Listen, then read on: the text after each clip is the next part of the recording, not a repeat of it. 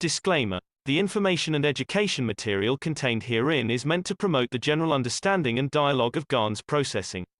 Such information is not meant or intended to serve as a substitute for a healthcare professional's clinical training, experience, or judgment. For patients and individuals, such information is not to be a substitute for professional medical, therapeutic, or healthcare advice or counseling. For medical issues or concerns, including decisions about medications and other treatments, readers, viewers, listeners should always consult their physician or, in serious cases, seek immediate assistance from emergency personnel. Prescription information, procedures, and use of medical devices information should be undertaken only by properly trained and certified medical personnel. We specifically disclaim any warranties, express or implied, including implied warranties of merchantability or fitness for a particular purpose. Such information is provided, as is, and is believed to be accurate at the time of its publishing, but it is the viewer's job to evaluate the accuracy of any information found in this presentation. Every case presented is of their own experience, applied by themselves for themselves, and it applies to their case only. Every person experiencing health problems should seek professional medical advice and consult their course of treatment with a doctor. The processes of plasma balancing described herein are a natural process which supports the body but does not replace medical advice or therapy only. Every person experiencing health problems should seek professional medical advice and consult their course of treatment with a doctor. The processes of plasma balancing described herein are a natural process which supports the body but does not replace medical advice or therapies one is already subject to.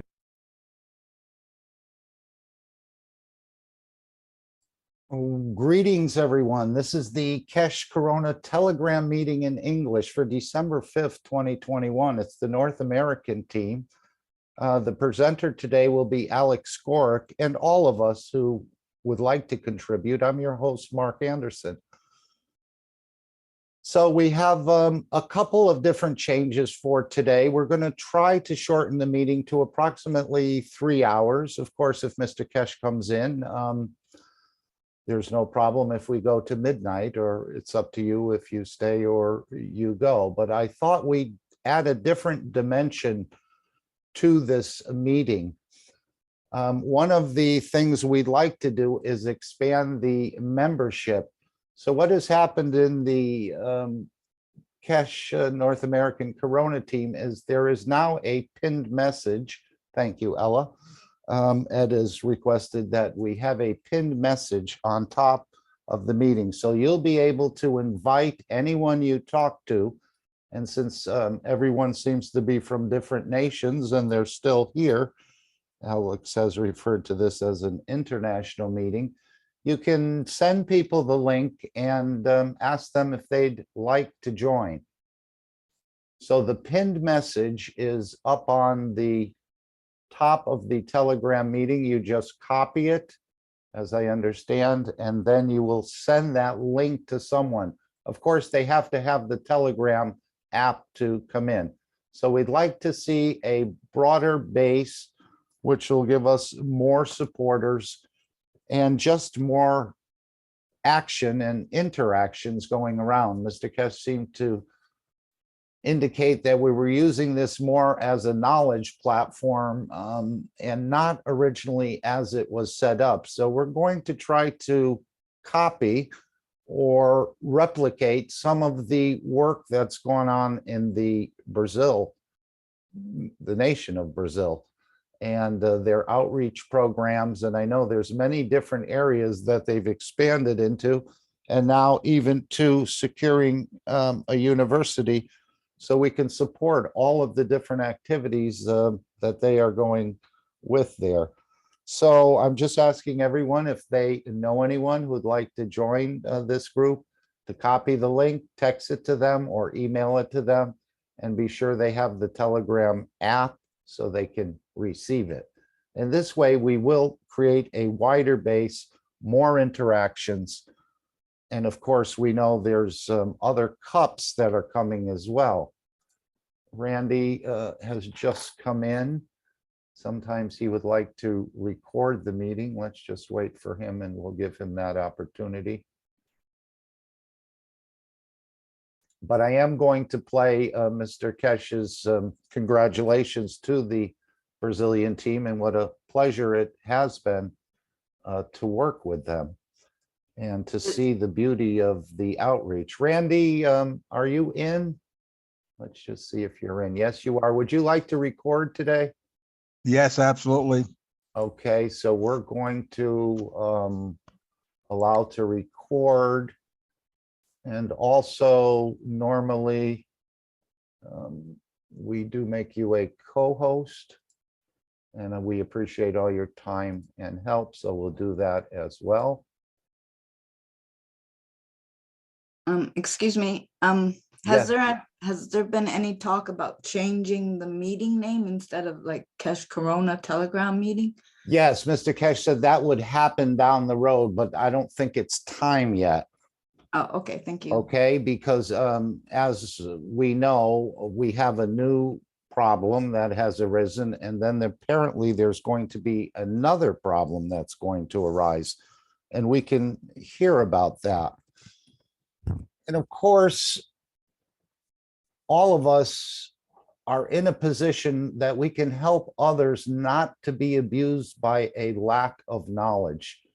I did play a medical disclaimer at the beginning of this meeting, so I feel very confident that I can play one of these things. And of course, this is in relation to handling, let's say, if your blood is too sweet. And we have cups in the store and so on for that. And we all know about that, but I'm going to play this as a outreach to any in this community who have, let's say, extra sweet blood or sweet blood. And let's just hear what Mr. Kesh brought forth a number of years ago, I would say. And we're going to play this, and then we're going to go into the other cups or the other variants that Mr. Kesh spoke about in the 409, as well as so many congratulations to the Portuguese or the Brazil team, as we've seen how much they've grown and how much outreach they have in the community. And I know every nation is slightly different, but basically the technology is the same in every nation. So we want to expand this platform so when the actual systems are rolled out, we can have a bigger audience, let's say, or more supporters. And again, they may come in for a cup, but they may find that other areas interest them, like agriculture or energy or so on and so forth. So we're just asking everybody, if you go to the North American Corona team, you will see a message pinned to the top. You can use that link and share it with others to expand. So I think if we all invite a person a week or every couple weeks, we will see the numbers grow. Although I don't understand why I see many people joining, but the overall number hasn't changed. And perhaps some people are just here and the admin for some sort of spam or other reasons, and the administrator has removed them. I am not sure at all. So I'm going to play this thing in relation to sweet blood. And let me just move it over to the screen. Many of you have probably seen this as well. But again, we all get abused for a lack of knowledge. I'm not sure exactly the date of this, but this was a number of years ago, and I think it was recorded in Italy. So let's hear a 6-minute clip from Mr. Kesh and how you can handle sweetness. But share the knowledge. Understand there is one thing, beauty with this thing, with what you call GANs, and that is follows the law of the universe. You cannot take more than what you need. A GANs, plasma, water, never can harm, because if you don't need it, you don't receive the energy from it. It's the structure of the body of the man. And this is the secret about it. So, you want me to tell you how, if you're diabetic, you want to help yourself? If you are suffering from high blood pressure, don't forget, we never ask anyone to donate to the foundation. but donate your time to teach it. You need to take 30 to 60 mil of CH3 in the morning and afternoon for a week. Then, after a week, you just go for a morning for a week or two. But at night, you take 30 mil of CO2 GANs plasma and 30 to 60 mil of zinc oxide. That's all it takes. In 5 days, you walk away from diabetic. If I can go to prison for this, so be it, but at least it helps a lot of people. If you have a high blood pressure, follow the structure through CO2 and zinc oxide. Always zinc oxide at night before you sleep, because it relaxes the neural system, body finds the balance where it wants. You wake up 5 days later with a normal blood pressure. And it holds. It's not a medicine that you have to keep on taking it to stay. Once the body learns, after 2 or 3 months, you're back to normal. This is how cheap it is. With a few dollars, you stop cutting legs and arms for diabetic. How much money you spend in the hospitals for diabetic getting blind and everything else. It's the same with the energy production. Learn it, teach it, and don't worry, I'm going to lose money if I'm a doctor. There'll be more coming because they've seen you doing a miracle. They come more for more miracles. But learn how to use it. One of our biggest problem in Ghana was one of the top guy. And he caused a lot of problem when I went there. The first few weeks, I had enormous amount of problem. Around December, he came to me and said, Mr. Kesh, I have a problem. Can you help me? I said, what can I do? He said, my wife is blind, both eyes. She got blind because of operation about 2 years ago. She doesn't see anything. And I've been told you do miracles. I said, I don't do miracle. I know the knowledge.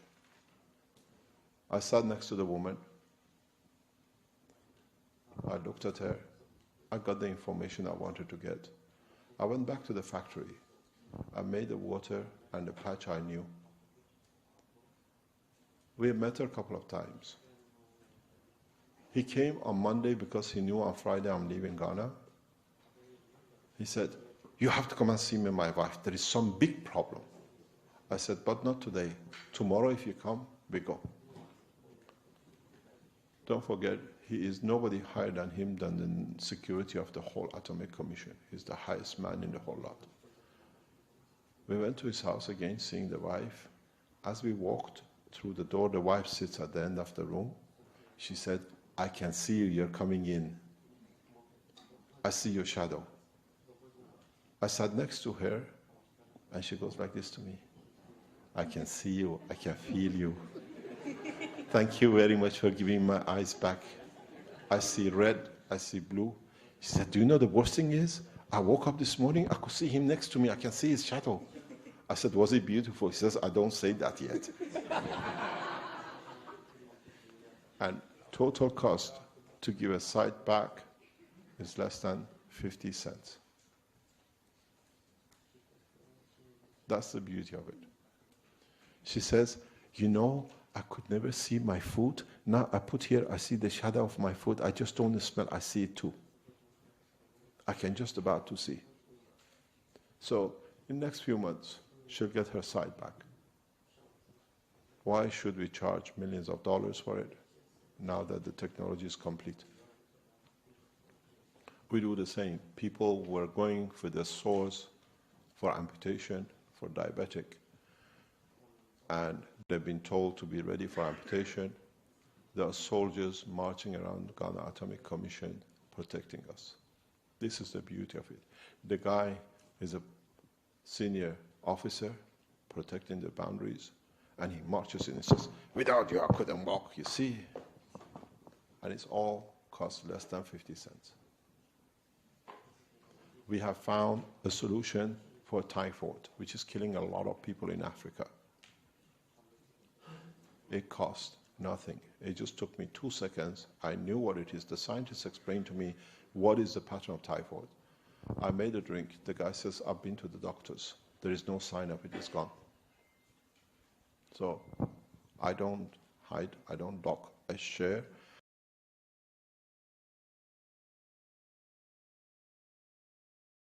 Okay, so that's the direction I'm hoping we can take this group into. We will take this group into that direction. And basically, it's about helping one another. And so many people are abused, they have no idea this technology even exists. So again, we give our accolades to the Brazilian team and as well as the Iranian and the Chinese teams as they followed through and they've done what these Corona groups were set up for. And eventually, after this is gone, we'll probably take the name out. Diane, I think you were asking about that. And that's probably going to come. But I think we have a few more hurdles to go before the race is over. So I would again ask everyone that wasn't here earlier, there's a pinned message in the North American Corona team that you can start sharing. As long as the person has Telegram, they will be able to come in. And I think Ed said there's also a live Telegram where you actually don't have to have the app on your computer or your phone, but you can actually interact in a live format. I'm not familiar with that. Ed will be joining us later. Maybe he can add something to the knowledge. So we're going to start expanding this group, and it's not just me, it's all of us. Again, this being an international meeting, I think you can invite others, even if they're already in a Canadian team or a Brazilian team, feel free to give them the link. And we will also expand the membership of this group, and this will create many, many more supporters in the meantime as the technology is being negotiated in Vienna and so on. So when it is rolled out, there'll be more people talking about it, saying, yes, I use this for that, or I found a solution here, or I've been using it in my garden and look at the results I've been achieving. So we just ask you all to participate more in inviting more people, and we'll handle how we can deal with them. We'll probably set up a hotline as the others have. I don't know all the logistics of it yet, but certainly if we can help one person, it's all worth it. And I remember that from one of the doctors in Iran. I think two brothers were doctors, and the one brother wasn't very happy with the other brother using the technology. And the other brother said, listen, it's all worth it if I can save one person or help one person get over this problem. And then, of course, that makes that person elevated because they start to feel that they can be the last man standing, that they have at least one solution for many other issues that could be in their life, but that one solution will lead to many other areas of investigation into this technology. And that's the way I feel it. And it'll just grow naturally. And let's see how that plays out, so to speak. Let me just move this over. And as I said, we don't want anyone to be abused due to a lack of knowledge. And that's the reason we all get abused, whether it's in the religion area, the health area, the energy area, and many other areas. So we're going to expand this meeting and start helping one another, even though it may be difficult at first. As the network grows, we will connect more and more, just like the 1,000 wellness centers that are going to be set up. We're making the connection between them using the spraying on Sunday. So we're going to connect more amongst ourselves and help some of our fellow citizens wherever they are. And again, it's an international meeting, so feel free to invite anyone to the North American team meeting. and eventually the corona will be dropped off. And this is just one of the statements that we hear quite often, and it's about being abused for a lack of knowledge. This is a non-race, non-religious, space-based organization.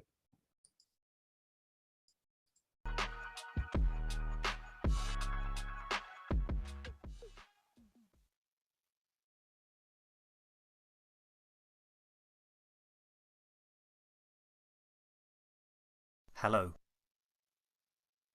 We are the Kesh Foundation. Our mission is to bring peace on Earth and join humanity with the universal community. We wish and work to bring man as equal to all beings in the universe. By teaching plasma science and technology equally to everyone, no one is left out and no one is abused due to lack of knowledge. By donating to us, you can help achieve this goal. keshfoundation.org/donate.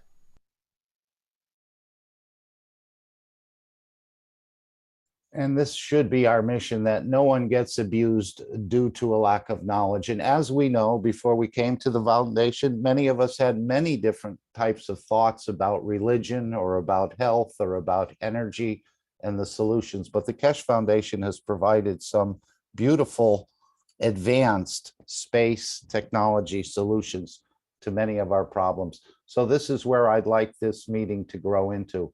As I said, for those who weren't here earlier, we're going to try to keep this to about 3 hours. Of course, if Mr. Kesh comes in, then we can go till midnight or however long we go without a problem. But it's not so much the length of the meeting, and I want to appreciate, and I do appreciate everyone that's been here and put in many hours a Sunday. They haven't been wasted. We're congealing sort of our souls together in a way to make a network, and that network will grow. And it's all about helping others. So we're going to set up a hotline. We're going to do many of these other things.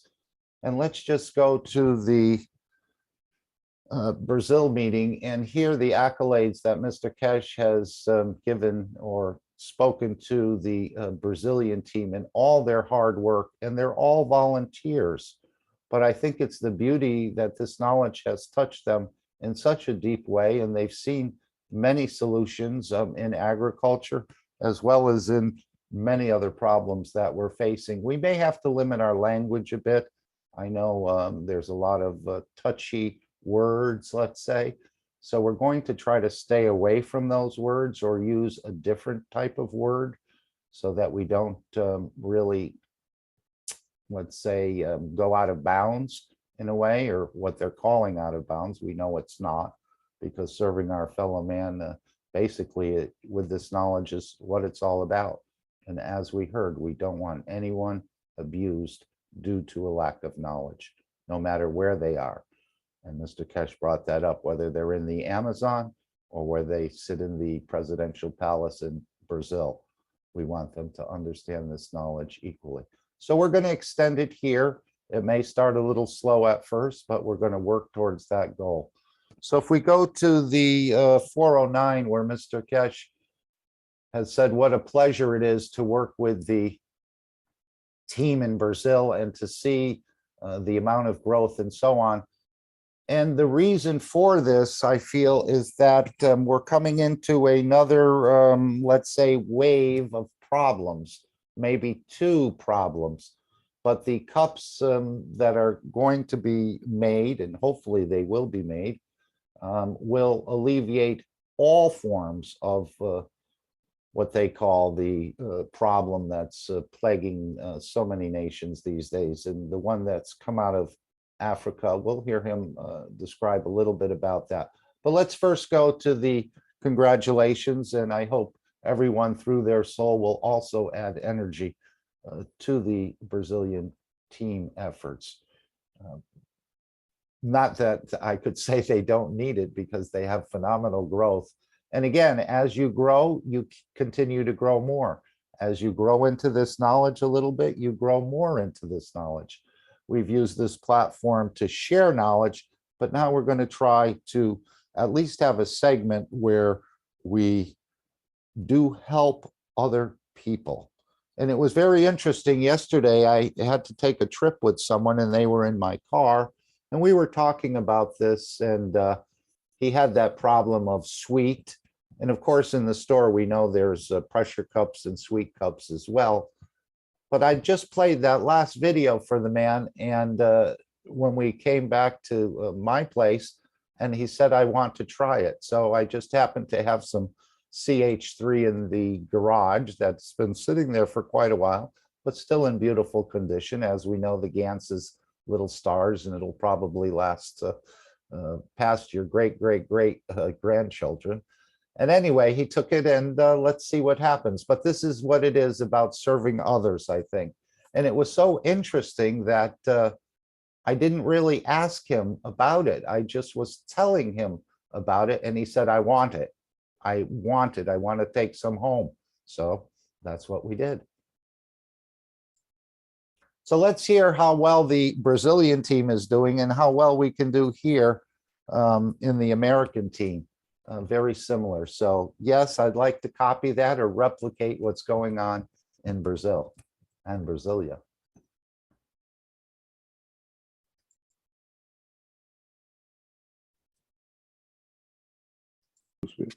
We are opening an institute. There's a very fine line between this that you can control.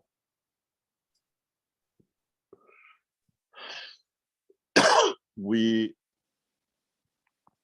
have, in a way, the wrong mentality towards this process. And once we establish it and understand it, we'll see that there is no limitation in the totality of understanding of the knowledge and technology of the creation. And we can solve it very easily. In respect to the Brazil University, we have, as you might know, have asked the Brazilian Keshe Foundation team to start looking for the accommodation or the premises, and it'll be replica of the other universities with institutes. We are opening an institute. There's a very fine line between the institute and the university.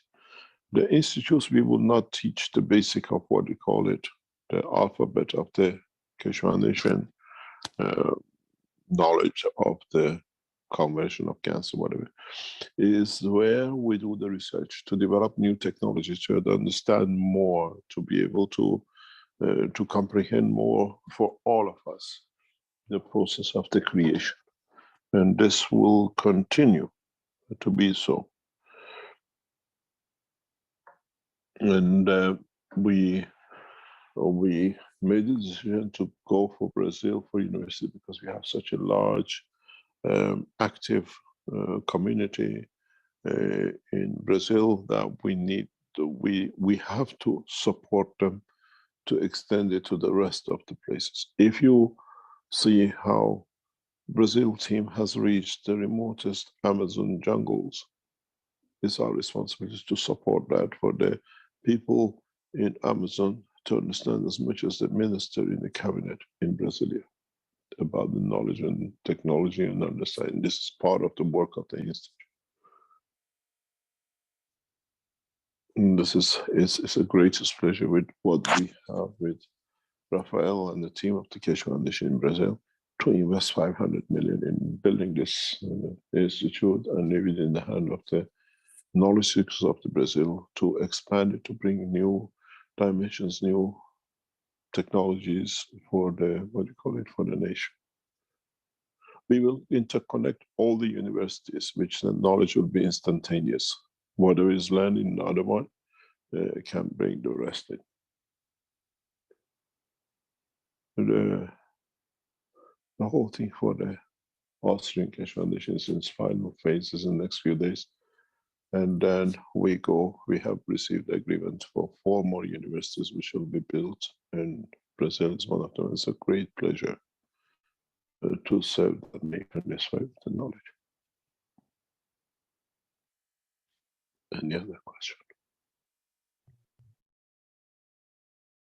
So I just want to announce, that there is a meeting of the Portuguese language community in Brazil on Friday at 11 p.m. CET. It's a very beautiful meeting. They have words read from certain knowledge seekers workshops. They usually have a testimonial for someone. There's some time for sharing and asking questions. So we want to compliment them, and I want to thank all of the team in Brazil for their work.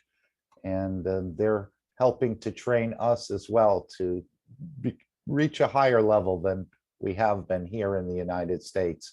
And maybe we do have a little bit more fear here.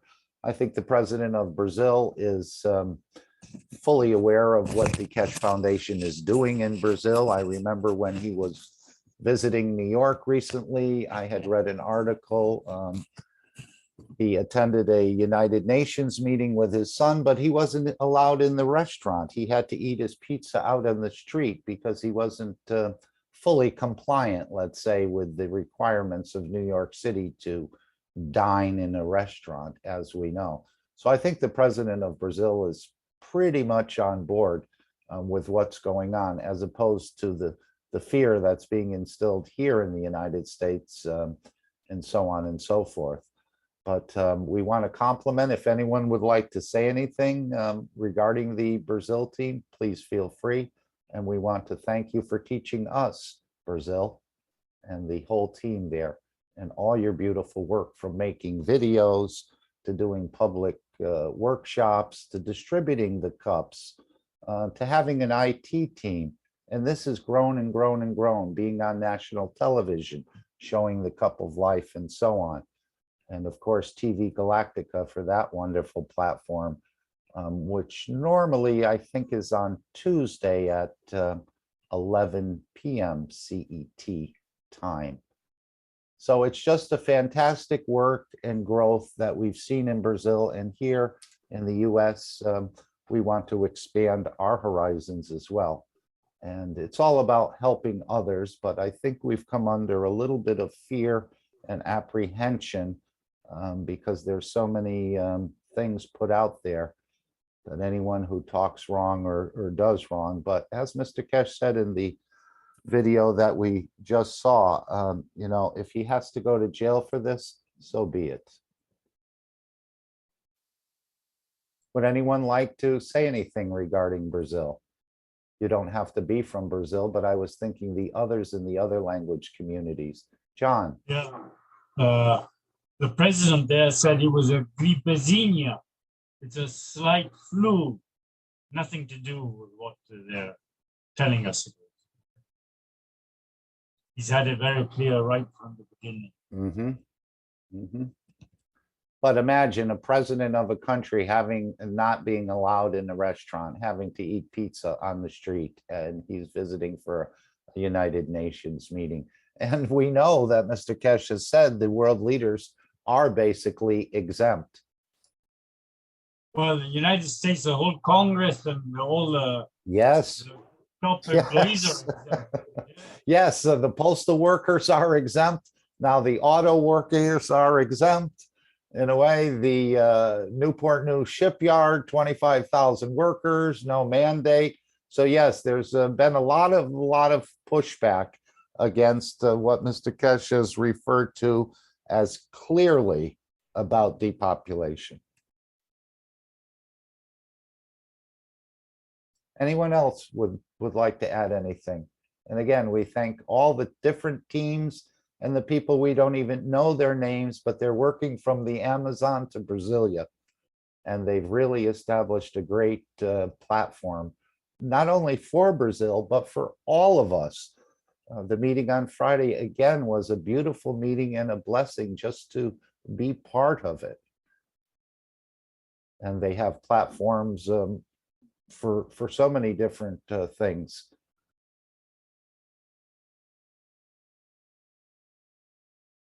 So this is what we want to achieve more in the United States, and that's what I sense Mr. Kesh was speaking about when he referred to our team last week. And again, he didn't say it's not any our fault or we're we did it wrong. This is just the way we went. We took different energies, let's say, as we see with the people in India and Pakistan. But I think we can bring it up to a much stronger level and more awareness of this technology and what it can do. Because every time someone uses a cup or uses some of this technology and they're happy and they're pleased with and amazed by what it's done, they become an advocate for it. Even if they, let's say, don't follow up, but they'll always remember what happened at that time and place when they used some of the Kesh plasma technology. And this is what we want to do, to create a wider, stronger base of supporters, at least, let's say, going out the gate. So we're asking everyone to invite people to join this Telegram meeting, and let's see how we can help one another within the United States. And of course, all the groups are going to be eventually combined in one, but at one point, Mr. Kesh said we may have to struggle another 2 to 10 years with these problems. So rather than just say we're going to wait for these enhancement systems to come and basically sit back, I think we should take a more of a proactive position. And that's what we're going to do. Hello, Mark. Yes, Danilo. Yeah, I just want to add that it's all about positioning. Find this something you want to do to help the community. Some people like to be on the group, donating water. Some people like to make subtitles. Some people, Cristiano and Josaphat, they started a program, a TV show on YouTube. The name is Plasma Connection. So it's all about start something, just do something, we One started thing leads to another, correct? Yeah, I started asking Jalal to help us, and we start having teachings with Jalal every week for maybe 1 year, and Alex teachings, a lot of things happen. And just find your position, accommodate yourself on your best way, and help the community. You will grow with your community. That's the point. I think you're absolutely right. People aren't even aware of this, and that's why once you know the knowledge, now it's up to you to teach it. And you don't have to be correct in every point. You teach what you think you understand, and then people can get more clarification as they start to use it or play with it. Yeah. Anyone else? And thank Hello, you. Mark. Yes, Rafael. Hello. Rafael from Brazil here.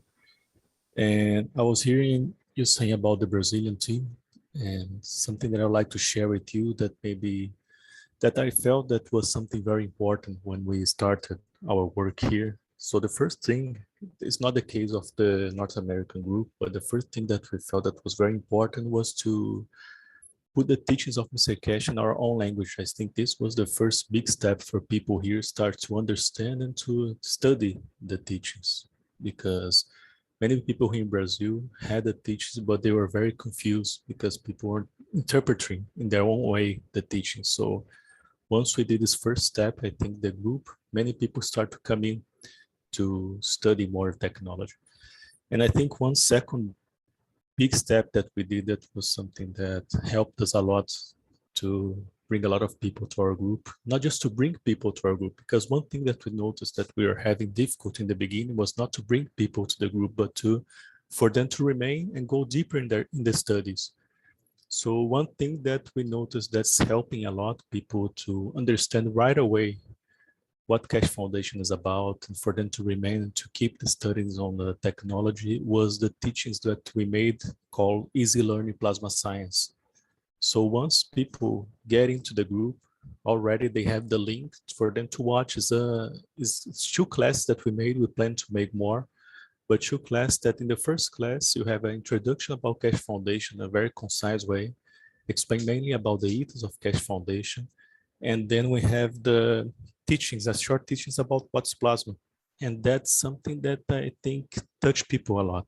And they understand in a very short time how the Cash Foundation works and what plasma technology is about. So this is something that we have these teachings in English we can share with you, because we are noticing this, that we are having many interviews to call people to come and to share about the technology, but many were not engaging to study. So these teachings help us a lot to bring more people, not just to bring, but for them to remain to understand what Cash Foundation is about.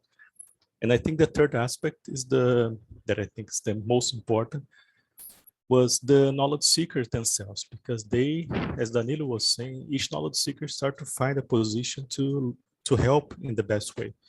So just one second. So in a way, they start to understand the responsibility of being a knowledge seeker and to have this preciosity of the technology in their hands. I think this was the huge step also. So once the knowledge seeker start to realize this, the importance of this work, they start to try to help the best way they could. So we see today Danilo helping the translation on Jalal teachings. We have Claudia, Cristiano, and Josafá helping teaching in a YouTube channel now of Cash Brazil. We have the Dariane helping in the background. We have, I don't want to say many names because we have many people in the background that most part of people don't know about them. So I think that's something that maybe can help the group of North America to start to bring the community more. You know, Rafael, I think the very first step is to understand the ethos, because if do not understand the ethos, the community will not grow healthily, you know.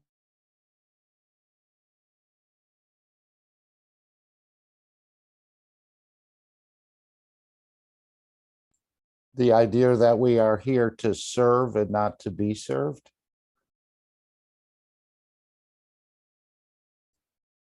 And it's all built on volunteers. So this is another beautiful. Danilo, did you just disappear? Sure. Yes, I think he did. You know, Raphael, are you still with us? Yeah, Yes, I'm I'm back. here. Can you?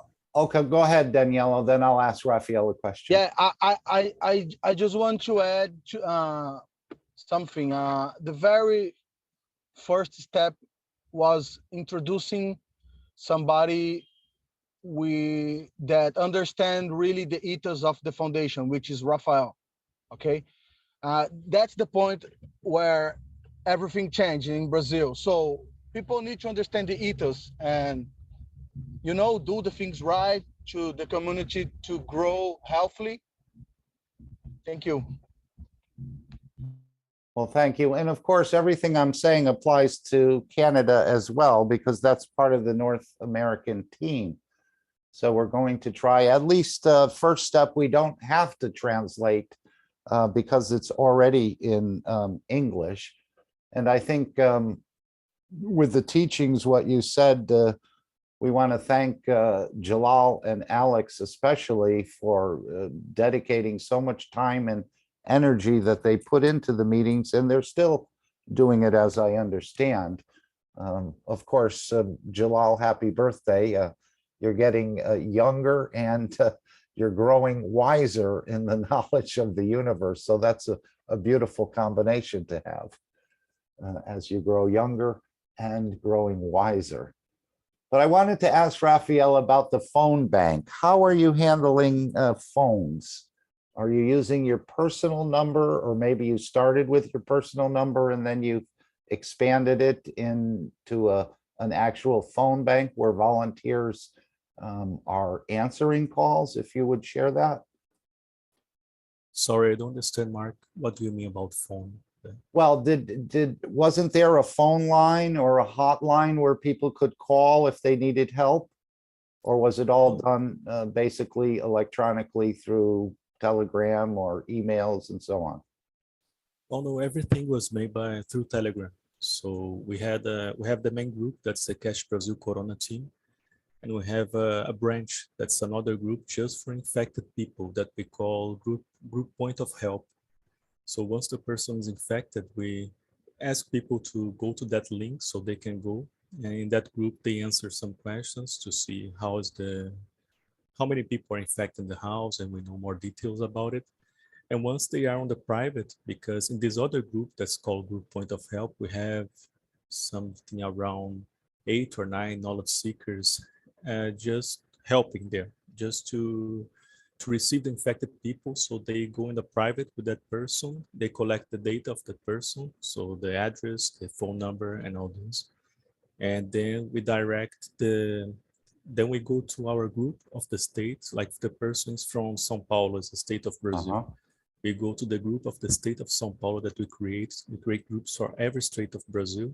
And we say we have a person from the city and then anybody can help if that's close to that area. So usually a volunteer go there so I can help. So we give privately the phone number of each other so then can arrange how to donate that water. And we are being very successful in that way here. So I thank everybody who comes here, because today we were able to have knowledge seekers in each state of Brazil. So this is something that even if it's a little bit far, they can go by mail, the donation, or they can, if they cannot receive the donation for some reason, we have people working almost 24 hours we can make a Zoom sometimes and teach people how to make the cup in a very fast way so they can save their lives and their families. So we're being very successful in that way by using everything on Telegram, basically. So. Okay. And how many states are there in Brazil? I know they must be large states. We have, if I'm not wrong, it's 27. So we have knowledge seekers all around Brazil today, and that we are able to reach the whole country. Of course, in some states we have very few still, but we are working to try to have more people. So, like for example, yesterday we have a call from a tribe close to Amazon again. It's a far distant tribe, and they ask for help with the technology, and they are open to. So knowledge seekers are planning in the background here to go there, most probably this next month or this week, or I don't know. We need to see with the knowledge seekers to go in the tribe. So to teach them, they stay a week there just teaching about the technology and come back to their homes. It's a very far place. So we are trying to, what I'm saying this because even if the knowledge seeker is very far, so they embrace so much this technology. That's what's beautiful. I think that's what's the main point here in Brazil. They took this responsibility as knowledge seekers. So they really embraced this phrase that Mr. Cash always say, that we are the Cash Foundation, that we are seeing more and more here in Brazil. So we have a knowledge seeker, for example, that she traveled 30 hours by bus and stay 1 month in many cities of Brazil, teaching in many cities. And she was teaching about the cup, teaching about the technology. We are online all the time with her to see if everything's okay. So we have another knowledge seeker who went to the tribes in Amazon, traveling a lot. So, and everybody's paying by their own pockets all this. So they are really doing by love all this. So this is something that's, I think, was a huge thing that happened in Brazil. Here was the mentality of the knowledge seekers had this change somehow for them to realize that we are the Cash Foundation. It's not about for us to wait something happen, but for us to start to do something about it. And I think that's the main factor. If we don't have somebody in that state to help, I know that knowledge seekers, they are arranging themselves to go to that place to try to help the best they can.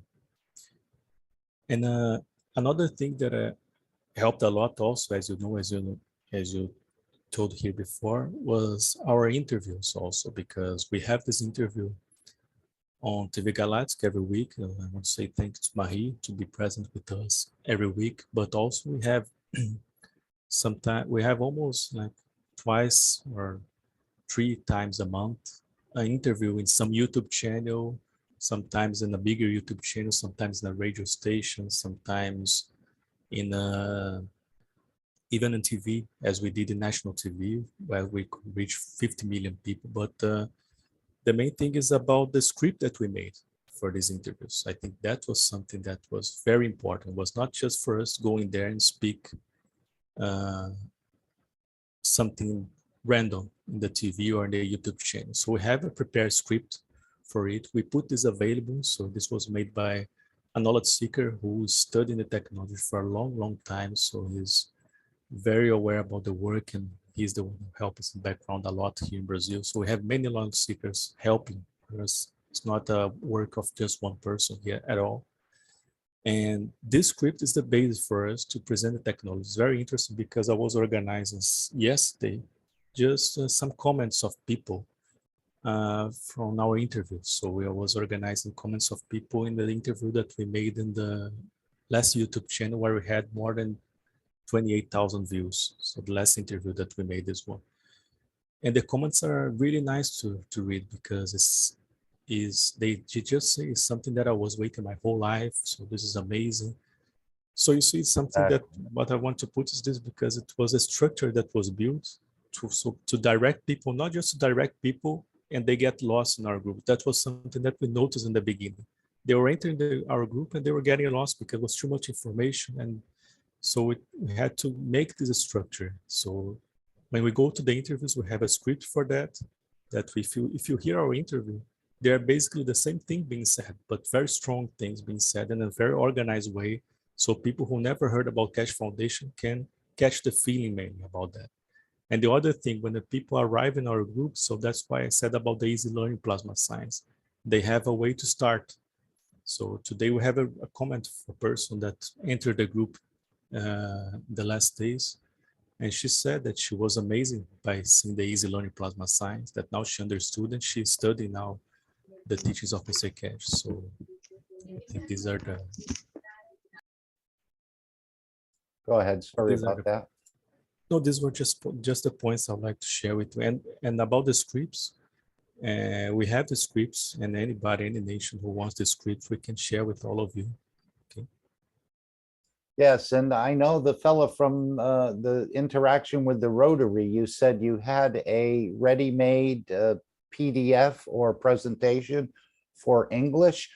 I heard a radio show this morning where they have community gardens in our town. I knew they had them, but I wasn't sure of the extent, but I heard who the owner was. And normally during the winter months, the farmers are collecting and sharing and doing some other things. They're not really out in the field. So perhaps I can get that PDF. I've asked Rick to ask you for it as well, so that we can open that up a little bit, perhaps in the reactor group. But I'm going to reach out to the agriculture as one of the quicker ways, at least with your home plants, to see the effect of the energy that the plants really love and respond to. And it's obviously an elevation of the soul of the plant to show its beauty.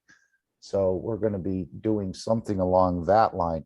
Perhaps I know we have a number of states in the United States, and we may perhaps organize them into regions. I know New England has, I think, 7 states, and that could be one sort of way we can break it up. And but like you said, they do need some of the easy learning platform because this knowledge, again, is something most people have never heard in their entire life, and the way things are explained and words that are used that they're very unfamiliar with. We are introducing a new science, a new ethos, and a new language. So yes, people do need that base to start with. Anything else, Raphael, you'd like to contribute? I appreciate all your work, and you're inspiring all of us. Not just you, of course, it's all of you. We saw in the chat here, some people want the script for the interviews, as Stefania wrote here, and also a question where to find the Easy Learning Plasma Science. The Easy Learning Plasma Science we have in our group, Cash Brazil Corona team. You'll find a pinned message. If you see one of the links directs you to this teaching. But if you don't find, please get in touch with me on Telegram and I can send the link for you. You can find me there. And About the script also, we share the script, I think, in our Facebook channel, but if anybody wants, please get in touch with me on Telegram. I'll try to organize to put this script available in the Cash Foundation channel. So I think that's something very important that I'd like to share, because this we noticed that was a huge thing that helped us a lot to not just bring people, but as Danilo said, for people to start to with the correct way, the teachings with the correct structure. So these scripts are very strong and are very well organized, and also these teachings are easy learning. So this was not something that we just did randomly or something. Like we had to really organize this, so in a very careful way. And now I think we're collecting the fruits of it, and we can share this with everybody. So anybody who wants, please get in touch with me. We'll be very glad to share with all of you. So these platforms are basically not platforms, but let's say these scripts and this easy learning, all people would have to do is translate it into their language community, more or less, at least as Yes. a base to get started. You have laid that out for all of us in all your work. Yeah, we have this, the Easy Learning Plasma sign, we have this teaching in English, so you just need to translate to your own language. And the scripts also, we have this in English, so you just need also to translate in your language. I think this is a very important first step. The other one is the kids knowledge seekers. When I first joined the foundation, we used to study every day. Every day in a specific hour, we go and watch a lot of knowledge seekers and kids knowledge seekers and easy learning, you know, make study groups.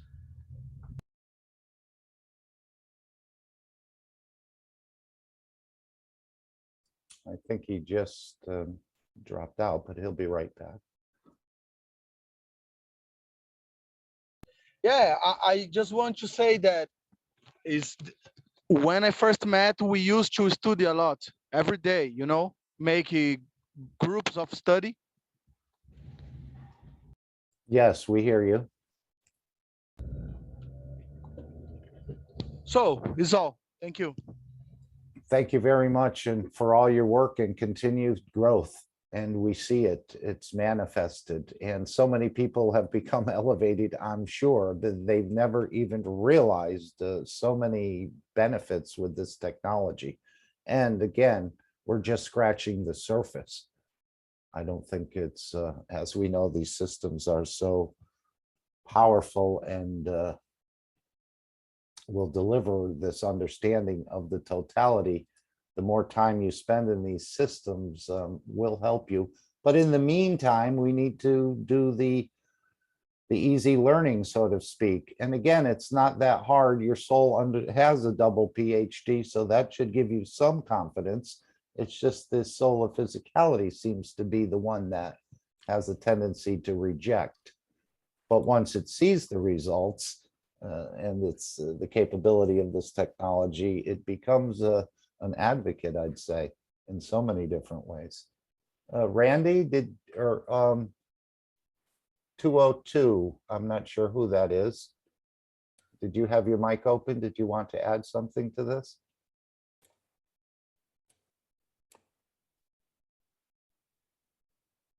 Okay, I think they closed their mic.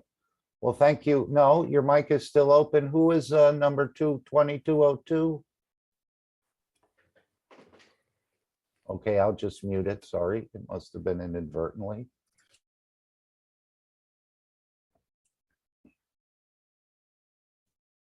Okay, before we go to Alex, I'd just like to go to the, thank you so much, all the beautiful knowledge seekers and stars in Brazil and the Portuguese language community for reaching out, and you've even reached out past your borders. And again, the knowledge is the same no matter where we travel on this planet. A GANS is a GANS, a reactor is a reactor. So this is what will help us unite too, once all the different groups unite into one and we get over this. But we still have some time. Actually, before we go to the spraying, Alex, how are you doing? are you along for a few more minutes of the ride? Yes, sir, please. Okay.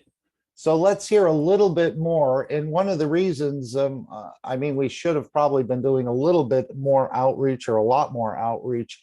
But as we know, we have another opportunity now because these problems that are coming down the road, we can't use cup number 1 for this anymore.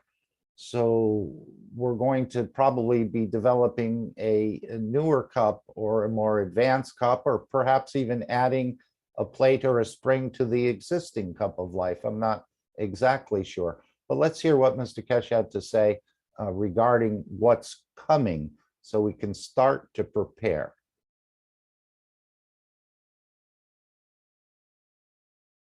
We have a second question from, excuse me, from Alexandra. Could I make the comparison with the manna that fell from heaven and the gans from cup 1? Both are white like flakes. They feed, heal, and must be donated.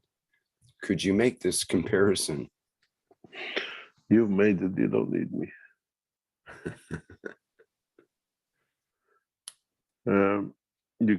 There's something we have to go back why we made cup 1. Cup 1 was made, or cup of life, was made to support what we call the corona in its first infant stages in 2 years ago, more or less. We are reaching the second year of. We have received a request by the Chinese leadership and Chinese government officials if we can support the new wave of African corona. And we have responded. We're waiting for the response back from the Chinese leadership in the coming days that Keshe Foundation will enter in the second phase in respect to all coronas, COVID, what we call combination of energies. All coronas. I have a message for His Eminence Dr. Hamdi of Iran and His Excellency President Xi of China. The technology of the Keshe Foundation in respect to the new energy packs will be delivered in respect to what we'll achieve in what we call 5+1. Is another condition that we have the technology, we can deliver it. You cannot use cup number 1 anymore for the new African version, and then we know there is another version will come out very soon. We think they might call it the Argentinian or the Brazilian version. The present African version from South Africa is a mutation of the virus for the high temperature. You got to realize there's a very much big differences in the variation of the energy packs in the southern hemisphere than the northern hemisphere. And when you can manage to transfer the ones from southern hemisphere to exist in northern hemisphere, they create havoc. They create a lot of other things we don't expect. We know that the South African version of this pack of energy is set especially that forces the African nations to take whatever the controllers of this process have. And because the Africans were not prepared, they didn't have the financial means, they would not support the use of anything else. So they have introduced this especially, and they call it this name, that is to bring the African nations in line. But the problem is when this hits the northern hemisphere, it creates a heart attack. And this is why it's very random. It's very undetectable. We don't see any senses to its past. This new version is known to man before the time of Moses. It's not a new version. This version goes back billions of years. It's part of us, but now in the newest strength has been introduced in deliberately.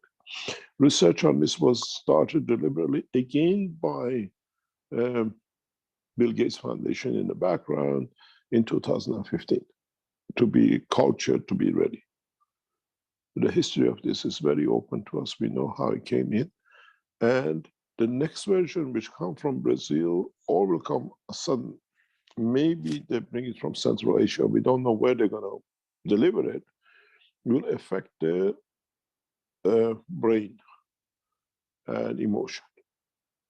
We saw some of this with the others which were brought in the first 2 years. We saw people jumping off the cliffs, people jumping off places, all sorts. Now, this time is specific to the brain. And this uses part of the herpes cycle. Herpes, when you catch it after age of 60, 65, 85% of people who have a herpes online will end up with dementia. We know this scientifically, data collected. But this version, new version, which will come, maybe they bring it in next month, 2 months, 3 months, will go directly to the position of the fear. They'll go into the position of other things to do with the emotion, and we'll see huge number of suicides. Where with the African version, now we see a lot of heart attacks. And it's uncontrollable because it shows a small fever and then the energy hits you. The body cannot hold it. We saw this in the first cycle in Tehran, where we were handling what we call the first version, the rapid heart pressures and everything else. So now it's in the process. And we are aware of this. And as has been the request by the Chinese government to Keshe Foundation in the past few days to deliver a new solution for this. We are waiting for the Chinese leadership this time officially to put the lines down. And as I said to the Chinese leadership, CPC, I'm prepared to travel to China for 3 days next week to deliver the technology on the recognition of the technology being there. And they are playing with time. But you don't have time. And our message to the Chinese administration is, Your Excellency President Xi, the technology as disposed of the Chinese nation as was before, but this time recognition of the peace in exchange for technology through the Iranian government and the 5+ negotiation is sacrosanct. We'll respond to you, as we said, tomorrow to your team in Vienna, and we expect to see what will be delivered by the Chinese in the long run to their mission. Any other question, please? Okay, so this is what we need to prepare. This is why I thought we should expand. There's at least another left and right coming at us. And we need to prepare because there's many people, again, affecting the brain and emotions.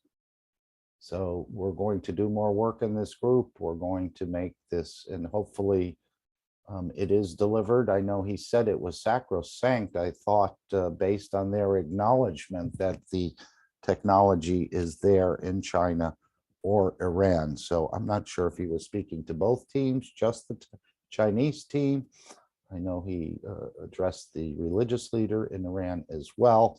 So there needs to be a full acknowledgement of this technology. And he said that is sacrosanct, but they are ready to deliver. So again, what he said with the first problem that we had with the the first problem, he said this is child's play compared to what you'll experience in the universe. But again, our knowledge was too low. Our soul is too weak, and our soul of physicality is even weaker. So we're going to need the new cup or whatever is going to be proposed. So I have been thinking we need to be in a position where we can deliver. So that's one of the main reasons for our outreach and coordinating, similar to what's being done in Brazil. If I can go to the spraying,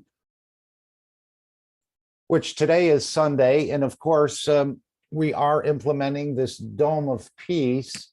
The Universal Council has also requested that we enlighten the souls of the negotiators in Vienna. And the times are 12 midnight, 6 a.m., 12 noon, and 6 p.m. And we know on Sunday, this correlates quite nicely with the timing. We're spraying the Dome of Peace. The Dome of Peace is for the physicality to do something, go out into the community and spray, create this Dome of Peace. But the enlightenment of the souls is on the soul level. And the beautiful part is that we can coordinate, at least on Sunday or any day you'd like, both of these features together. You can all be spraying and you can be enlightening the souls at the same time. So let's just go back through this.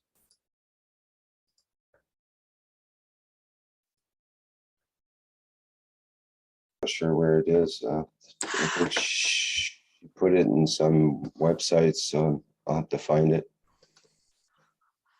Oh, no Do you have a problem. link? Yeah, no problem. Okay, I will look. I will look for it. I don't know if anyone want to read this demo piece. Anyone want to offer? I With a will nice read it voice. for you. Ah! Okay. This is what came in and what is now become a pattern. This from a guy, I don't know him, but he says, please remember this Sunday and every Sunday from now on, till we raise the soul of this planet to a peaceful planet. Keshe Foundation knowledge seekers worldwide will spread the gas waters around the world at 12 p.m. Central European Time and or 18 p.m. Central European Time every Sunday at the same time as they choose which time to suit them.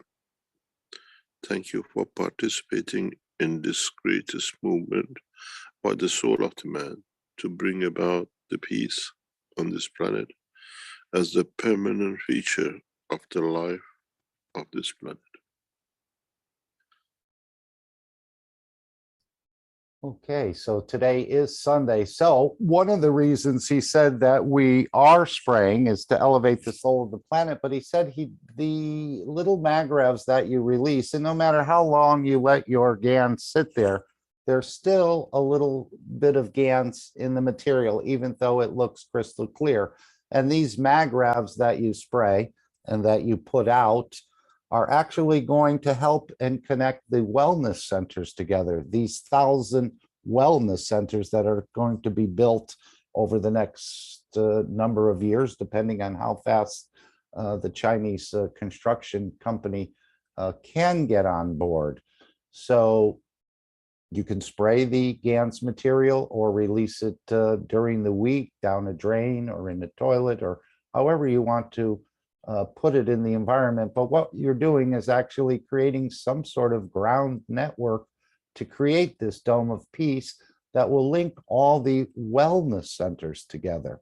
So you may think nothing's happening or you're not doing anything, you don't see any results, but you're basically laying down some sort of little magravs that will end up helping connect all these centers together. And as Mr. Keshe said, the knowledge seekers have no idea.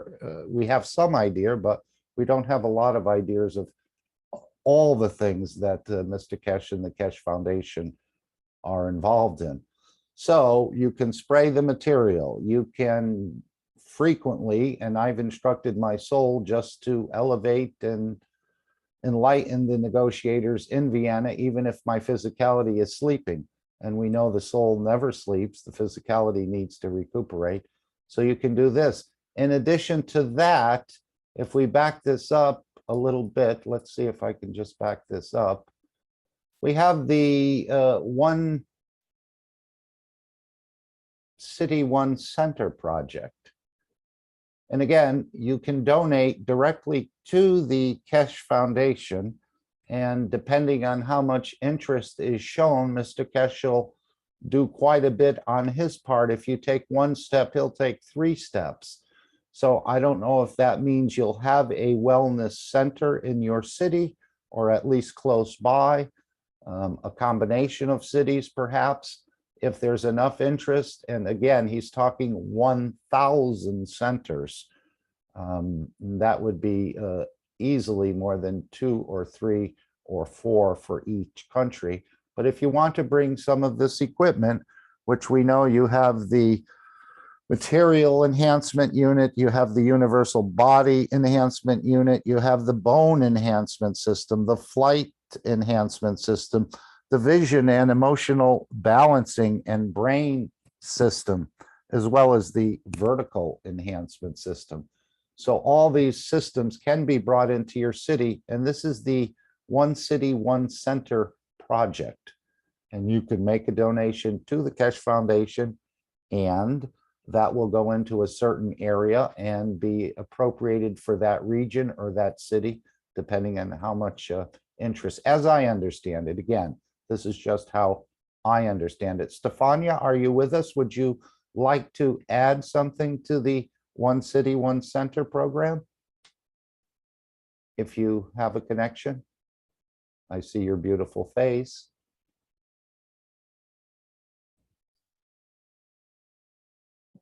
Hello, can you hear me? Clearly.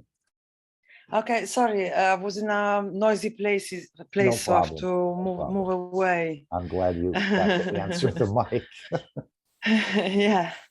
Yeah, I mean, One City, One Center, it's exactly also what Raphael was saying, is all of us. It's really to try to get this collective thinking where everyone, knowledge seeker, non-knowledge seeker, anyone, it's invited to think to the collective, to the totality. So everyone, like Danilo was saying, everyone has got a talent and has got a place, and like Raphael said, is a combination of a work of many. I think definitely the key for me is to learn how to give unconditionally. You know, usually we all have a preference. We have people we like, people we don't like, people. So I found definitely that is the key for every when we're working together. So if we are ready to work together, things will flourish, like it's happening in the Brazilian right now. If we are not ready to work together, then things we can be more stagnant. For example, in Italy, we have many people working in the background, teaching to the new groups, but we are not as united definitely as the Brazilian, because between us we have some division, and this what make us then not going to the next step. So One City, One Center, this has to be gone, like to be able to all working together as one. We really need to learn how to give unconditionally, and that one to me is the challenge, where is the learning, the core of the learning of what we're doing. It's to unconditionally care for each other's, no? And that one then we will take care itself, everything else. Thank you.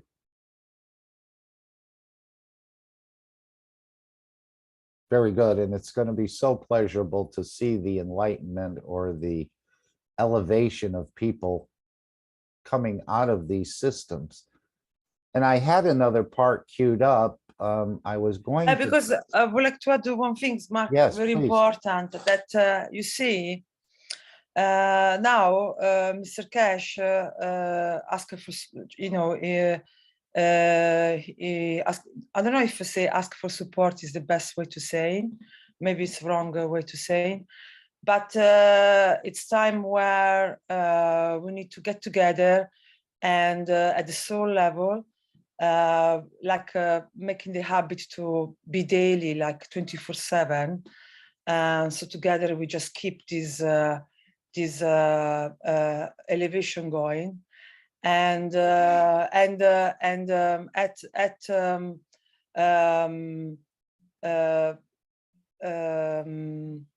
the physical level, we have to. Oh, just a second, just a second.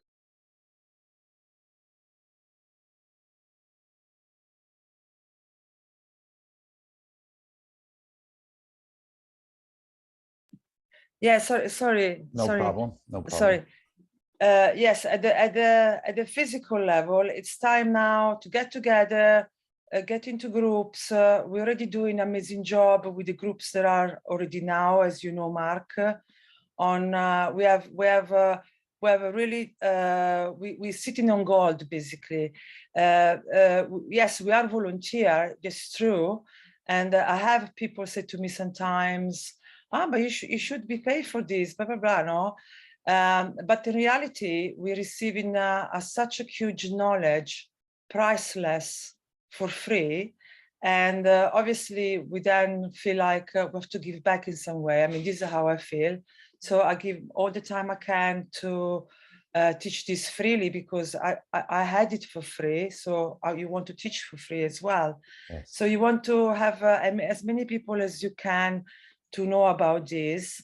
So, but this is also something the society needs, because now small businesses everywhere in the world, small businesses, they're having really a tough time with all this restriction.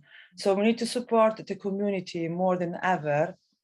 So we need to get together and support the community. We have the technology to do so. So we have to just start supporting. So make this technology go further and deeper. Between us, there are, like Rafael said, many people who have so much experience and do so many things.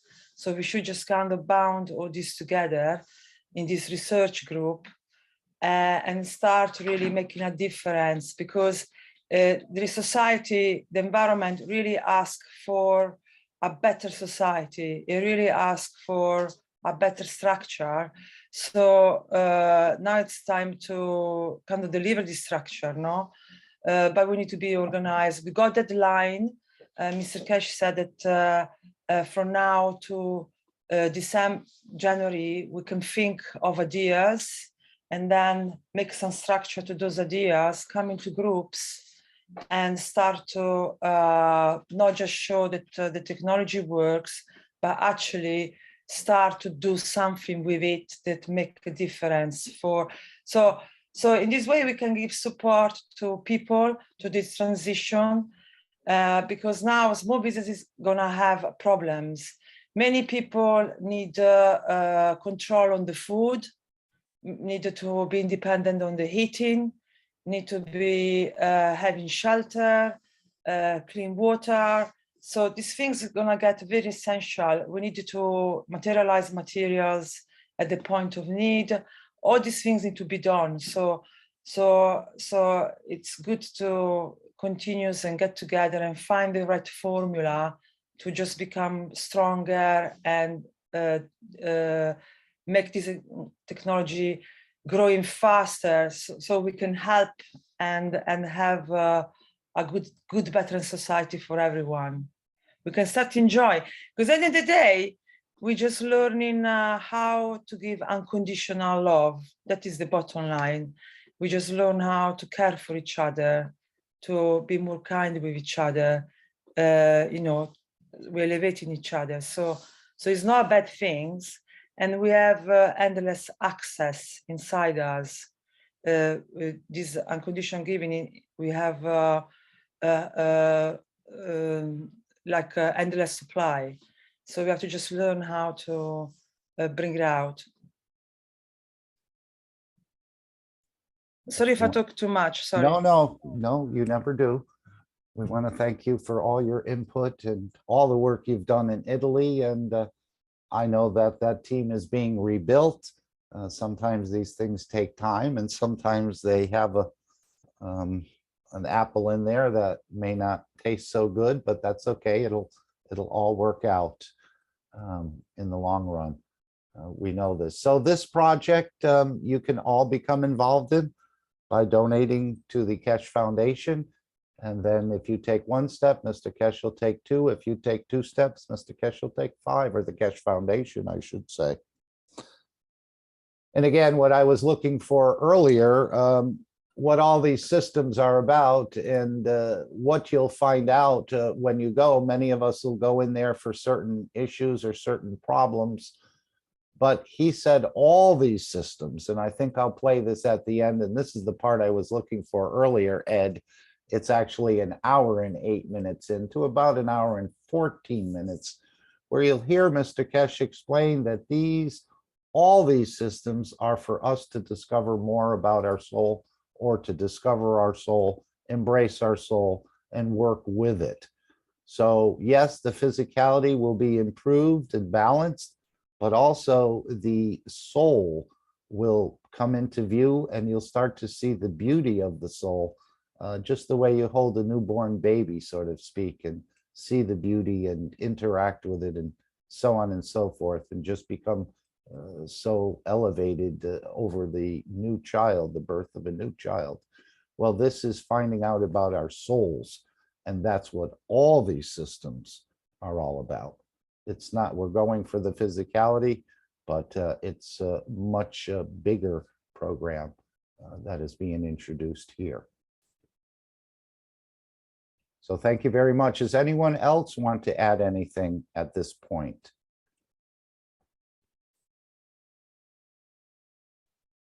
All right, as I said, we're going to try and keep this meeting to around the 3-hour mark. Again, we don't need to go 6 hours to show our longevity or anything like that. We can deliver and we can absorb in a much shorter time, I think, and respect the time of others and not keep people up till midnight and so on in other places. So that's what I'm thinking. We're going to make it a little bit more concentrated and a little bit shorter on each section.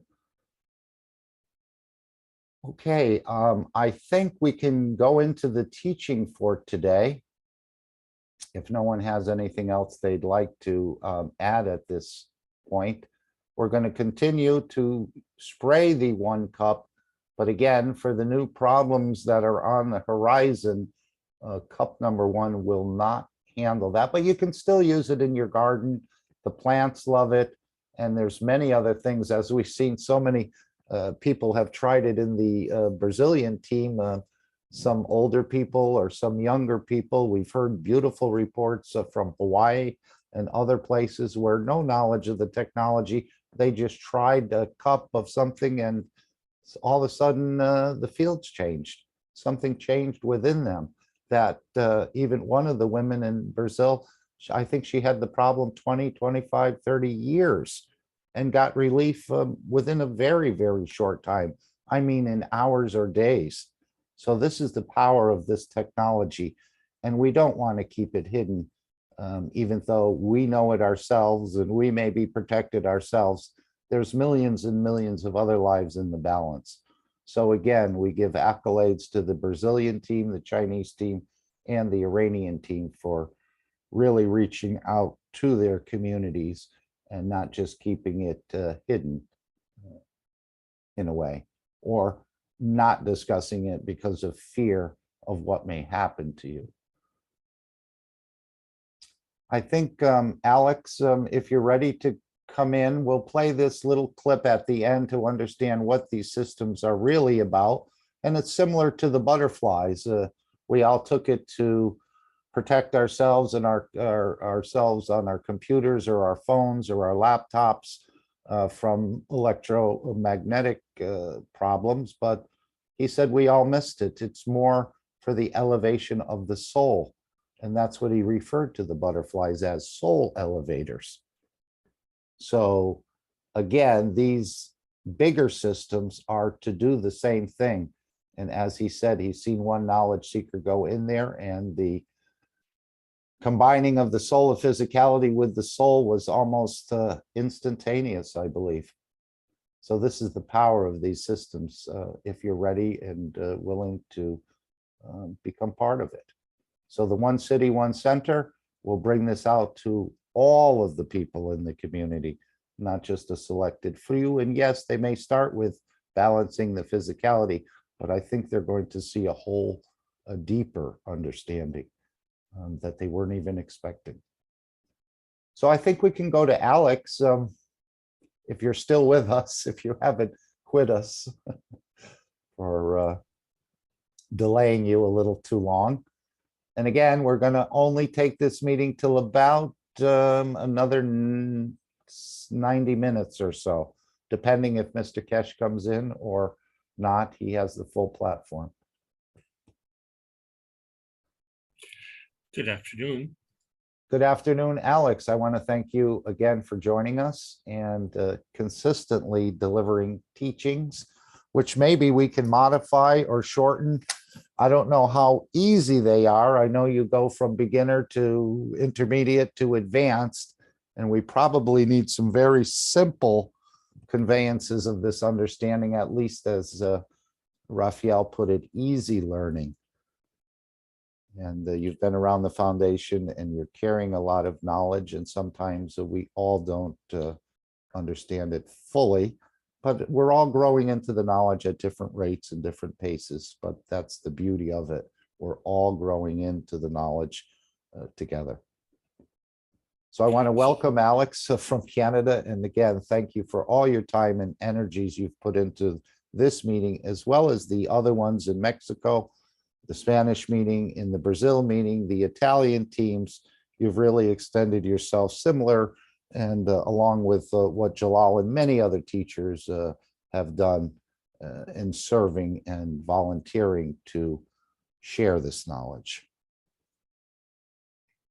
Thank you very much, Mark. I may be jeopardizing the time limit though, because also I'm going to slow it down because we have the Spanish team in the background who's translating, and I'm not sure if the German team is going to be doing that today. Probably the Italian team is. So, but I'll try my best. And I can play the disclaimer for you if you'd like. yes, please, would you? So you take over the screen.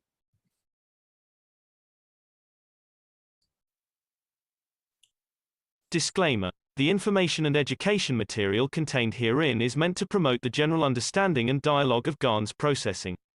Such information is not meant or intended to serve as a substitute for a healthcare professional's clinical training, experience, or judgment. For patients and individuals, such information is not to be a substitute for professional medical, therapeutic, or healthcare advice or counseling. For medical issues or concerns, including decisions about medications and other treatments, readers, viewers, listeners should always consult their physician or, in serious cases, seek immediate assistance from emergency personnel.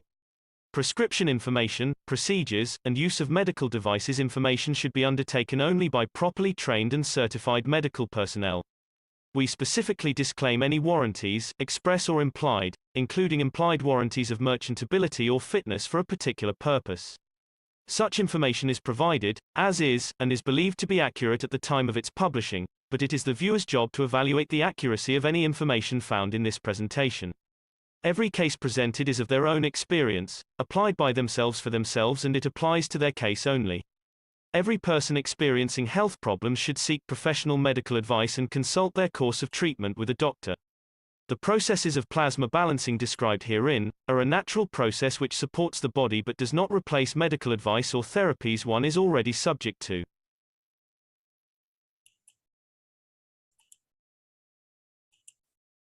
Great. Shall we ask if there's any new people here, Alex? I know you're also going to do the YouTube disclaimer, I would imagine. Maybe we can ask if anyone would like to introduce themselves after this, and then we can go into your teaching, if that's okay. Yeah, so just to say that YouTube has placed restrictions, so some of the things that we wish to talk about, in our opinion, is very important. We defer to YouTube's wishes. Very well. Would you like me to read it, or are we just putting it up? No, it's fine. YouTube knows. Okay, very good. If we may just take a moment, if there's anyone here for the first time, if you'd like to introduce yourself to us, tell us your name and where you're from. We're a very friendly family. We're a growing family. We're an all equal family where no one, even if they have more knowledge than you, or if this is the first time you're hearing about it, we're all equal. No soul has any advantage over another soul. So if you'd like to introduce yourself, tell us what country you're from and your name, please feel free. Now would be a good time.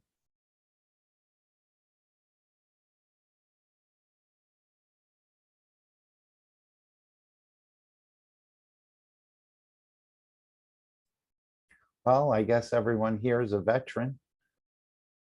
So we're happily expecting to hear another beautiful teaching by Alex. And again, thank you so much, Alex, for consistently being here and your dedication to the knowledge, not only for the North Americans, but for every nation on the planet.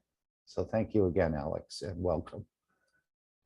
Yes, thank you very much. Welcome everybody on this beautiful Sunday afternoon. The Keshe Foundation TV Spaceship Institute has a goal, and that is where science meets the soul of man for peace. And as such, the Keshe Foundation Spaceship Institute wants to welcome you to this plasma science. It's an intermediate knowing class. The subject is moral hygiene. And my name is Alexander. I'm from Canada. It is December the 5th, 2021. And this is a presentation of the Keshe Foundation North America Plasma Education Series. I want to welcome the newest member to the North American countries.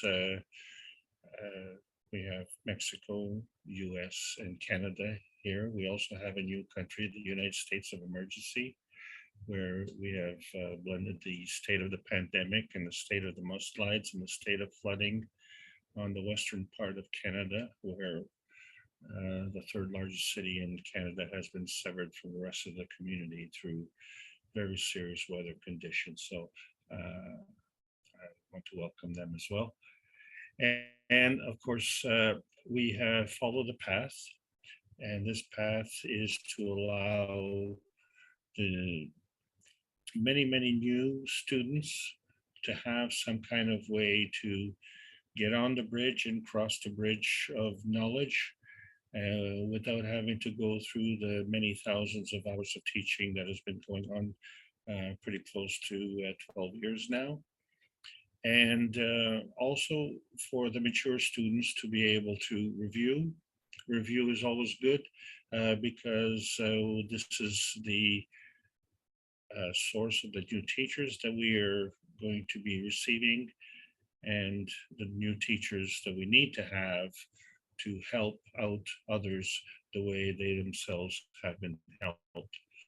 So we have covered basic teachings and basic understandings, and we're in the process of doing basic knowing. This class is the last of the intermediate knowing class. As I said, the subject is moral hygiene. And the thing about it is that in the subject, when we talk about ignorance, so specifically it's referred to being unaware. But that is different from being unwilling. And, you know, we can say, you know, I don't have what it takes to cross the bridge, or I don't know how to cross the bridge. But when you don't want to cross the bridge, well, we have come to the bridge of crisis, the existential crisis, and it is time to get dirty. And that's what we're going to talk about today and what that means. So, but before we get into that, it's very important to review and to see how this all fits in, because we're talking about plasma technology, and as such, we have to have our own terminology. So We transmit through rotation, we call the x-axis. We transition through polarity, we call the y-axis. We transmutate, which is based on field strength. We call that the z-axis. Those are the basic 3 dimensions that we see in our planet, Earth. We are none of those 3 dimensions. We are part of the plasma dimension. The plasma is at the core of the Earth. It's our core as well. And this is how we position. And this plasma interacts. And this creates a dynamism. So we have a dynamism within us, and we have a dynamism interacting with other plasmas. And all of this is based on energy in motion. And this energy in motion can go through the ranges just on this planet, or it can go through the ranges in outer space. As we go through the various ranges, that is called transcendence. And additionally, we have emotions, which are the product of co-creation, and we can transcend those as well. And then we have soul dimensions, and we can transcend those as well. And so all of this is some kind of discussion on the geometry, which implies the mathematics, but that's not what we're talking about. What we're talking about is the soul. So the soul of the man, so that we know, that's the essential you. And that is the interaction between the plasma state and the matter state. So what is the soul of the body? Well, that's the surrogate you. That's the interaction between the plasma state and the environment. Okay, so yeah, there are 2 souls.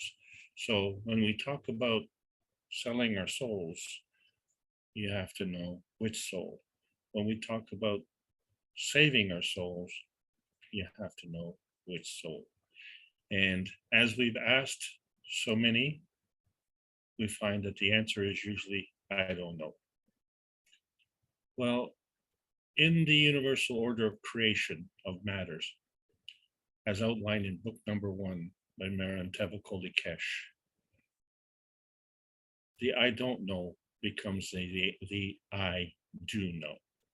And so each and every one of you has the capability, through the understanding of the teachings within these books, to understand not only what we're doing here, but why we're here and where are we going. And so there's a here-ness and there's a there-ness, and there's an in-between state.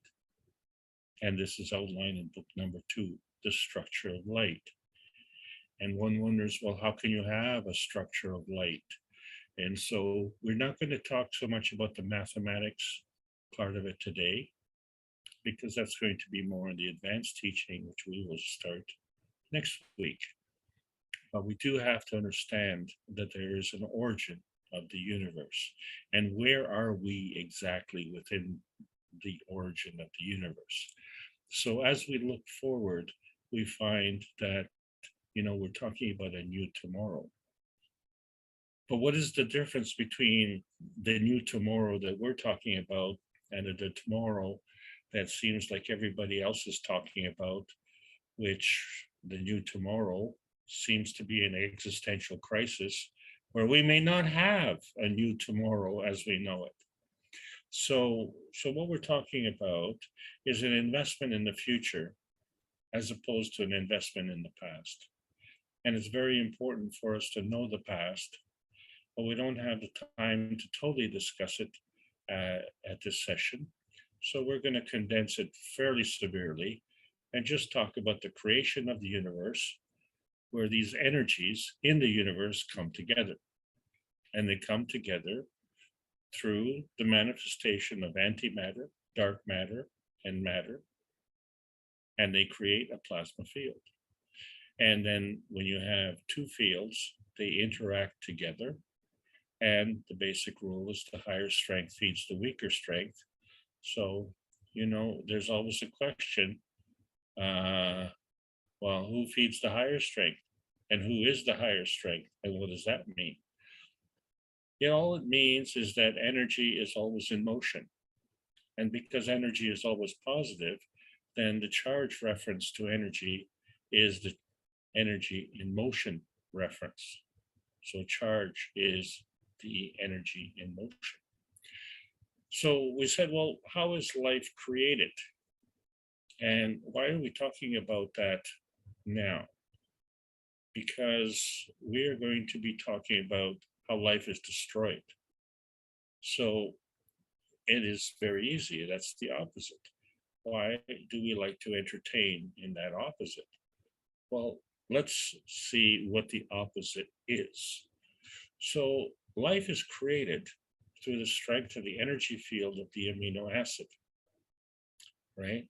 So the last 6 classes specifically have been talking about the post-amino acid and the pre-amino acid stage. And the basic knowing classes have been clearly defining which side that is on. So we find that the strength of the field of the amino acid is connected to the strength of the field of the soul of the body. Well, what is the soul of the body connected to? Well, that is connected to the soul of the man. Well, that's how life is created. And then what is the soul of the man connected to? Well, the soul of the man is connected to the strength of the energy field of the totality of the universe. Well, we're not going to talk about that today because we're nowhere near. Where we are, we're still talking about basic terminology, understanding magnetical and gravitational fields, how they create a plasma, how we've gone through various states of nanostate and GAN state, and what orders of magnitude mean. And as we go through the various dimensions, we see the difference between atomic and monatomic and susceptibility. And how fast do we go through these dimensions? What is the dynamism? What is the dynamic reaction? And how is it affected by the gradient? So this is the basic terminology that we have to get in our belt, under our belt, so that we can talk about the subject as opposed to trying to figure out what the individual words mean. And when we say talk about the subject, talk about it in a proper way, because energy is always in motion, so seeking a path. And you see on this earth, energy comes in, it goes out, it goes around, but sometimes it just goes right on through. Kind of like the way we have problem with attention deficit, right? But you see, I have made a mistake with terminology, and I'm going to talk about that soon, today. Basically, magnetical forces repel, and that is what we emit. Gravitational forces attract, that is what we absorb. And our field of reference is our Earth. And everything that is happening on our Earth is due to susceptibility. So these are all following energy paths. And I think we can understand that, because whatever we're doing because of this susceptibility. So we need to be able to not only absorb this within us, but be able to communicate that with our friends and family. And it has to be done in a very easy way. So basically, the magnetical field forces deal with attraction and repulsion. But we are also talking about natural creation. The science community talks about natural decay. So what you have to understand that really the difference between creation and decay is the direction of flow. So there's a magnetical and there's a gravitational, but this is an extra over and above the basic MAGRAV condition. So you as a MAGRAV condition can give, but you have to give. And then once you give, then you can take, and you have to take it to somewhere. So you have to have a MAGRAV condition. So whether it's creation or whether it's decay is just indicating the direction of flow. And then you find that it's not only is that reference a two-way street, but creation and decay is a two-way street all the way around. In other words, the creation is plus the magnetical, the decay is plus the gravitational. The creation is the emission and the decay is the absorption. What? You're absorbing through decay? Exactly, because we're talking about the decay of energy flow. So we're going to a lower energy state when we come into physicality. And we've seen that in our science when we see that a neutron will create a marriage between an electron and a proton.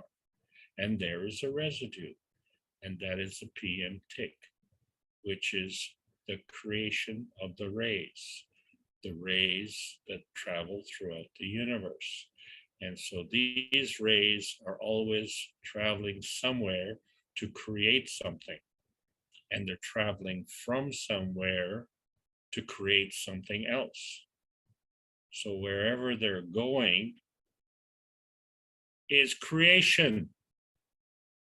Ray motion is creation, right? And this is a really important point because the creation is a magnetical residue. So that residue can diverge, in other words, can travel through the universe, or that residue can converge, right? And then come to a central point within your core. And so you are the independent variable. So you have this capability to decide if you're going to be an attractor or a repeller. And when you don't understand the interdependence of the universe, then you have problems. So what you have to understand is the universe obeys the same rules. Yeah. So the cups of life were not the cups of the pandemic. So regardless of today's situation, you have to understand that the cups of life are vital to each and every one of us. And if we all put the cups of life together, we would have a peace dome right around this planet. And so this is the urgency. This is what we need to do. And regardless of what we do, the methodology and understanding is the same. You bring physicality into one cup and you create a magnetical and a gravitational field. You do that in the second cup and you create a magnetical gravitational field. But these are two different cups. So these two cups have an emotional context or a physical context based on their construction. So if we're dealing with a basic pandemic, keep them 1 meter apart, okay? So that you can isolate and focus on an emotional context or on a physical context. 1 moment.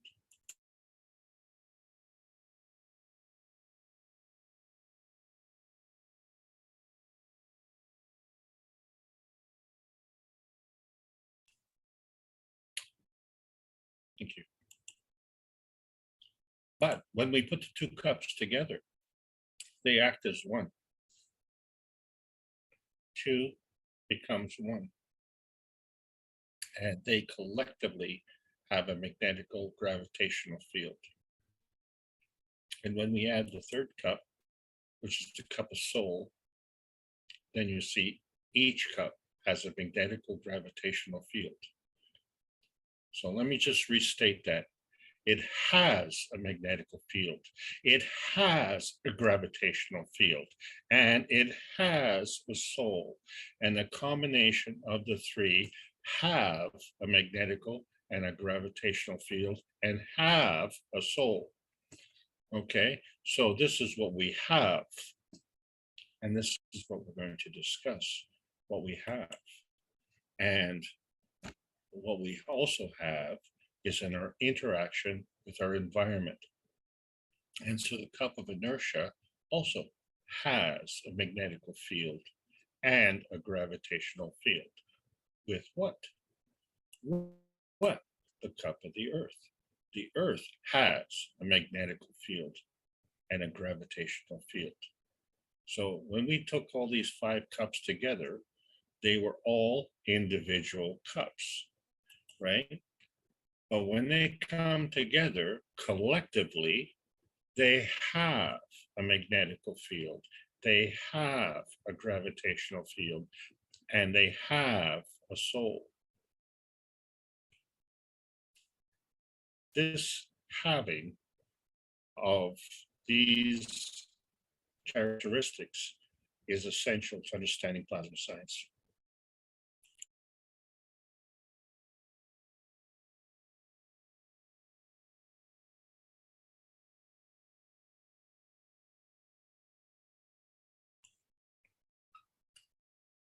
We've been trying to determine, when we look at artifacts, whether or not it's an ordinary cup or it's a ceramic cup of life. And then what do we put in these? And if we put, let's say, a tea or a coffee, we can add sugar, but we can't see the sugar. We just still see the tea or the coffee, and we can't see the field. And that field could be a cup of sweet, a cup of pressure, or a cup of life. We can't tell. But we don't have to put a beverage in there. We could put water in there. And that water would have the same qualities that we're talking about. And so what we know is that in science, nothing is nothing. Something is always something. But whatever that something is as opposed to being something else. So there's a decision making in that process. So we now see clearly the evidence, although we can clearly see through the evidence because the evidence is not visible, that there's a hole in my GANs. And you can't do that with a swizzle stick. So, you know, is there a soul in the hole? Or is there a hole in your soul? Which is the question that we're going to bring up today. We're going to get dirty. And the question is, if I wash my hands in your dirty water, will I be clean?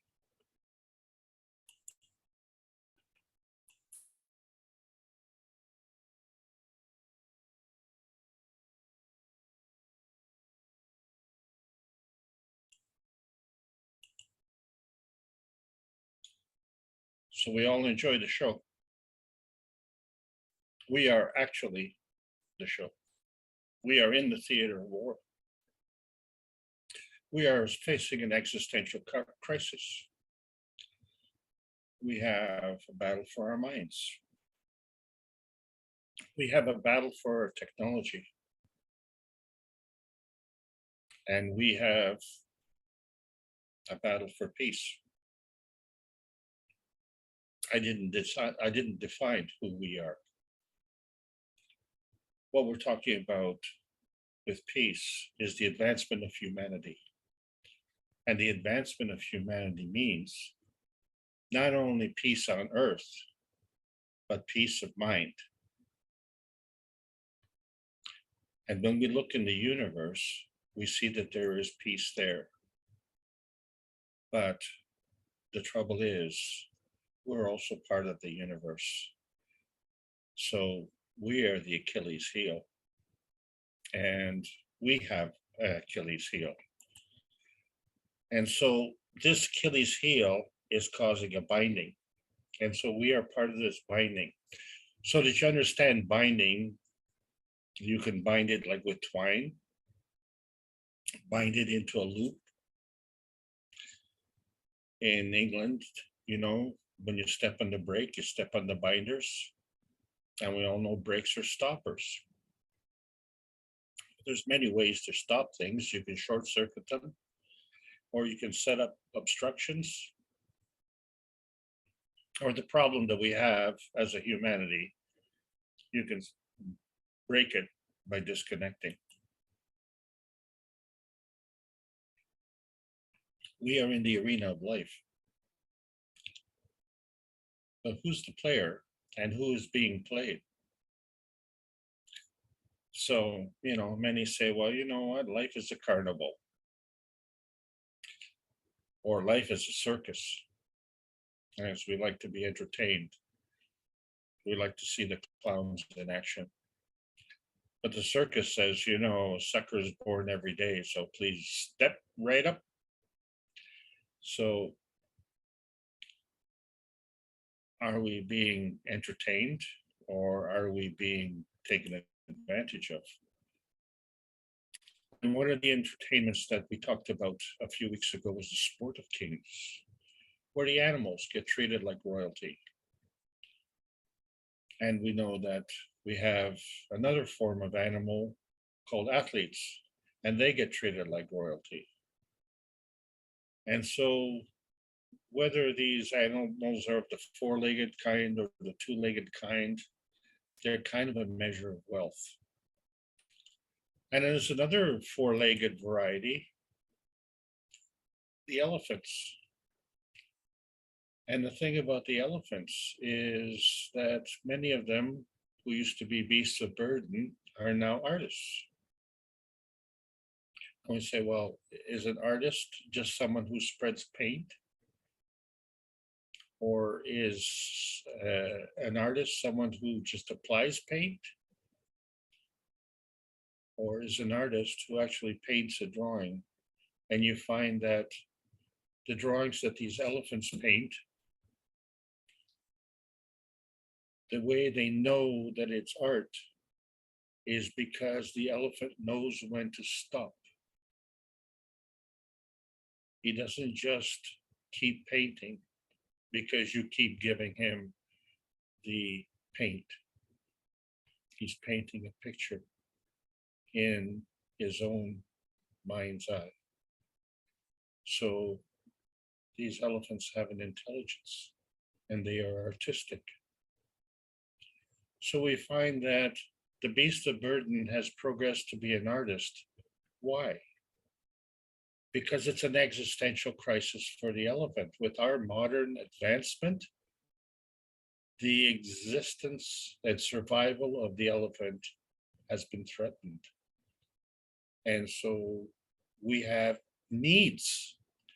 And so the elephant has to earn his way so that he can have these needs.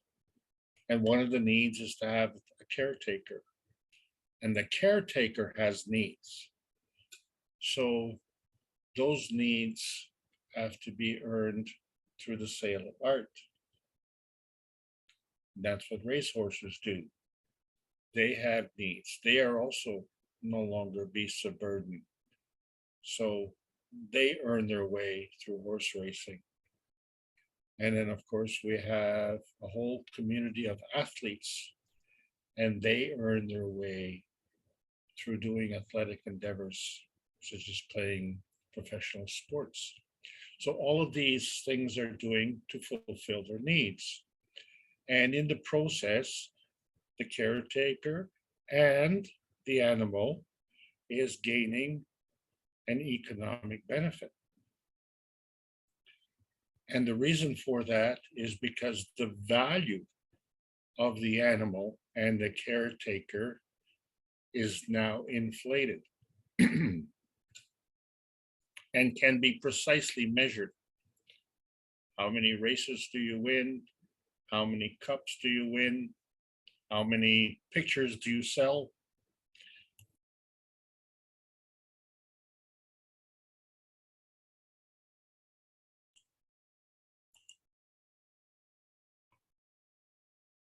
I talked about Camel Jockeys a few weeks ago. And what's different between camel racing and horse racing? We actually do have jockeys in horse racing, and they're well taken care of. The animals are well taken care of, the jockeys are well taken care of, but in some countries, the animals are worth a lot of money and the jockeys are not. So the jockeys had to be replaced. So we find that in horse racing or camel racing, the weight of the jockey becomes a factor. So in horse racing, they have used artificial ways of balancing out the weights to make the horse racing more interesting. Whereas in some sports, they were using children as camel jockeys. And in 2005, it became illegal to do that because not only were the jockeys not treated humanely, but how they were obtained was also not done humanely. So when we talk about moral decency, we can always rationalize our actions. So although the decency is amoral, in our minds, if it's rationalized, or if it's legalized, or in the case of a couple of European countries, sexual abuse of a minor is totally legalized. And you wonder, is the whole population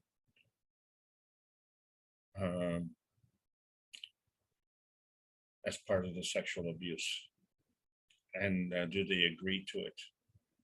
So this becomes a contrived type of point of view. And to further cement this, we talk about honor. Well, what is honor? It's not something you can go to the corner store and buy. So they talk about the honor amongst thieves. Military has an honor. We have religious vows for honor. We have marriage vows for honor. And then, of course, we have censorship to protect our honor. And if you don't, then you have to see your honor.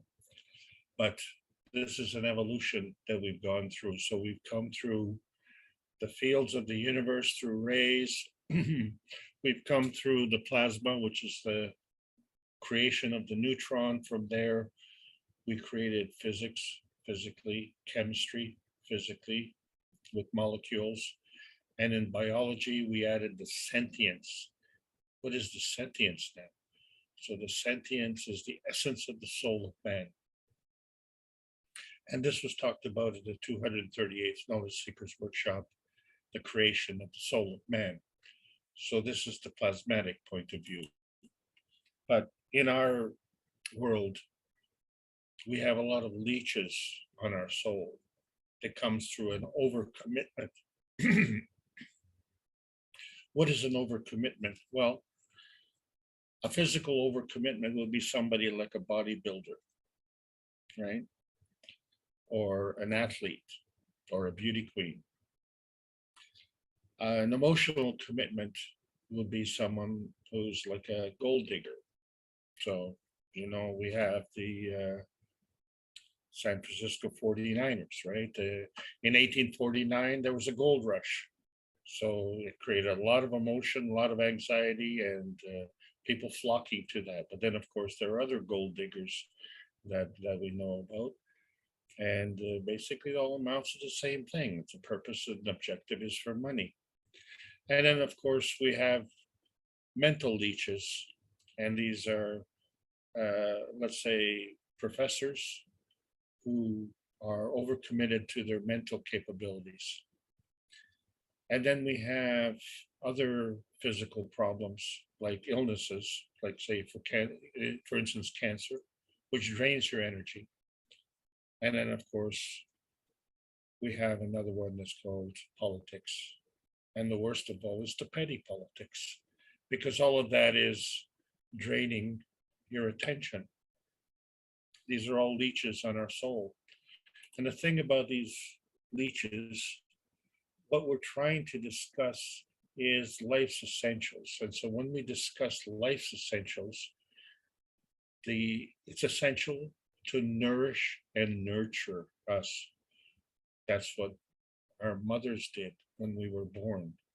They nurtured us as we were growing, and in the process they nourished us in many, many ways. But fundamentally, existence on this planet boils down to four things: air, water, food, and shelter. And we now come to a comparison. Life essentials have been created by the Creator through plasmatic state means. So where do terrorists come in? Well, terrorists deny what the Creator has created through matter state means. And the way to promote terrorism, of course, is to tie it to something that is a surrogate.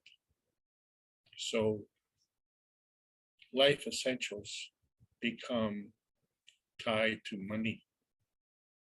So if you want a home, you have to buy it. If you want food, you have to go to the grocery store and buy it or grow it.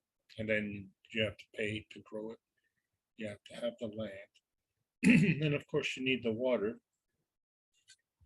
And if you can't get the water naturally, then you have to pay for it. So these are all tied into money. And there's not much left, is there? There's only air.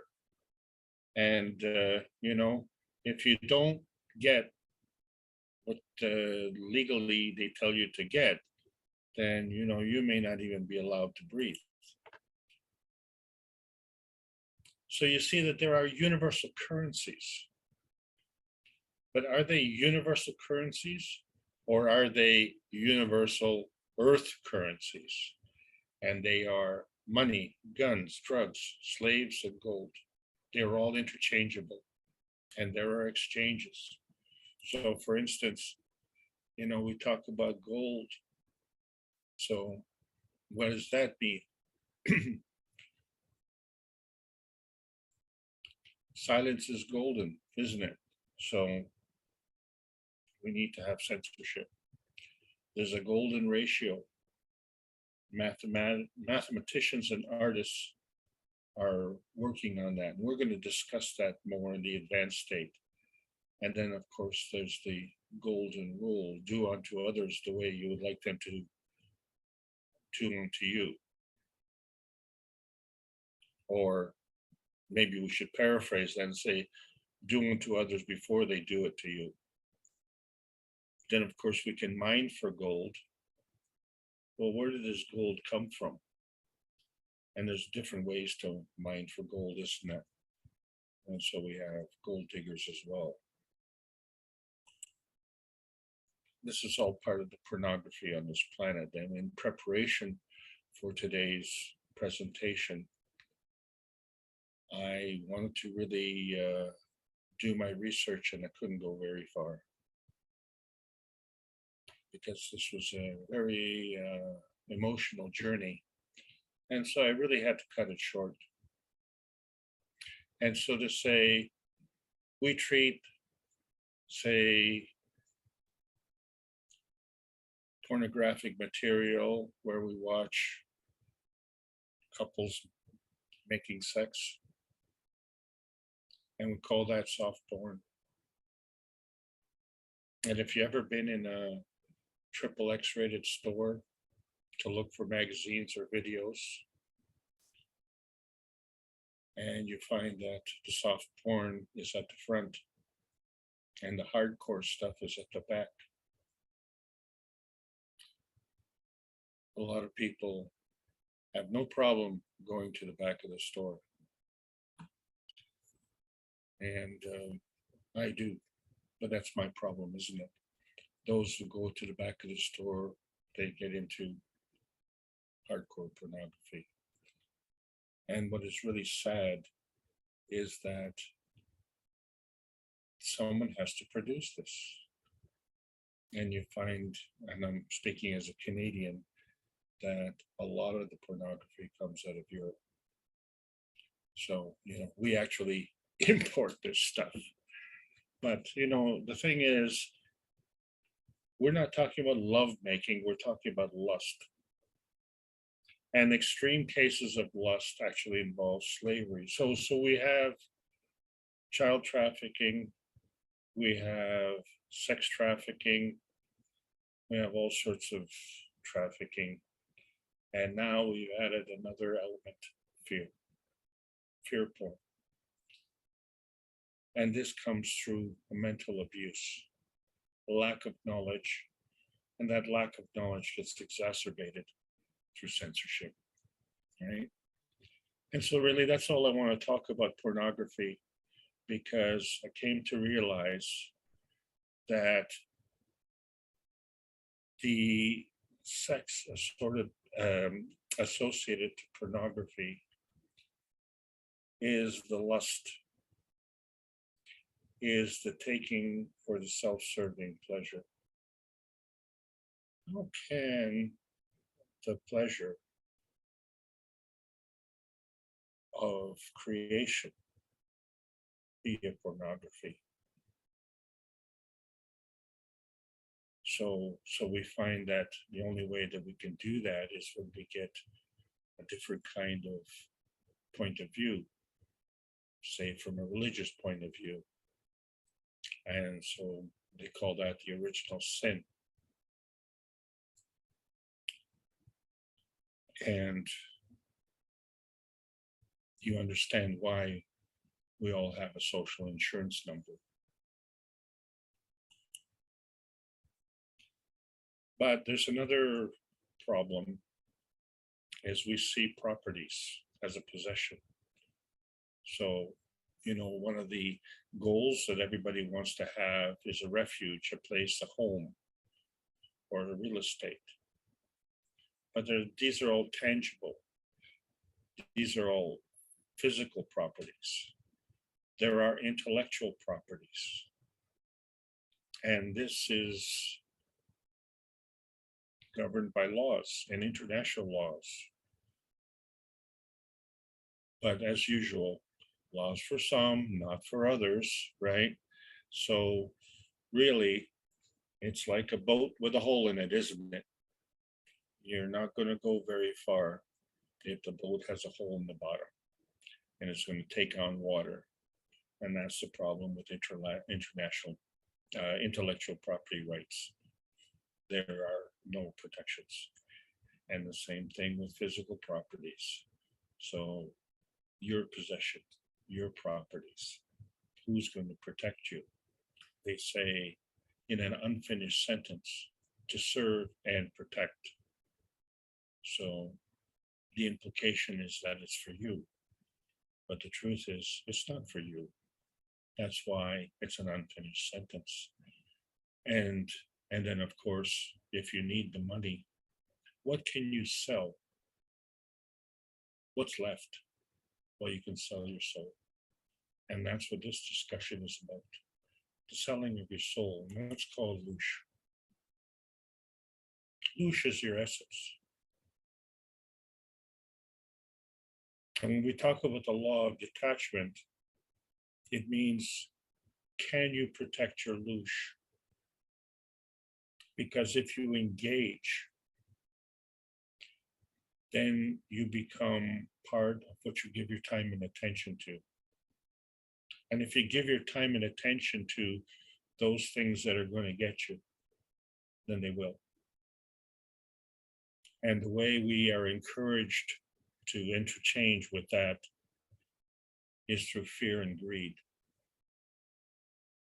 And say, well, I can play that game. I can get into that arena. And I can succeed in that arena. And how you do that is through ego validation, right? To be the best. To be the best that you can be. But that in itself involves a leakage. You see, because you are now getting the energy from a earthbound source. The essence of this ego validation is from an earthbound source. The essence of sex abuse is a theft. The essence of child abuse is a theft. The essence of seniors abuse is a theft. The essence of population abuse is a theft. And one of the best ways to do that, of course, is to create a leakage. And so too many of us leak. We are afraid. We are depressed. We are uneducated. And we give our time and attention to the wrong things. And we're not educated or trained in how to maintain. And so our loosh becomes a physical feeding system for those who harvest the loosh. But the problem with the physical feeding system is that it is a physical feeding system. And the plasma feeding system is a bountiful feeding system, and it's unconditional. The physical feeding system is conditional.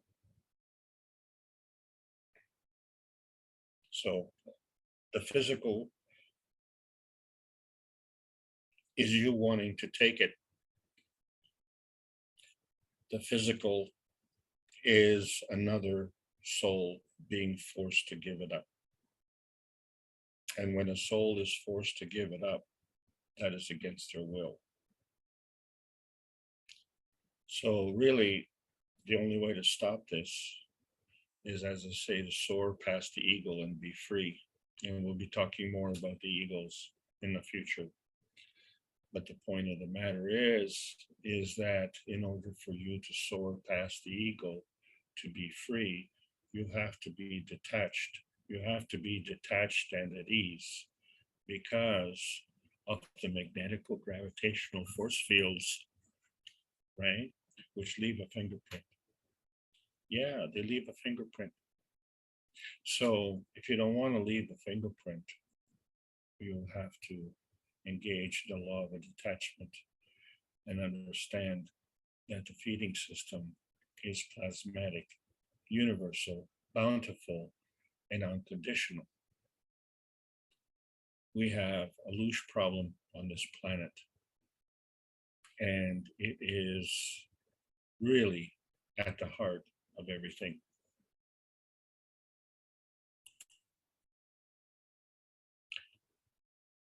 So I want to tell you a short story by a cat. The story goes, when the cat's away, the mice will play. This story was written by a cat, as opposed to a mouse. Okay? Because the thing is, if you are given the opportunity to be ethical, and you are being, how shall we say it, watched, would you be ethical? And if you are not watched, would you be just as ethical? Or maybe you would be unethical.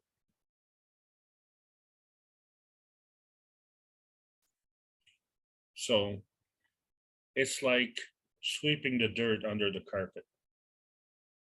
Nobody knows, except for the guy who swept it under the carpet.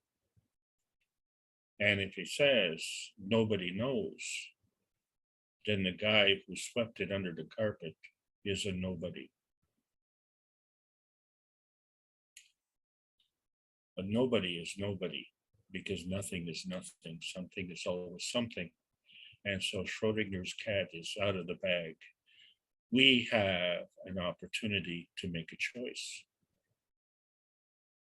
So whether it is just to play when the chaperone is out of the way, or whether it's to lie, cheat, steal, and murder and sexually abuse, it's the same thing.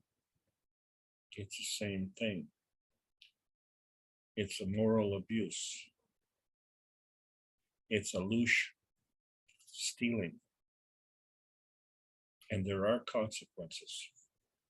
So some of the consequences came out when we talked about the commandments, and we say, okay, well, the commandments are God's laws. Well, there are universal laws and there are man-made laws. And how can you tell the difference?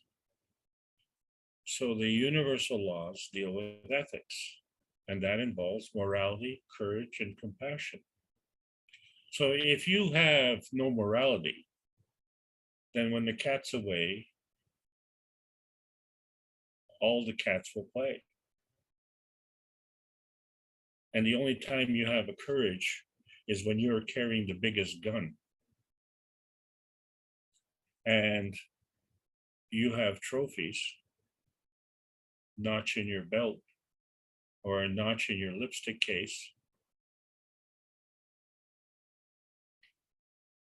You would only do this because you don't have any compassion for your fellow man. Because what's the difference? If you care for the animal because the animal brings you money, but you don't care for the jockey because the jockey is your cost. So you relate whether you have a compassion based on the money aspect of it. Now you have a conflict between the laws of man and the laws of nature. So how can you tell if it's a law of the man or the law of nature? And this is what I talked about earlier. Not does not work. You cannot not do something. Okay? Energy is in motion. It is always in motion. So try it. Open your hand. Close your hand. Don't open your hand. What is that? What do you mean, don't open my hand?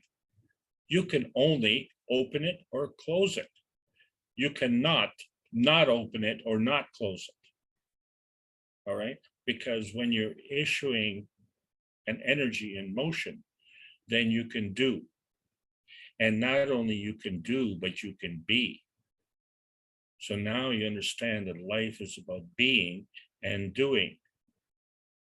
And then when we go into higher energy states, then life is about being and doing more, right? Higher order of magnitude. That's in our DNA, you see. But our DNA is post-amino acid. So, we have mathematical concerns with what is the difference between a pentagon and a hexagon. We're going to talk about that more in the advanced stages. But when you look at two components here that we have of our DNA, for instance, we find that the 5-sided figure is the key to the lock, and the 6-sided figure is the lock that holds the key. So why are we going to talk about the pine cone? Well, because they say if you can control the heart of the man, you can control the man. And sure, that is true. So if in your heart, you want to get money, you need money, or you would do anything for the money, well, the heart will lead you the way. But that is your emotion. Your emotion governs your physicality. And then you find that your emotion is regulated by the thyroid. The thyroid is a gland. It is an intermediary between the physicality and your emotion. Well, I asked the doctor, what regulates the heart? And they said, well, it's the thyroid. So the first thing they did, though, was they gave me heart medication. I said, well, why are you giving heart medication if the thyroid regulates the heart? So the heart is responding properly, isn't it? Yeah, that's a good argument. So why don't we give you thyroid medication? Okay, well, what regulates the thyroid? It's the pituitary. Okay, so the thyroid is responding properly. So why don't you give me pituitary medication? Well, we can't. Isn't that funny? So because you can't, and you don't know how, why am I talking to you? And why are you giving me drugs and telling me that I have to take drugs for the rest of my life? And that if I fail to take your drugs, that I will have 6 months to live. So that was 35 years ago. And then I found out that the pituitary is regulated by the pineal gland. Well, what is regulating the pineal gland? And now we know that it's the soul. And why is the pineal gland so important? Why is the statue in the Vatican of a pine cone?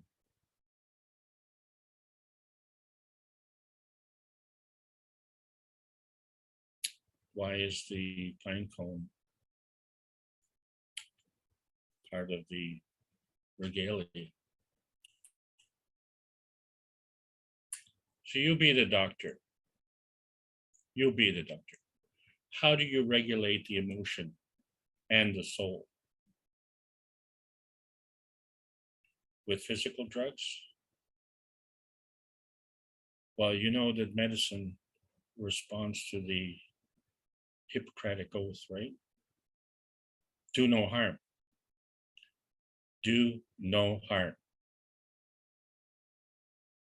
Not doesn't work. Are you a hypocrite? So we have a problem. We're trying to figure out how do we transmit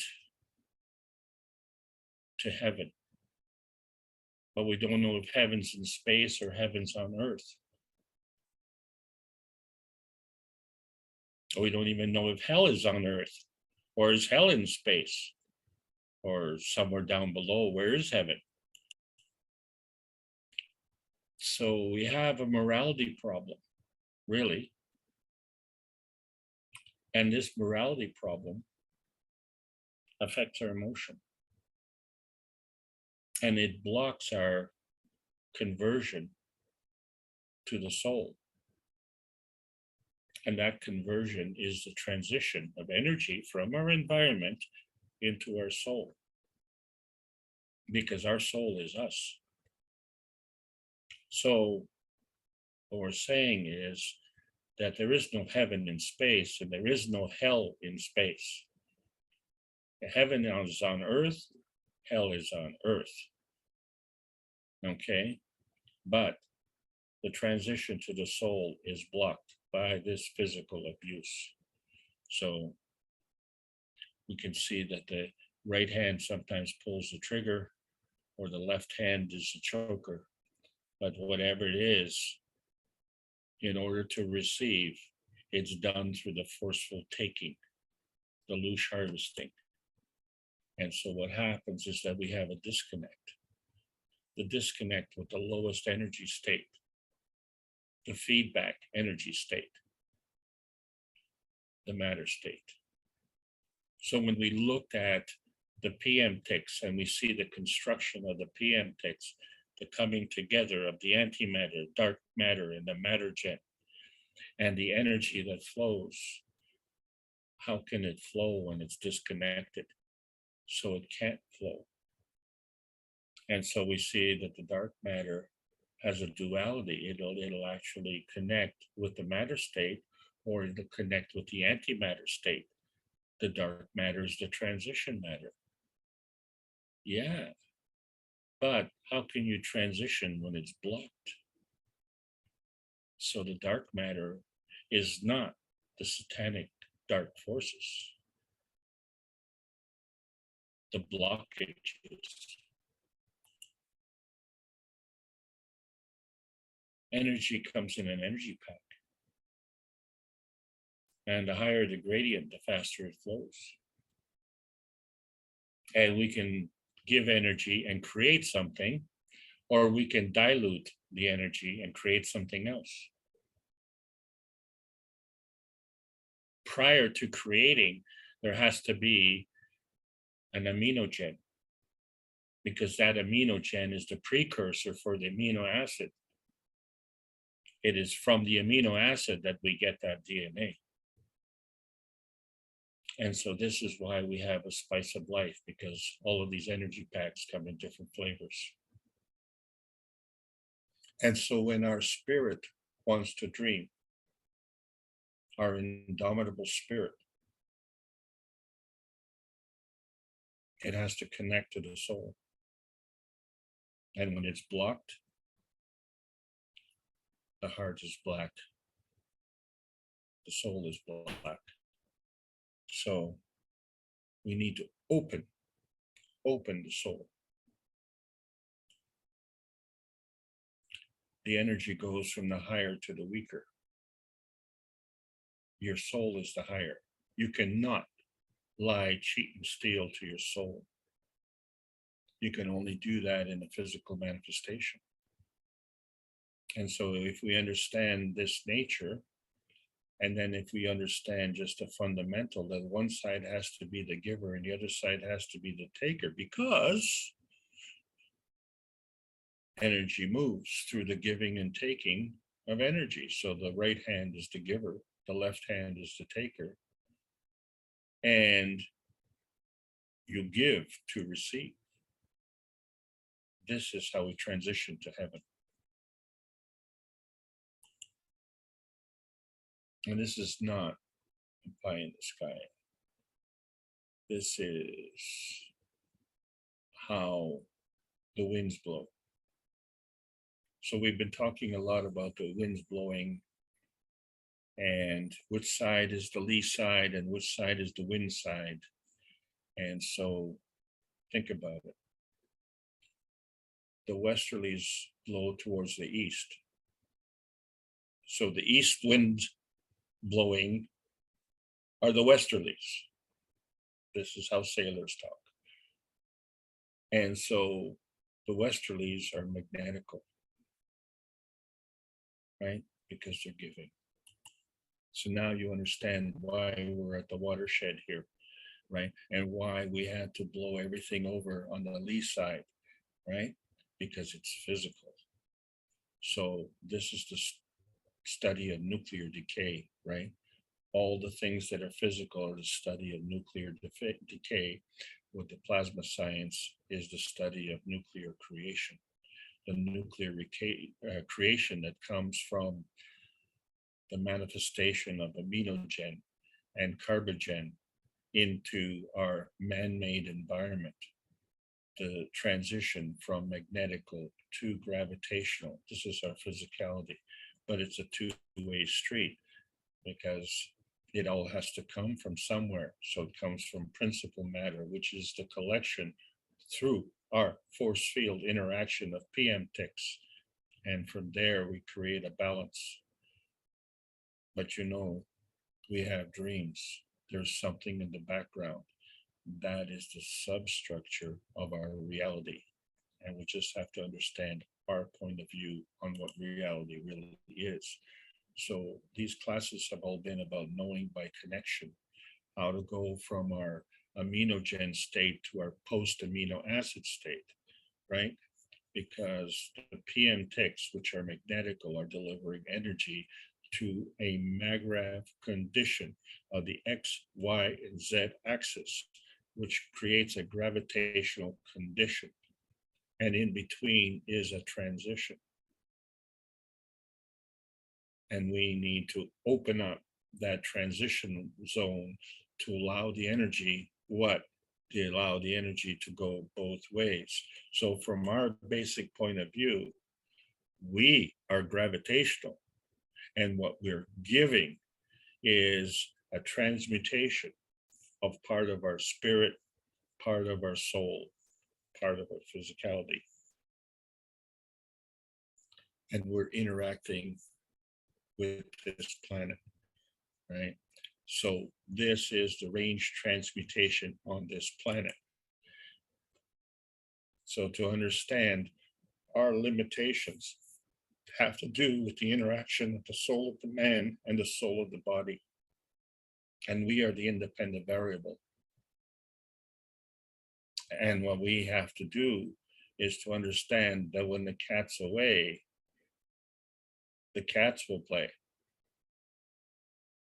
But will they play according to their moral hygiene or their amoral decency? So we really have to trust in our soul, because the soul is here as an interaction between the soul of the sun and the soul of the earth. And so we have put chains on ourselves by not understanding this concept, by looking at things the wrong way.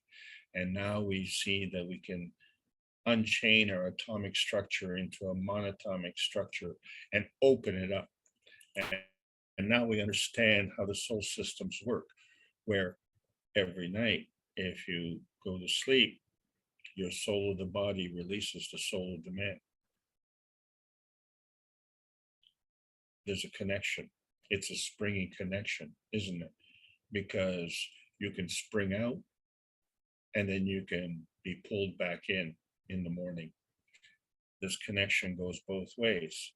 And so from your point of view, that's between you and your dreams, isn't it? And you try and understand the art of dreaming. And I'll tell you what, we are all in uncharted territories right now. Okay, we're all trying to sort this thing out. So yeah, today I'm a teacher and I'm the leader and you're following me, but you know what? I'm just a student. Okay, because what I'm trying to figure out is how do we get across this bridge?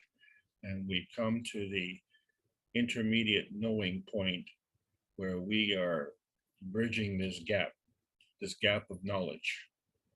And we are going into a higher order of magnitude, which is not just for us, but everybody else on this planet, because we've come to an existential crisis.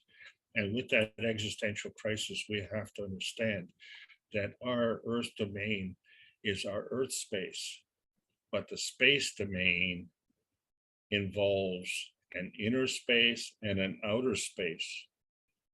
So the purpose of our existence here is to extend our domain from the earth space to the outer space.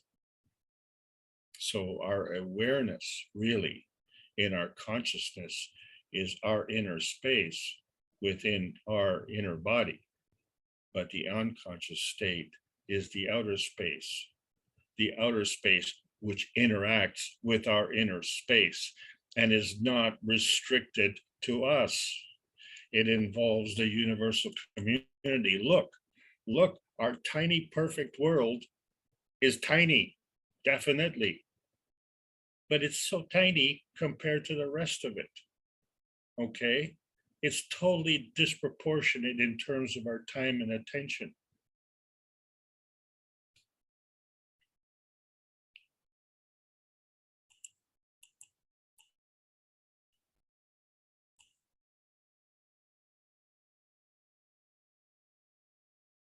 We have to connect.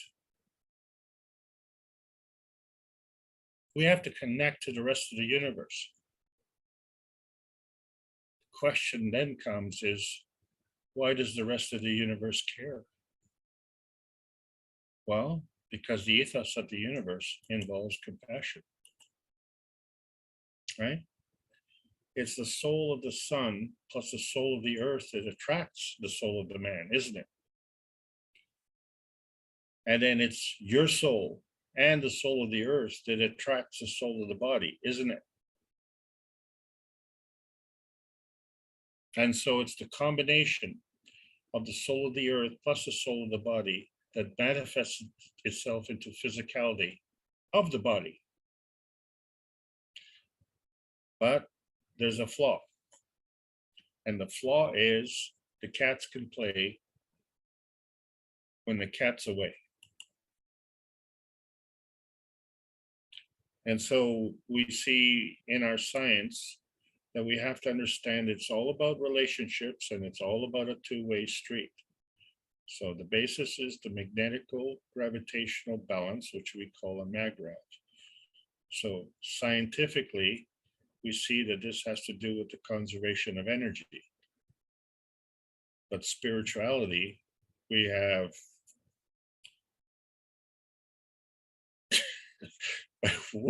whatever we have.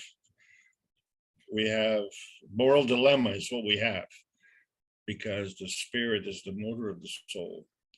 And so the plasma science is bringing these two together, the scientific community and the spiritual community, so that we can add to the knowledge. And we are part of the knowledge seekers. So now we understand that there is a physical domain and a plasma domain. And one dominates over the other. Really? It's a common denominator. A common denominator, willing, peaceful, and it's a two-way street. And so if we understand this, then we understand the nature of what's going on with the new plasma science, which are physical vehicles that get us to allow us to connect our souls together. So when Herman Wales says that there's no such thing as one and the same energy, which constitutes a charge at two adjacent increments of time. So therefore, there has to be motion. There has to be a flow. There has to be a motion. And in order for there to be flow, there has to be a connection. So now you understand. But we can't do this physically without crossing the bridge of peace. And the reason for that is because when you look at our tiny perfect world, it is anything but peaceful. But when you look at the universe, it demands peace. So what happens is the same way that you go into your dream state, that you go from the physicality to the spirit to the soul, cross the bridge of peace, where one is nested within the other. It's all energy in motion. Whether you can see it and touch it, or whether you can't see it and touch it, that energy is in motion, and you know that. And so when you get to the other side, then you go through a transformation, which is the same way as you did at birth. You go from the soul to the spirit to the physicality. This is how we are working the 5-cup system, where we see the stacker unit and the individual components.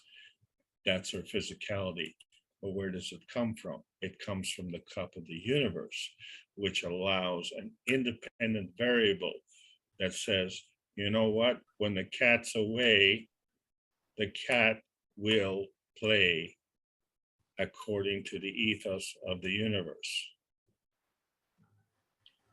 with ethics, morality, compassion, and courage, none of which are visible in the physical inventory, none of which are visible in the physical connections, none of which are visible in the chemical inventory.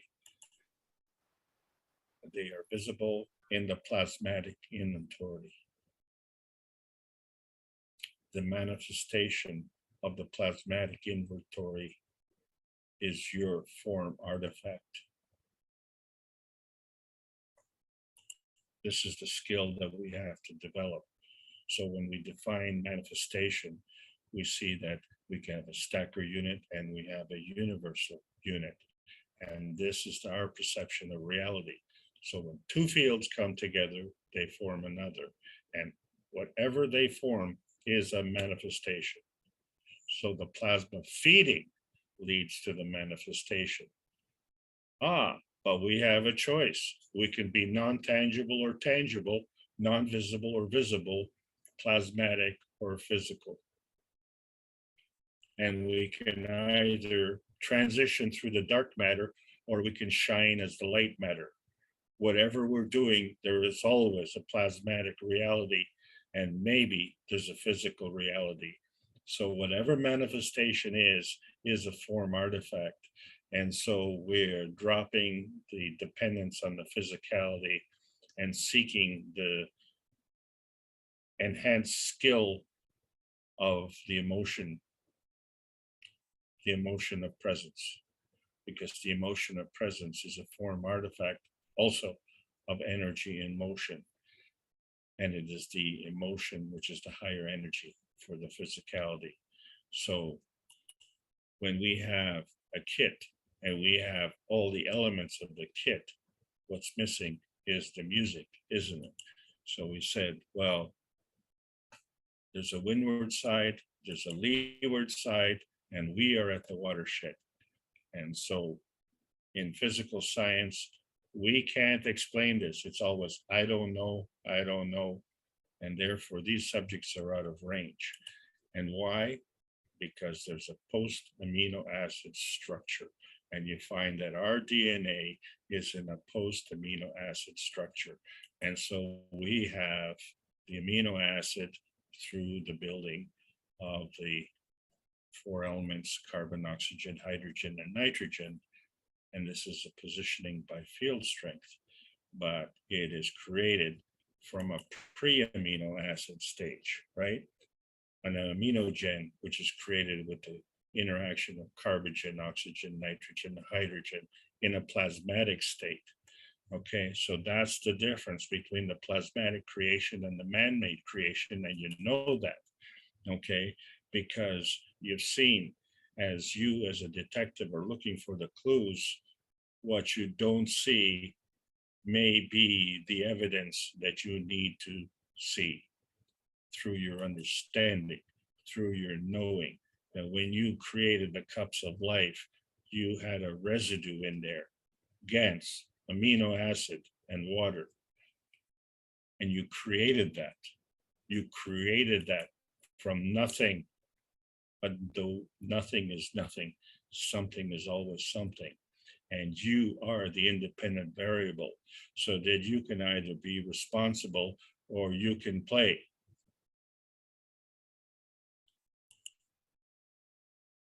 And so we understand better how our minds are thinking, that we are creating with our minds. The minds are the builder, the minds are the connection to our emotion through the pineal gland, the pineal gland.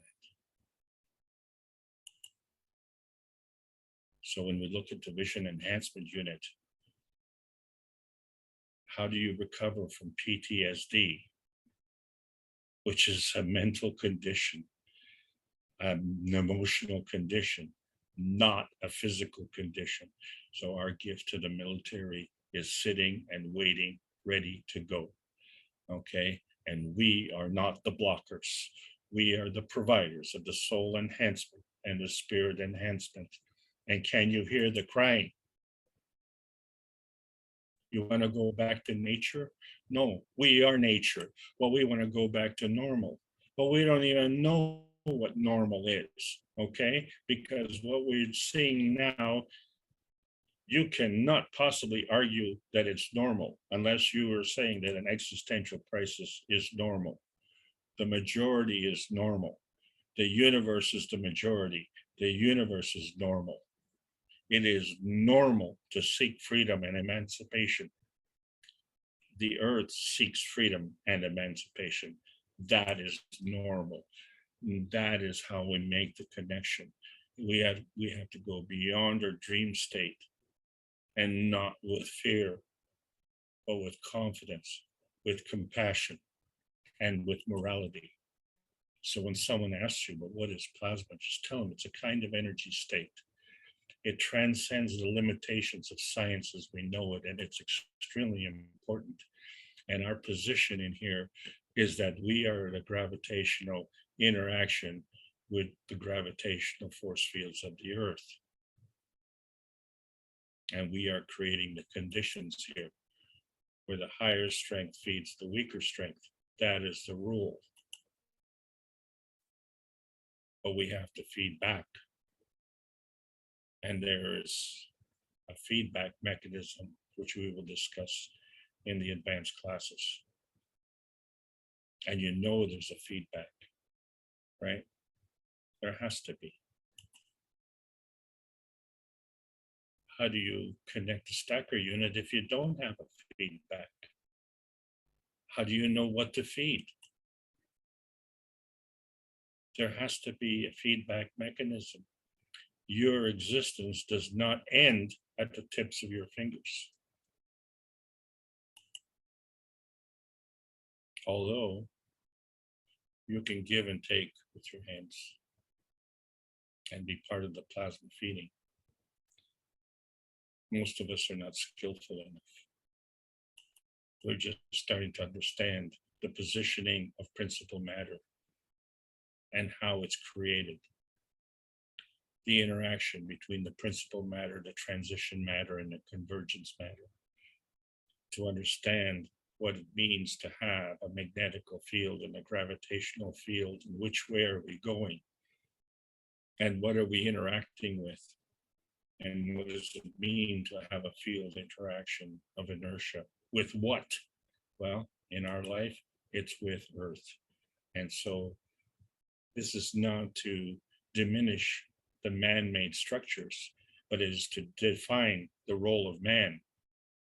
The role of man is not to abuse, not to get involved with the loosh harvesting, the energy binding, the self-serving, deception, lying, cheating, stealing, and sex abuse at the expense of others. And you can only do that if you're disconnected. You can only do that if you're disconnected. So if you are going to be connected, what you will find, and you will be connected, because the soul of man is eternal. And so the cross, you double cross, is your eternal burden. You see, that's the problem. There are consequences. And so that is energy sucking, which is where we started, isn't it? We started with suckers, step right up. And so when we look at the limitations in our development, we need to focus on what the purpose of our life is to follow the ethics of the universe. And the ethics of the universe has a morality, and we have a choice. And that choice can only be made properly when we have compassion. How can you care for your fellow man if you're trying to kill him? And if you're trying to kill your fellow man, which fellow man can you kill? What are the limitations of that? You would have to discriminate between your fellow man. How can you tell? You have no compassion anyway, so you can't tell. So once you have compassion, then you have the real courage. So the courage is not how big a gun you have, because if you had a big gun, you would be the king of the universe, as opposed to be the king of the tiny perfect world. This is the ethos of the universe. So the ethos constitutes ethical behavior, and the ethical behavior abides by universal laws. So therefore, the opposite, unethical behavior, violates the universal laws, right? So the universal community exists in a pre-amino acid condition. The aminogen is the common denominator. And the ethical knowing comes from the aminogen. That is the common denominator, the ethical knowing, right? So we see that our entry into our physicality is the transition, and it's facilitated by the knowing by connection. And so when we expand our thinking, when we expand our minds, and we expand the capabilities of our soul, and when we get threatened,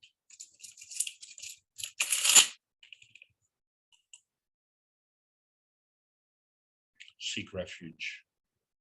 Don't fight, seek refuge.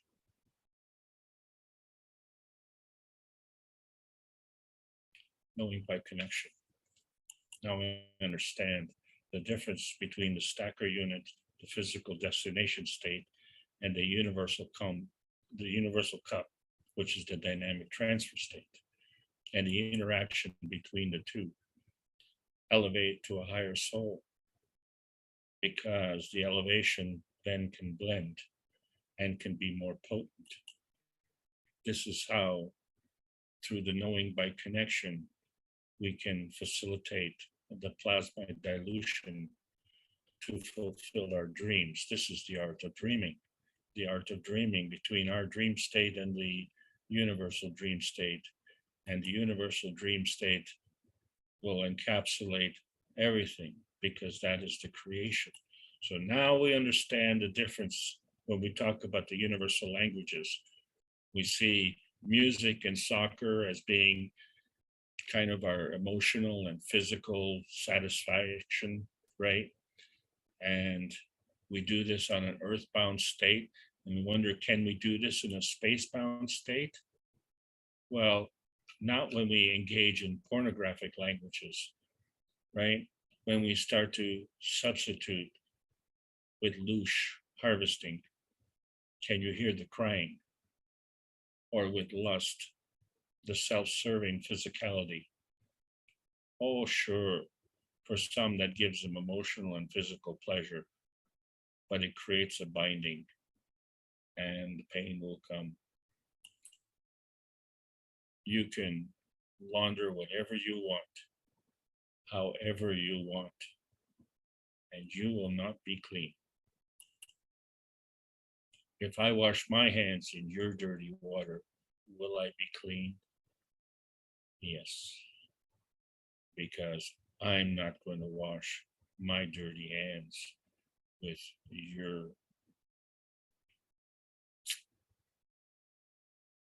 unethical means. If you wash your hands with the plasma water, your hands will be clean, and the water will also be clean.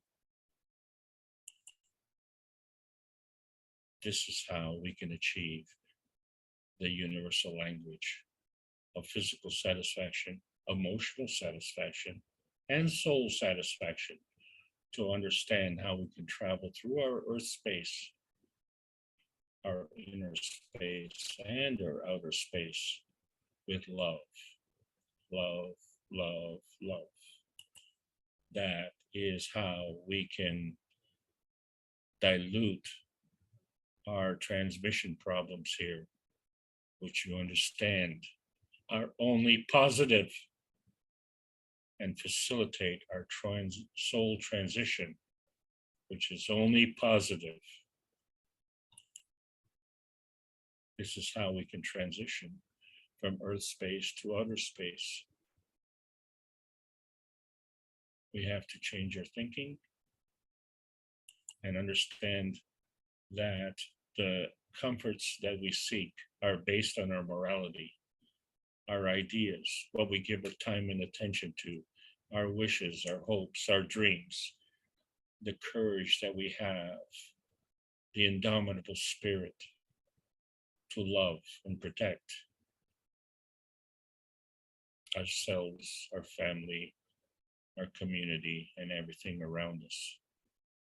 And everything around us includes the universe. We are part of the universe.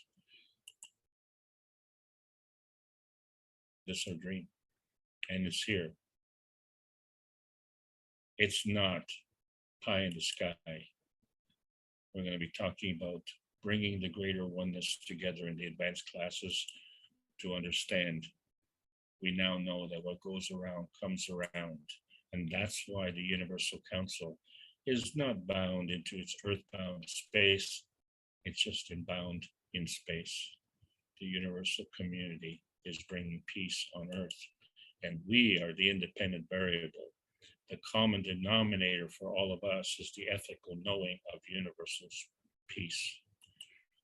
And so Keshe Foundation Spaceship Institute is presenting this plasma science and putting it in public domain, where we're asking everybody to sign the World Peace Treaty, not only with their pen, not only with their heart, but also with their soul, because this is where we get the physical and emotional harmony and vitality.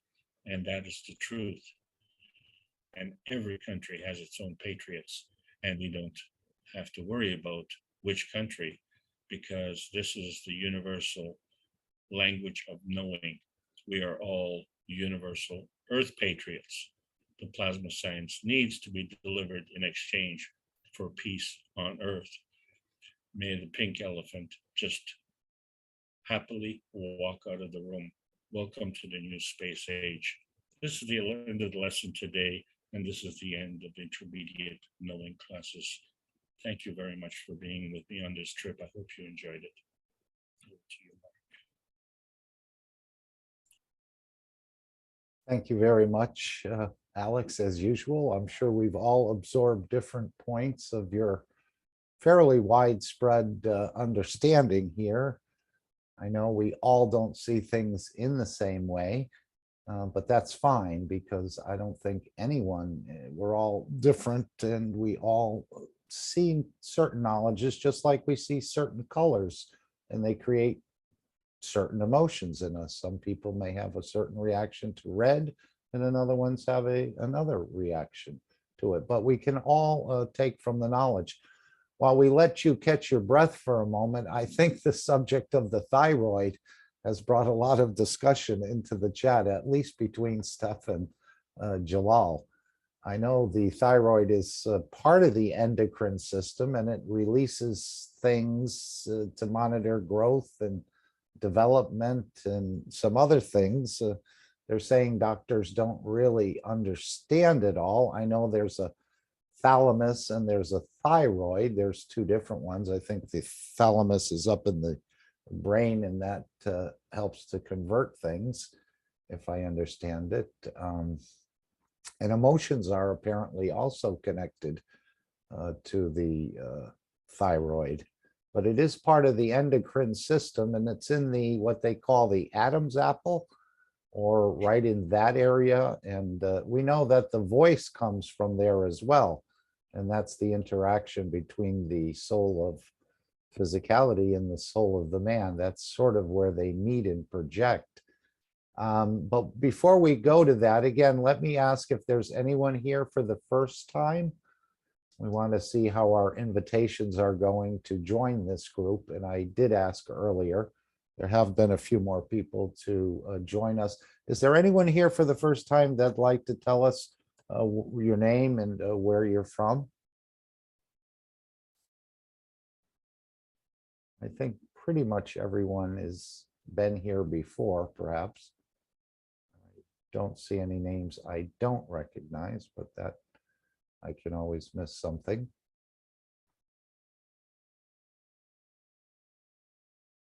So why don't we open up the floor? I know we said we were going to go around 3 hours or so, but we'll extend it a little more for some question and answers. I don't know if Steph has something she'd like to bring, or she's worked and understood or studied the thyroid for a number of years. Again, it's a mystery to me, Jalal seems to have some experience or knowledge with it as well. Steph, I see your mic is open. Do you have a question for Alex, or would you like to make a statement? A statement, because Alex was written in some there was written as a turret and then the pineal, and the turret, you know, it's a hormonal system, and how I write it down, the problem is many people cannot understand what we are talking about, or about the soul and whatever, because they have problems with the turret, hypertourism or hypotourism. It's too much or too less from these hormones, and this gland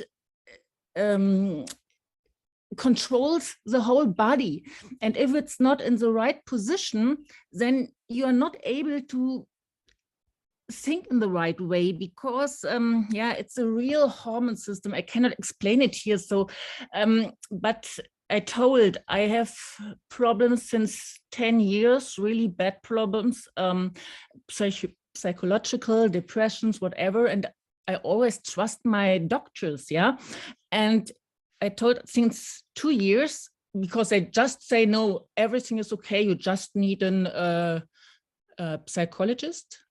Is it right? A psychiater, psychologist. Okay, Huh? psychologist or Yeah. psychiatrist, yes. Genau. Yeah, just for my brain, also to teach about. And I have the best doctors here, the best brain doctors, because I have made a blood Test. Blood test about my own. I paid 400 euros for testing special markers. They don't test any what. It's just 3 doctors, brain doctors. They have written books, whatever, here in Munich. They all say, no, you just need someone to talk, a psychologist. And then I have really bad problems. I just want to die the last 10 years, yeah. And since 2 years, I studied my blood tests and find out and make my own blood test to see other markers. So, and then I had a marker that's not normal, it's very high.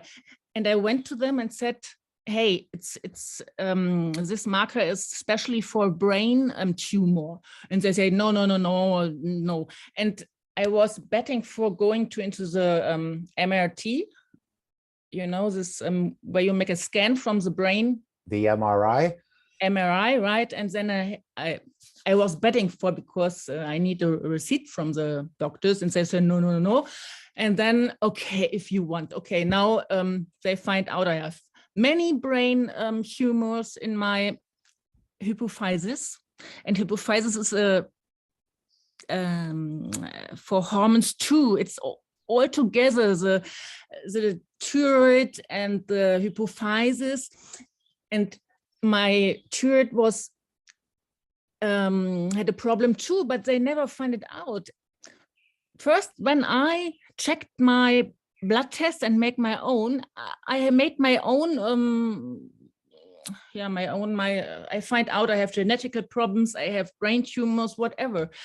And then I started to find out from friends which have problems, or one has no problem, my neighbor too. And I checked all this blood tests from them, and I find it out what they have. It's terrible. And that's why I tell the most doctors don't have a clue. Maybe there are a few I find out on the internet, but you are lucky when you find out some doctor. And that's the point. Before I didn't therapy by myself, I was not able to feel all this stuff here, or to know what you are talking about, because my human system was out of order. And when I balanced it by myself, because the doctor did say, no, everything is okay, then I have another feeling and another thinking. Really, I'm a new kind of character since I make a therapy by myself. And that's the point. I felt out many friends from mine, they have problems too. And when we cured them with special things I tell them, then they change to their characters. And that's the thing I wanted to say. If you're not in a normal position with your hormones, you cannot understand. And the most people have problems because it's not finding out. And so you can tell them whatever here about this. They say, oh no, I don't understand. It's yeah, Sure, whatever. And sure, yeah. I hope you understand it's a big thema, a big Well, Mr. Kesh is fond to say that a half a doctor is, and he's put it a couple of different ways, but a half a doctor is worse than no doctor at all. yeah, Yeah. it's right. I paid for myself. I paid thousands of euros to make my blood test and whatever, yeah, a genetic test. And I paid a lot for the brain specialists here in Munich, three brain specialists, and they all three know you don't have anything.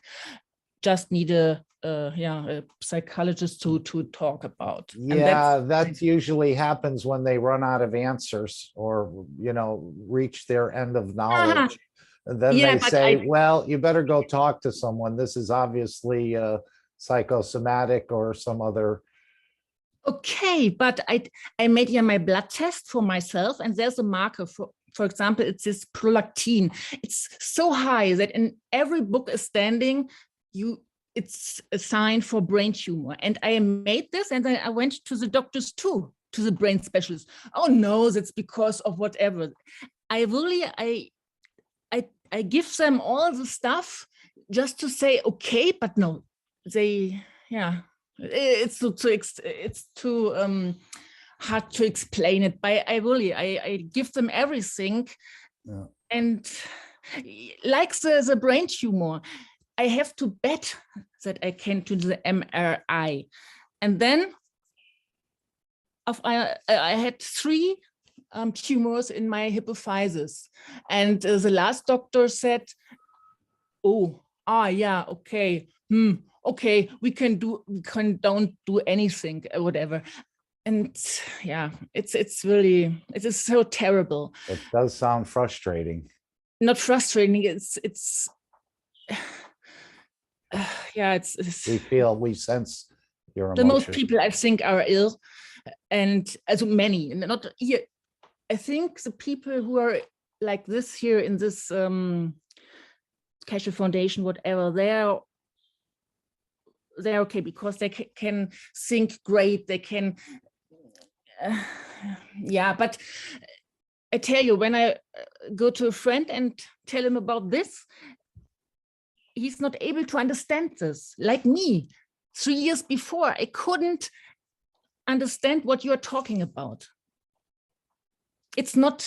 I'm not able to this because, this hormone system is out of order. Maybe the pineal gland is calcified because of, toothpaste, water, whatever, yeah?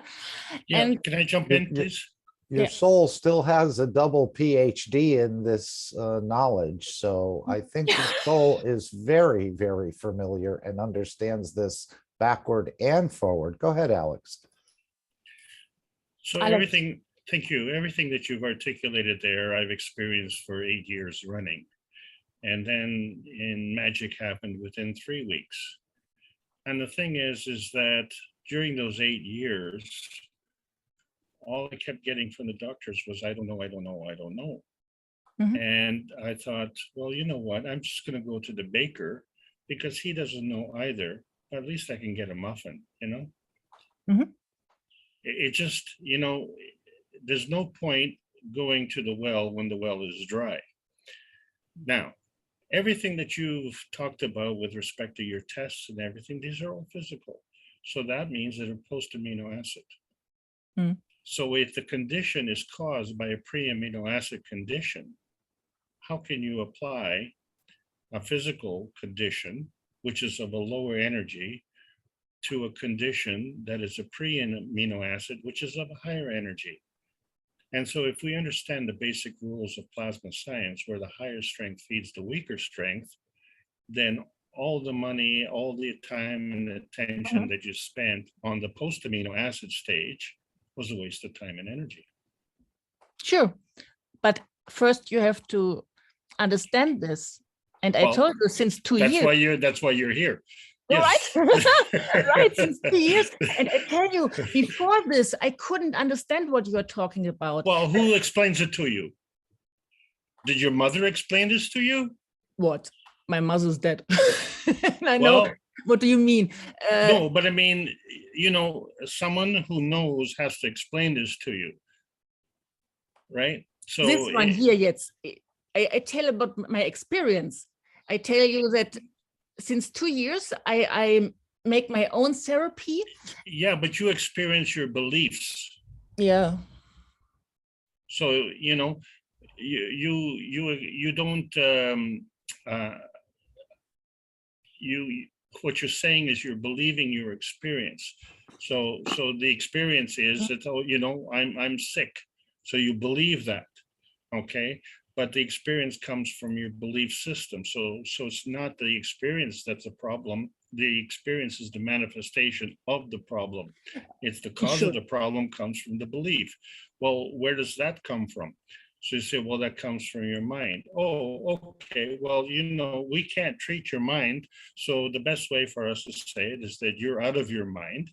And so you have psychological problems. So we're going to deal with your mental condition using physical things.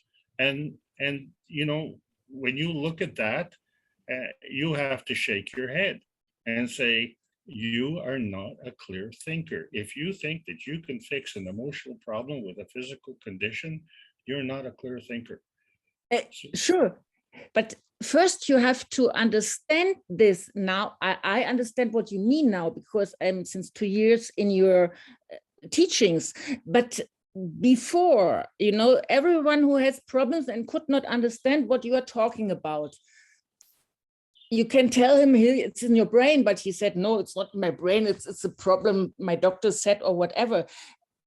First, they must reach the point where you can understand your teachings. And that's what Yeah, but you have to understand the rules of the game. You're playing in their arena. Yeah, now. Okay, so leave the arena, go into a different arena. Welcome to the new space age. That's the purpose of these classes. We are crossing the bridge. Right. Okay, and we're going to do this willingly and gracefully. Sure. And the way to bring the others is to connect with their souls, because they will come willingly and gracefully also. Okay, now, sure. Now with the souls, I understand yeah. But I just want to tell how it was in my case, and yeah, now we make meditation to the souls yeah, I know what you mean, but 2 years ago that nobody knows. I didn't know that. Steph, this happened to me 35 years ago. Okay. And since when are you know this about? 35 years ago. Yeah, but Keshe is since 2016, I think. It's the first teaching, 2015. I think he goes back to before the flood. Okay. Okay, yeah. The physical history, if we were to say age the oldest thing, the pyramids, is around 10,450 BC.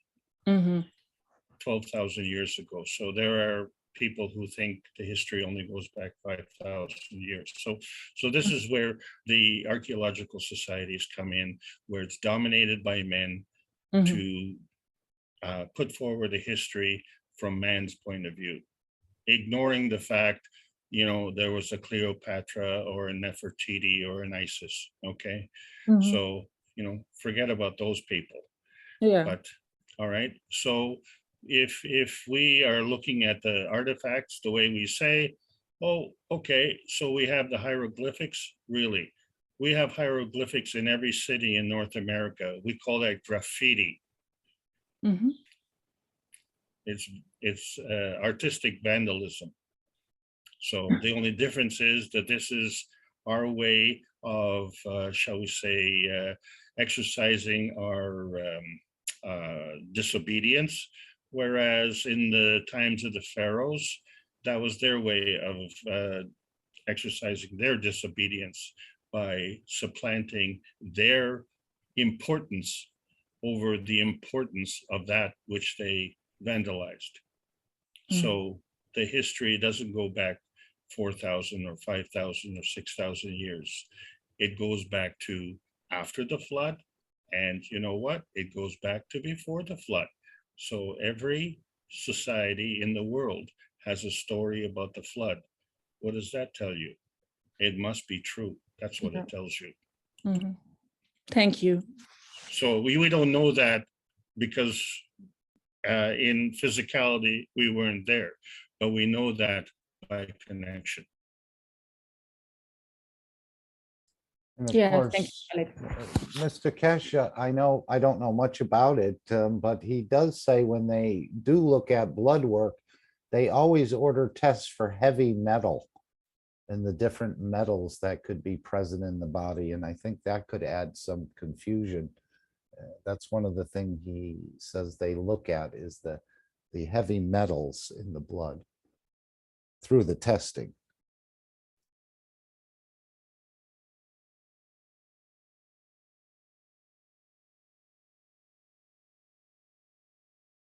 Did Salamia want to come in here or Ermgard? I thought I saw your mic come open for a moment.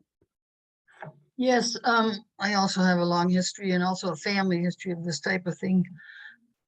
And with my mother, who was supposed to be institutionalized in the mental hospital when I was a child. And it really was, I think a lot of, especially with women, I think it's a lot of times our health problems have to do with abuse that we experienced that we didn't know how to deal with. At least for me, it was. For my mother, I think it was also. So once we learn how to free ourselves from that, then something can change. That's my opinion. So that's all I have to say right now. I don't know if Thank this you. fits with Steph. Yes, it all fits. Jacko says in the question, who of you asked for the knowledge of Mr. Catch? Who asked for the knowledge of the Creator?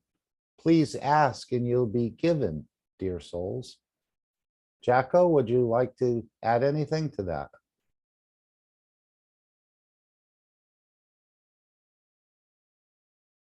I think he may be at work or cannot come to the mic at the moment. Salamia, did you have a question? I thought I saw your mic come open for Alex. And I have something else to add, and that Oh, please, abuse, yes. that abuse can come from many sources. Like for the soldiers, it's the abuse that they received from their country and the subsequent war experiences. But basically, they were abused, and yeah, that's everywhere. So it doesn't have to be women. It's abuse happens everywhere. Violence. And look, well, let's talk about the jab. It's another form of abuse of all ages. So rampant. So we need to do our energetic work and our spirit work to counterbalance those energies. That's all I have to say. Yes, and I know someone was trying to bring meditation up in the last workshop, and Mr. Kesh said this does not have a part in the foundation. It has no connection to the Kesh Foundation. Something along that line. She was saying we need to meditate or to transfer this knowledge or part of this, and he said, no, it doesn't really have any part in the Kesh Foundation. Go ahead, Salamia. Hello, Thank everybody. you. Thank you for joining us. Thank you, Mr. Anderson. Yes, yesterday on my teaching, I had a nice surprise to see the light of plasma, so scintillation. And now I believe that it's possible from normal knowledge seekers to have this light of plasma. And my question is for all of you, and especially for Alex, Mr. Alex, what is the role of this light of plasma? What we can do with this in physicality? And if we can have also lightening of plasma in not in physicality, but in plasma. I don't know how to tell you. Between the soul of man and soul of physicality, to have coherence.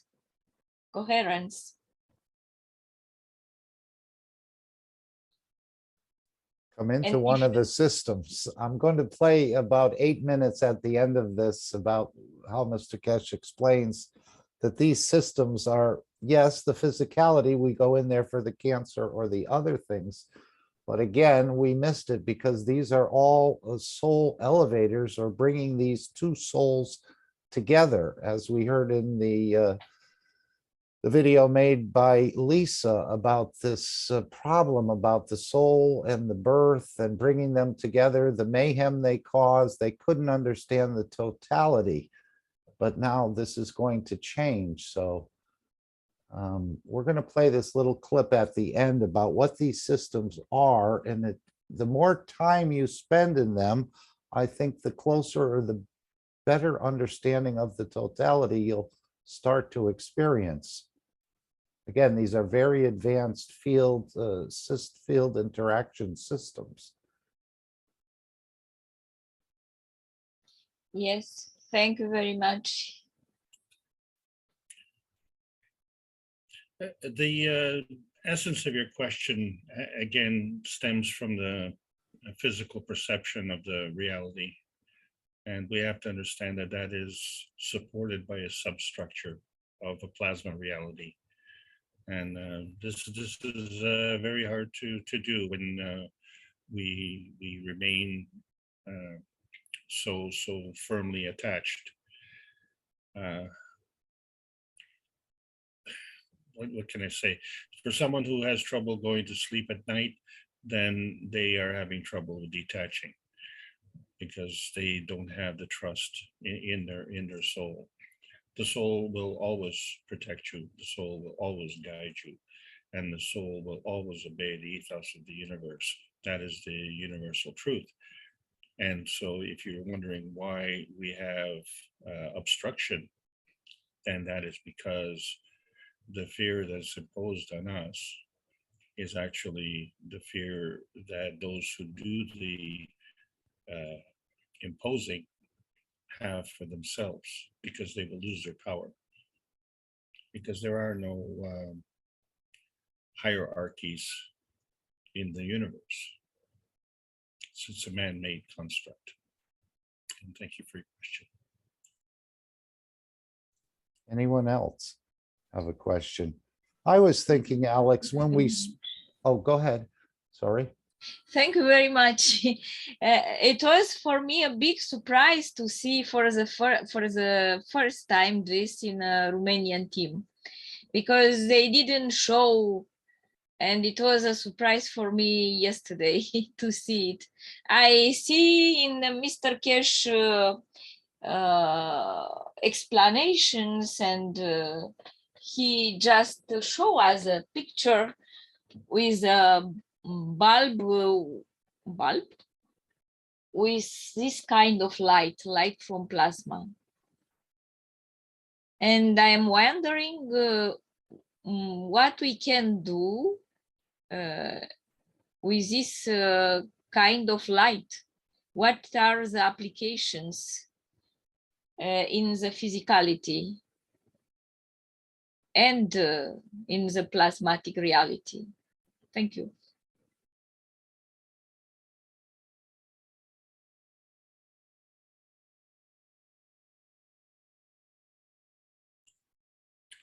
The benefits have to do with all the fields of interest that we're involved with, everything from health to communication to space travel.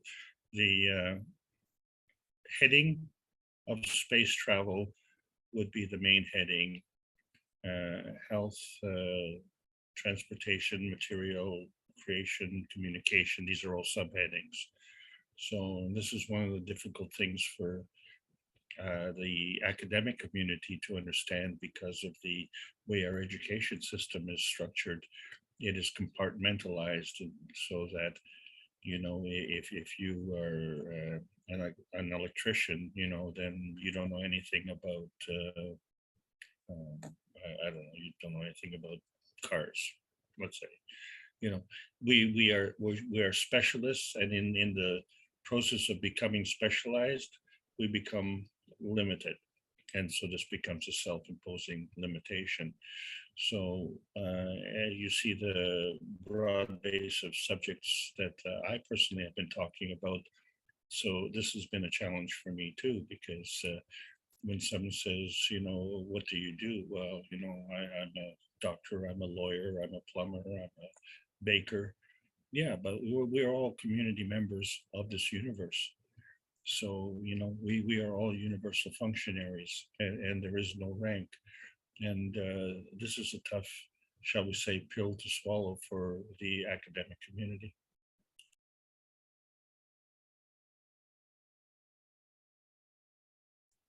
Anyone else has a question?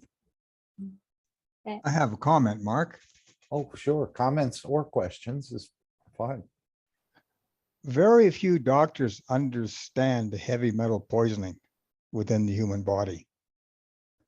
And when I was doing live and dry blood testing for over 10 years, I found that people that lived in high concentration cities like Los Angeles and places like that, they all suffered from heavy metal poisoning because of the pollution from the automobiles. But nobody was addressing this, because you can't see it with conventional testing. You need to look at the blood when it's alive. So realize, folks, we are a living organism, and the ganses are also living. So all you have to do is simply ask your body, what's the problem? And ask your soul. And if you know how to listen, it'll tell you. In my experience with making a specialized GANS just to deal with the breathing, in less than 3 weeks, I've almost ended my constant cough I've had for over a year.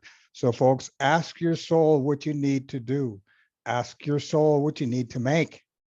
It will provide it, and just do it and then share it. I pass the talking stick. Thank you, Randy. Alex, you know, Solomon wrote a lot of these things called proverbs. And you were talking about rays and fields. And one of them, I believe, if it's from the Proverbs, was the tongue can energize the course of nature. Would that be a field? I know it's the interaction where the two souls meet at the voice box per se, but is that a field or a ray where actually we know there's nothing, you'll never find anything written in space or probably spoken, everything will be sensed through the emotions. Is this something you'd like to comment on? Yeah, certainly, Mark. It falls into the same category as music, right? You can enjoy the music and understand it while it's playing. And once the music stops, then it's gone. You can't, you know, you can hold a record or a CD or, you know, a vinyl record, but you can't hold the music. It's just like a battery. You can hold a battery, but you can't hold the energy. So it's only when you connect the battery do you see the manifestation of the energy. And it's the same with the record. It's the only time that you can hear the music is when you connect it to your record player. So the tongue is a representation of the dialogue, but the dialogue is coming from your soul, and it's like one person was asking, how can you tell if someone is lying? Well, if you listen to the words, you're listening to the manifestation of the dialogue. But if you listen to the intent, then you understand the truth. And the translators who are most successful are the ones who are translating the thought behind the words. The ones who have the most difficulty, and because you know that the structure of sentences is different in different countries. So those who are listening, who are doing a translation, if they're translating words, then it becomes a literal translation, and it becomes very difficult. So to really translate the essence, you have to be there. So that's one of the reasons that people attend these meetings in person as opposed to listening to the tape, because there's another energy field that is supporting that, and it's there at that time, you see. So it's like, why would you go to a music concert when you can listen to you might even be able to do it on YouTube, listen to it at home, and not have to pay for it. Why would you pay the tremendous amount to go in live? Because of the experience. A live experience doesn't just include the music, it includes the audience, it includes the emotion of the actors and everybody, and it conveys the message that even comes from the source, the composers. So this is the gathering of all the information that is coming together at that point of convergence. And so this is what we're going to be talking about in the advanced stages,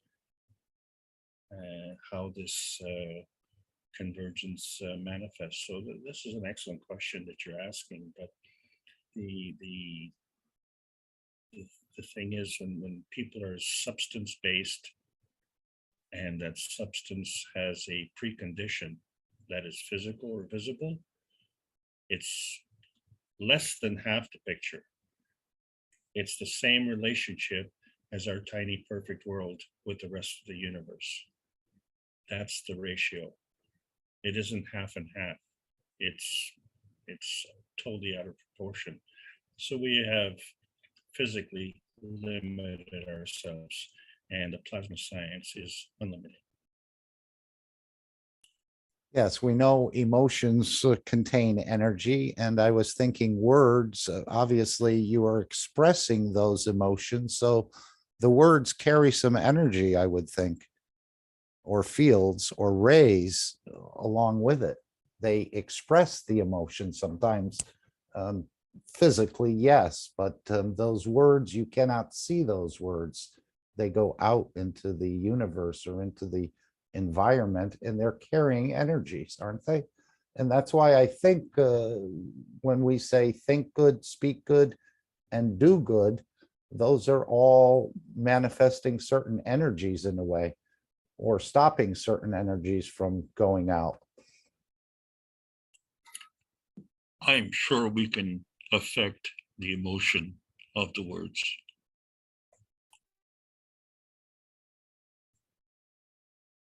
And Doug has put something very nice into the chat here. Physical life is so fleeting. The drop of water leaving the spout of the fountain to when it re-enters the pond, as Mr. Kesh explained in the 409.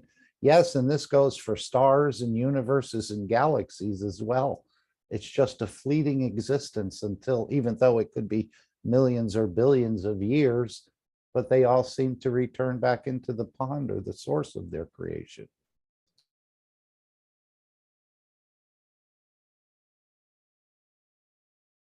Anyone else would like to bring something up? Shweta says, so true, my dear Doug, beautiful.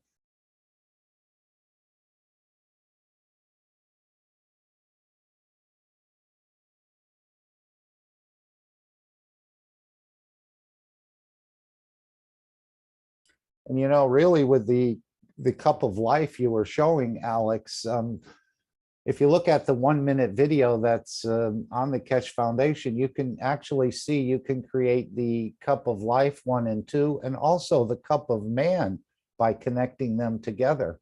And I think the cup of man in a way is a replicator. As we know, we can put anything that has to do with the emotions into cup 1 of the cup of man, and anything that has to do with the physicality can be placed in cup 2. And you will replicate those energies in a way and can receive those energies, as I understand it. I know, as I've said before, for feeding, it was suggested you could take cup 2 of the cup of man and spray as much as you want on the feet, and then take cup number 1 of the cup of man, the wider cup, and you would spray it on the head, and you could sort of create this gradient or this difference, which would allow you to absorb more fields as a plant does. So you Mark, really get 4 cups with it in a way, depending on how you hook it up. Yes, exactly. I want to make another comment here, and that is that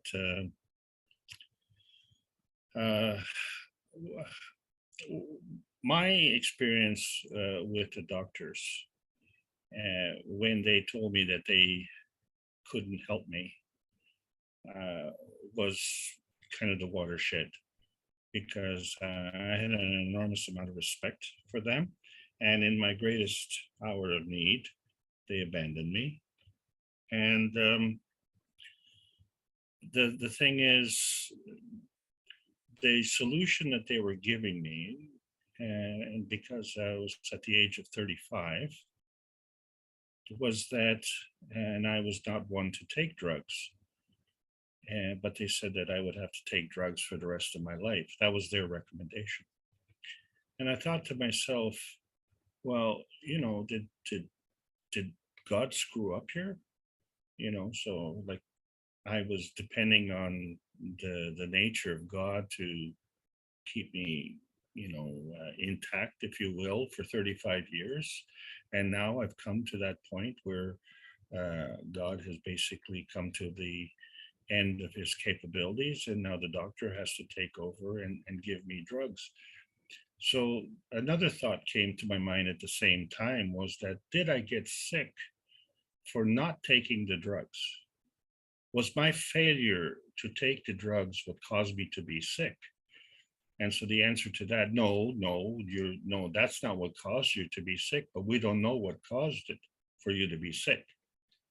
Well, so how can you be certain that that is not what caused me to be sick? But the bottom line, of course, was that God screwed up here. And I thought, you know, well, that's really a shocking statement for a doctor to make, that the doctor is picking up where God left off. And I thought that was, you know, ridiculous. So at that point in time, so I lost total faith in the medical community, and I went and I got myself a muffin at the bake shop. But Mr. Keshe brought up a point. Yeah, go ahead. Was that we have a deficiency in our physicality here. And so that the plasma is a supplement.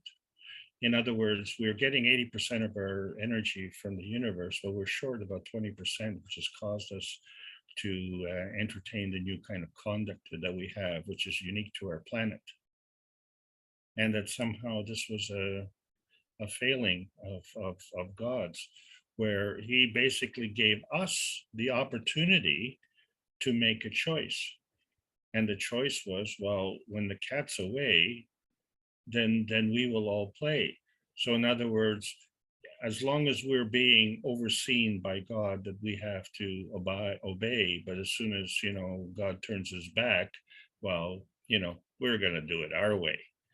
And so it becomes an affront to God's knowledge, where it's not God's knowledge that's a problem, it's our interpretation of God's knowledge that is a problem, because obviously our conduct is reflecting our approach to his knowledge. In other words, saying, okay, well, now that you're gone, we're going to do it our way. But, you know, like the doctor said, well, we don't know.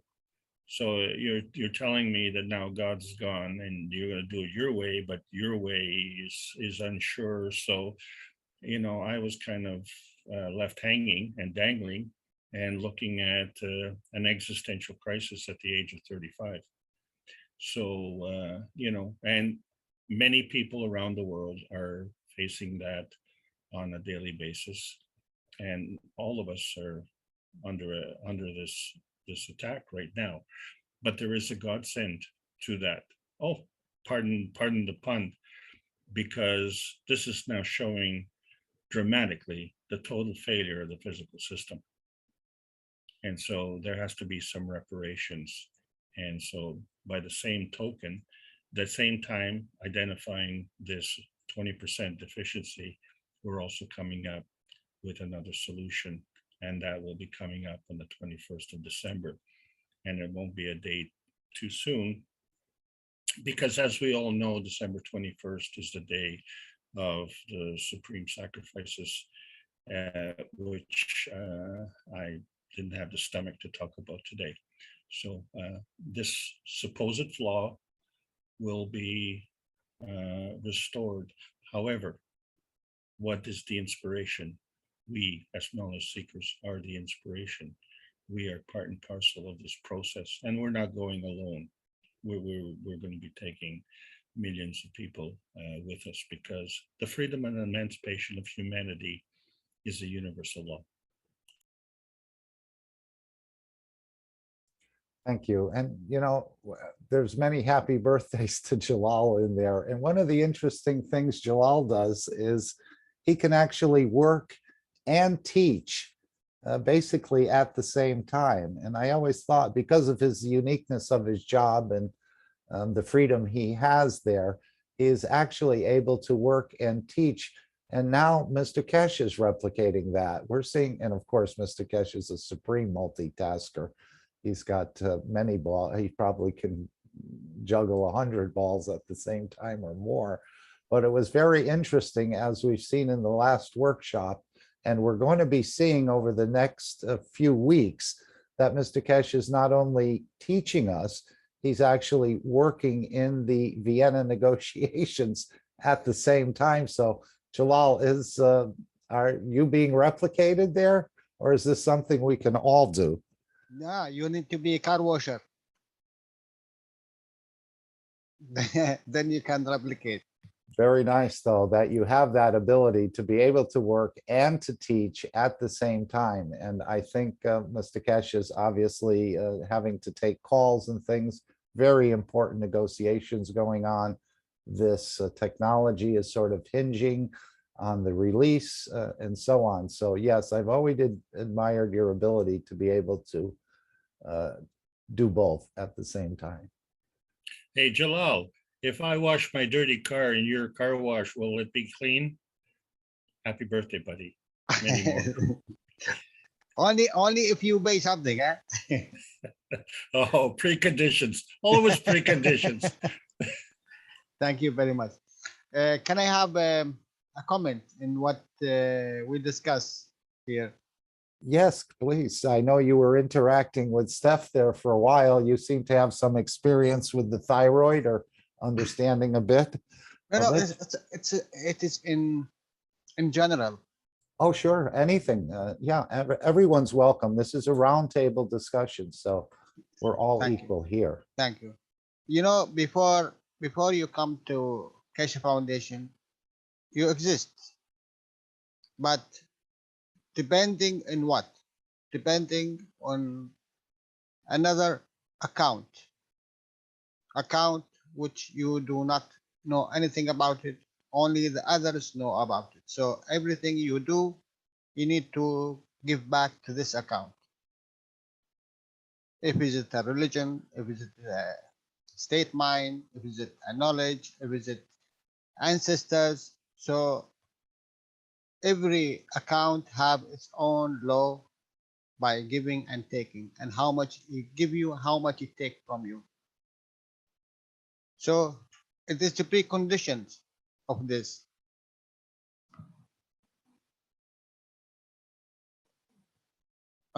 1 second, please. He might be working today. I don't think so, though. He'll be right back.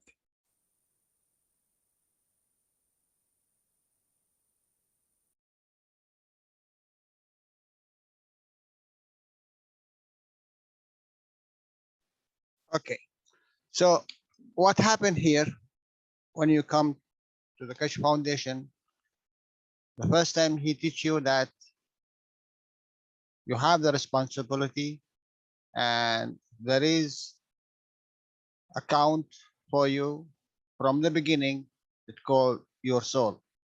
So you need to not to do deposit in any other account. You can take, and you are already taking and giving to your soul. So it is only knowing. And then there is no really a big deal with dealing with your account because it's very easy and very simple. And you can take and you can do whatever you want, only not to abuse.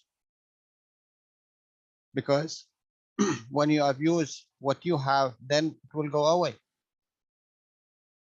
And as we learn, when you think good and when you do good and when you speak good, this is the gate which through it you can fulfill your existence, why you are here and what you are doing. And a lot of people get cured only with this position because they let go. They detach from the other accounts and they connect with their soul. And especially we see it, as Mr. Kaz said, in Islam. A lot of people, when they come to a point of leaving Earth, when they are dying, you know, they give everything out. Oh, please, my son, see if anyone wants anything from me, or I took this one from that one, give it back, you know, because there is a judgment after him. So he give everything, a center point of abuse and taking. So he disconnect from that and give back rights for the people, for the right people. And miraculously, that they cured themselves, and it takes minutes. It's not hours, it's not days, and it's not years, because they abuse the others by stealing from them and taking and abusing.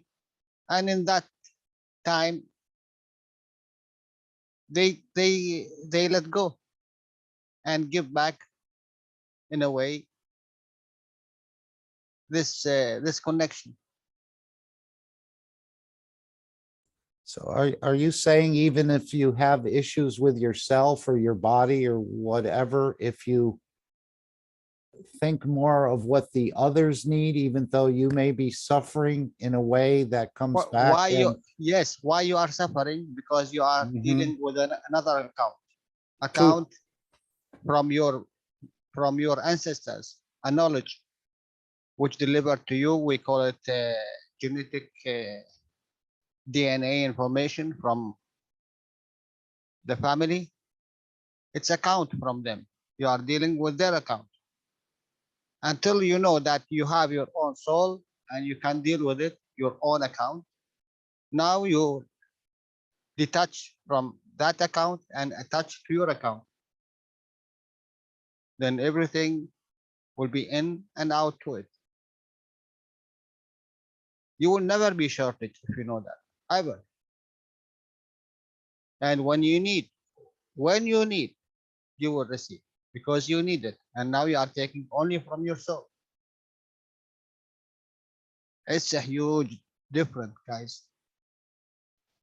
It's a huge difference. You remember last time, Mark, when I said, yeah, it takes a lot of time. What he said, Mr. Cash, it take a second. Yeah, it take a second. If you channel to your soul, it take a second. So whatever you want. And I hope we are on this path and we will achieve it 100%. Yes, and this is one of the beauties of these systems. I know in the 305 workshop, maybe 304 in that area, it can be set that you can meet your own soul. And he said it again recently, that you can fix the fences, you can see the physicality. And in the last workshop, he said, you're going to see the soul not as you want to see it, but as it actually is. So there's many things we're about to be experiencing through these systems, such profound things that we've never even come close to really understanding. So there's going to be a much closer relationship between the two souls because we're going to meet each other or mend these fences on the, go ahead. Thank you, Mark. I would like to ask Mr. Cash something really. Before 2 weeks, I asked to see my grandfather.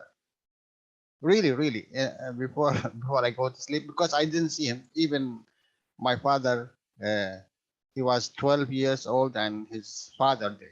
So I heard a lot of him. So I said, I would like to see him. And I wake up and I forget everything. And you know what? Today, my wife told me, we speak about something here, and she said, wait a minute. I dreamed about your grandfather. I said, what? And she know nothing about him. And said, yeah, but she said, I forget, this was before 1 week or more. I said, oh my God, I asked, and you receive? Why? How could we, Mr. Cash? How could be that happen? I asked for seeing him, and my wife received this communication, but she forget what he said to her.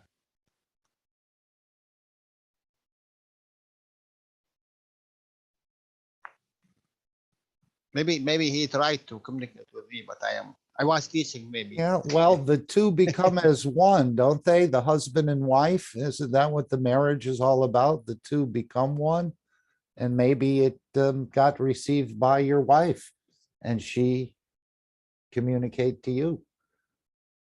I don't know. I don't know. But very interesting that you would ask and she receives. No, really. That happened different. today. I said, oh my God, I am asking for something and she received it. But she said that was before and she said, I forget about it because, it is not common that someone come and she said, I didn't see his face and I don't know him, but I know he's your grandfather because, he told me or something, there is something. And he told me to give you a message, but she forget. I said, yeah, if he give you that message, you will remember it one day. Maybe I have to do some magic here with her. The soul of the grandfather heard your request. Yeah. Absolutely. They are. Yeah. They are, in connect with us all the time, but we cannot hear them because we have a different frequency. We are dealing with physicality and emotion. Actually, we need to go more in the soul level. And more you go, more you have connection with them. Or maybe he's here for the party that's being planned. There's many souls that are returning. So maybe he's giving you an indication that he's on his way, or he could be already here for the party. Many souls are coming back. Yeah, everything, you cannot skip anything. Everything available to exist, and it is exist. Thank you, Mark. Thank you, Jalal. Would anyone else like to try and ask Mr. Kesh a question or make a comment or add something, what you heard from Alex, you have a question about? And I'm going to play this last 6 or 8 minutes from about 1 hour and 8 minutes in the 409 workshop, again, about the soul enhancement that's built into most of these systems, which again, we're going for the physicality and so on, but there's plasmas and other things built into these hidden technologies, I think, built into many of these systems the knowledge seekers are not even aware of. But this is all the consolidation into this one unit that can both the soul of physicality and the soul of the man start to understand the totality. And then, of course, as we've heard in the New Tomorrow, move from one dimension to another dimension. And this is going to go across all of the beings or races in the universe to be able to have this ability. It's a huge change. It's taken a long time to reach this point. And again, these are from Mr. Keshe's words. And there's a reason for it. I don't know the exact reason, but there is a reason for it. And then he said, we'll see if Adam creates from the apple of love, and humanity is going to benefit. And again, when we refer to Adam, we're referring to the creator, not in the typical Adam and Eve story we've been told to sort of mislead us in a way.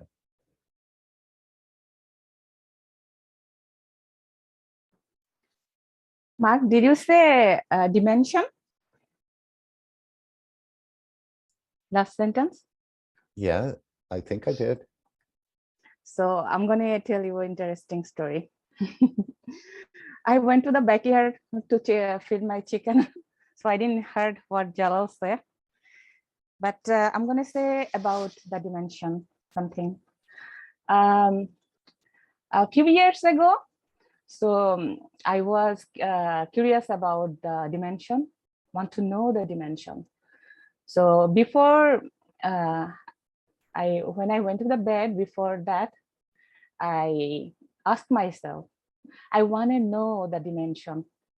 Can you help me? Just before the sleep. So I went to the sleep, and then that night I saw a dream.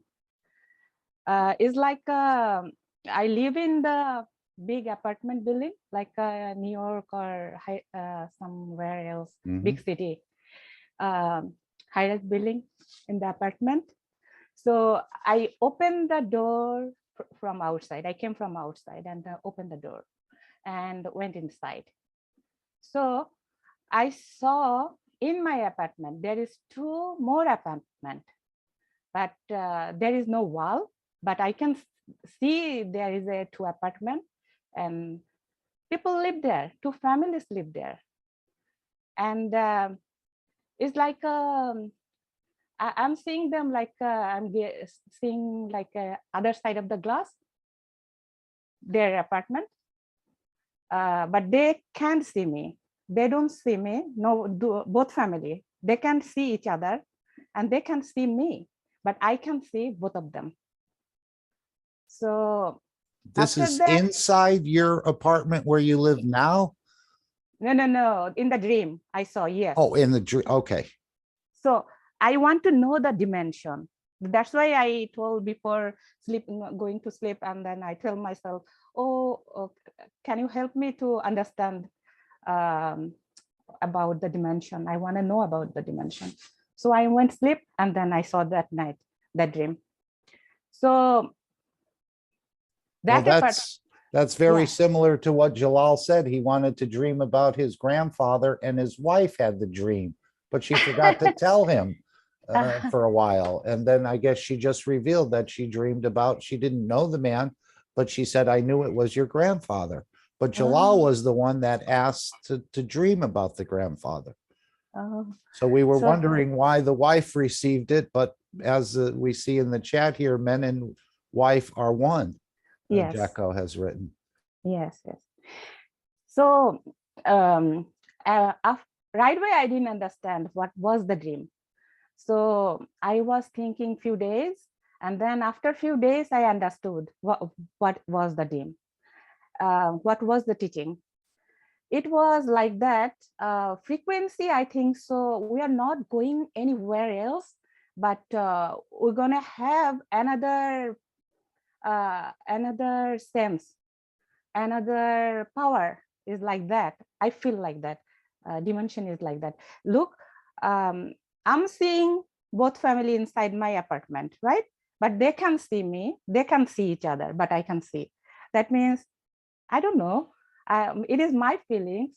It is like another power, another layer we would understand. It is another dimension. Dimension is not like that we are going anywhere else. We are having everything here, and we'll add another stuff with us. Did I say clear? Yes, I know Mr. Kesh recently had said there's about 5 dimensions. There's probably more, but at least revealing the 5. But man is only really familiar with 2, the physicality, and just starting to become aware of the soul dimension. But there's even other dimensions, even dimensions above the level of the creator. So there's many, many mysteries, and this knowledge is very deep and vast. Yes, yes, we will know more in the future. Yes, it is interesting. Thank you. Thank you for adding to the knowledge and talking about your dreams, as we've always heard. And it's hard to comprehend the dream state being the reality and the physicality being the illusion. And maybe it's just like that water, as Doug said, coming out of the fountain that appears for a moment, and then it returns back in. Even if it Yes. was 1 billion years or whatever, there's no time in that dimension. Yes, yes.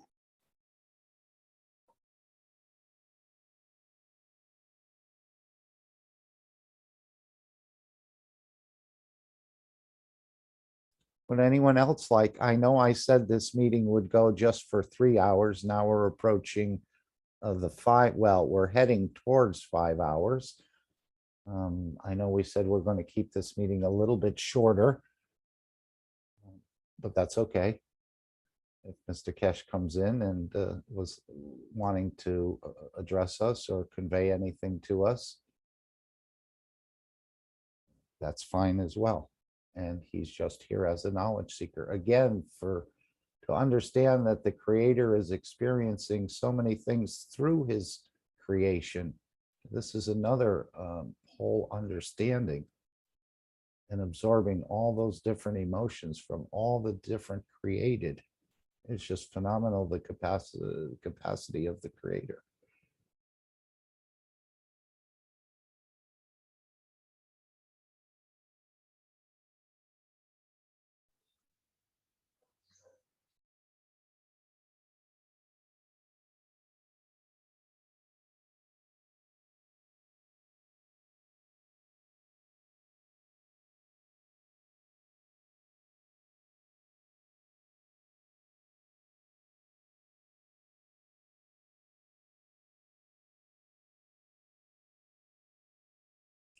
All right, I could play this 6 minutes and then maybe we can open it up a little bit, but these systems are really not about the physicality the same way the butterflies were not about balancing fields from your phone or from your computer. They're really soul elevators, and that seems to be the track I'm perceiving, that all these systems are, in a way, with hidden technologies and so on, to elevate or to bring these 2 souls together. And I know there's a wind that Mitra is, it's very beautiful that she's gathering the best of each soul, and there's going to be a new soul created, I guess, through all of the creation. I don't know if you trade your old soul in or you just get an upgrade like you do on your computer or your phone to be able to take in this new soul.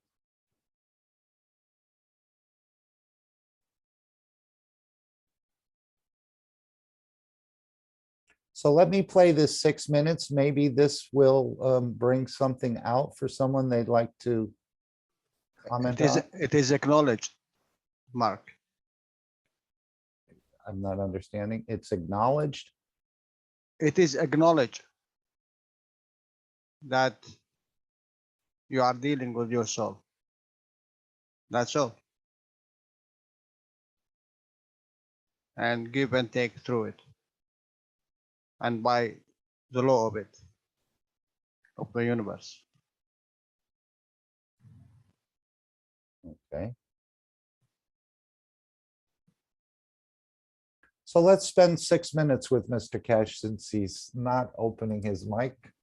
I think we have another way to hear him. And don't forget about this Christmas bundle. Where did it go? Yes, there's, I think, about 9 packages here. And of course, even if you don't celebrate Christmas, we have the, I think it starts with the home bundle and the educational bundle, the desk work bundle, the athletic bundle, the traveling bundle, wellness bundle, driving bundle, protection bundle. And this is all these promotions, it says, are valid until January 15th. And of course, the shipping is a one flat fee, as I understand it, of €14.99. So this is another benefit. So you can just go to the Keshe Foundation store. You can click on the Christmas bundle and elevate another soul this way. You don't even have to make the system. You can actually purchase one and give it away. And as I said, with the Cup of Life and so on, which is going to be, let's say, expanded, perhaps. Maybe it won't even be a cup. Maybe there'll be springs or other things added to the Cup of Life, or maybe there'll be a totally new system to handle the next 2 waves of things coming in. So just encourage everyone, you can support the foundation. And of course, Mr. Keshe said in the video we heard at first that we don't ask anybody to support directly the foundation, but to teach the knowledge. And that's a way of supporting. So let's see if I can find this. This is the right spot. I think it's on this one. Yes. Let's just hear a little bit about these systems and the importance of what's going on the soul level. I think there's more to it than if we understood it right now, these systems wouldn't be needed, but there obviously are needed for all of us and all of the creation as well.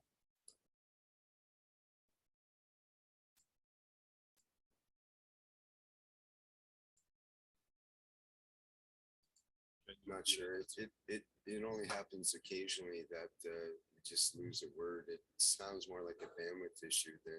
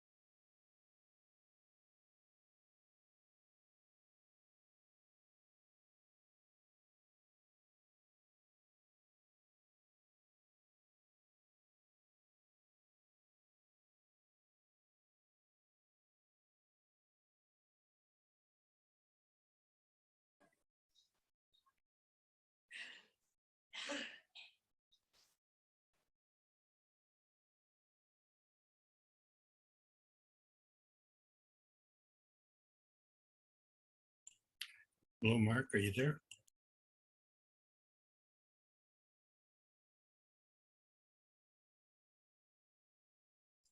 Yes, Alex?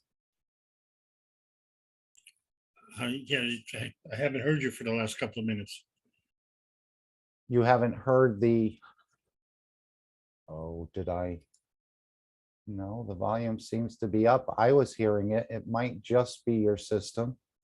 I can't hear it either. Huh, let me No just sound check. here. Okay, thank you for telling me. Let me double check. Yep. I think I Take moved over the that. screen for me. There you Okay, go. yeah, I did. Okay, sorry about that. Let's just back it up again. Let's start from the beginning, or at least this little part here.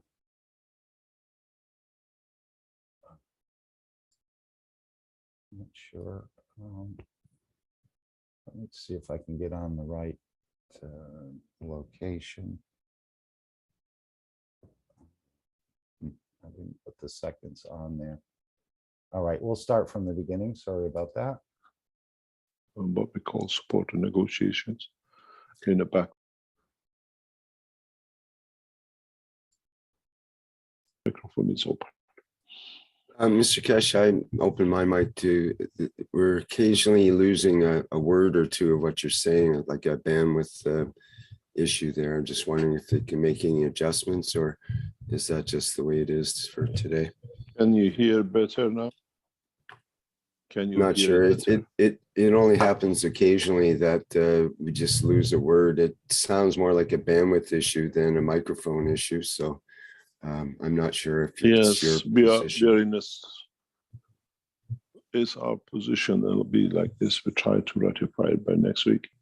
We are we are standing by, and we are part of the, as I said, supporting the, we are here to what we call support and negotiations in the background. So things come in and we have to get different phones ringing and taking bandwidth up.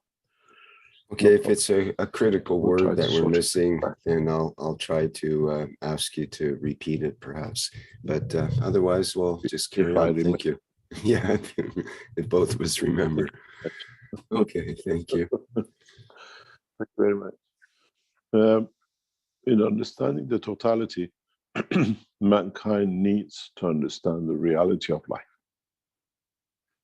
Not fictitious, the way we've been told and been frightened of. The day of judgment, when we go to hell, when we do this and that will happen. We have to understand the life of the man is a progressive process.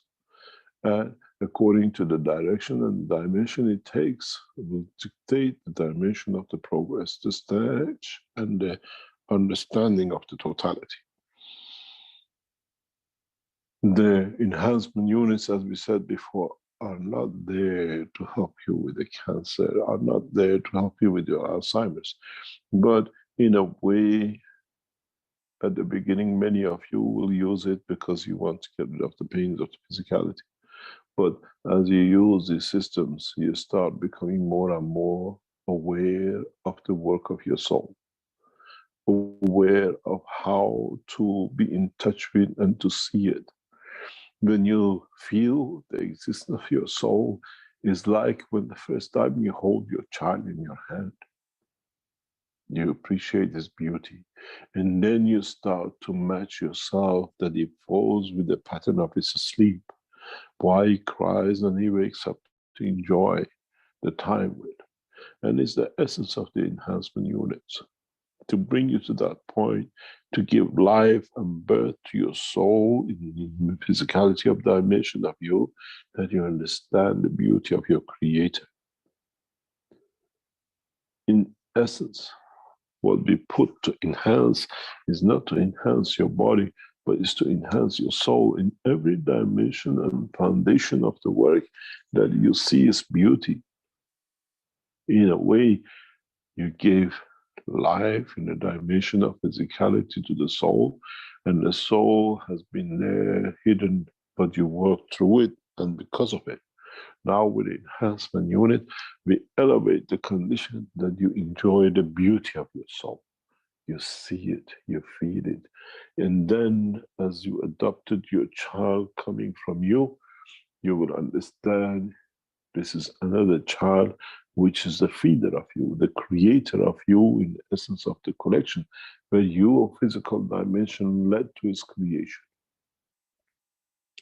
These enhancement units are in that part, in essence, for understanding the totality, in essence, for being there to be able to see the elevation of the understanding between your soul and your physicality. Very recently, I watched and I saw that elevation with one knowledge seeker. The instant he entered the environment of the unit. And it was amazing to see how fast the soul of the man reaches the soul of physicality. But you have to be wise to capture it. You have to be wise to understand it. And you have to be wise to see it the way it wants you to see it, not the way you want to see it. You feel the emotion. And that is the touch where the soul of the man reaches the soul of physicality. In time of being in these systems, you gradually become graduates to understand, to live to the dimension of the soul. When you enter these systems, you understand different attributes of your soul, and then you become aware of the true essence of the creation. In a way, these systems is the gift from the knowledge of Mitra to mankind. And in time, she shall show you how to. She will guide you in where to. And she will manifest to you the beauty of the light of the Creator. I am servant to her. And in so many ways, the beauty of her existence will bring us the kindness of the way that the love of the Creator manifests itself within Mitra.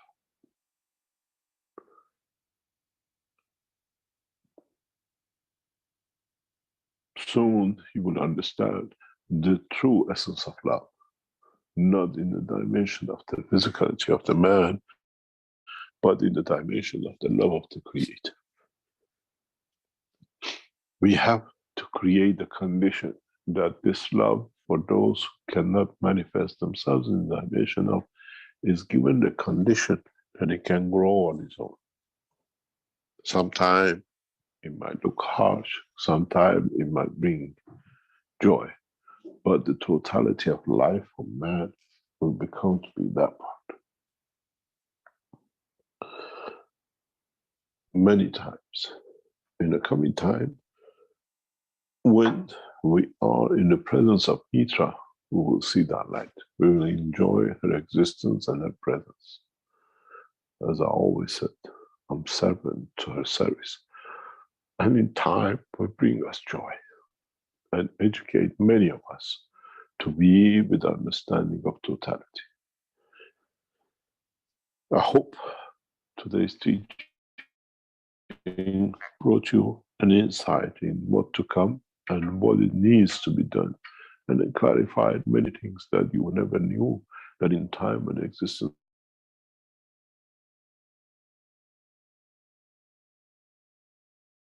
in the dimension of physicality. If you'd like to go for a break, Rick, and we come back after the break.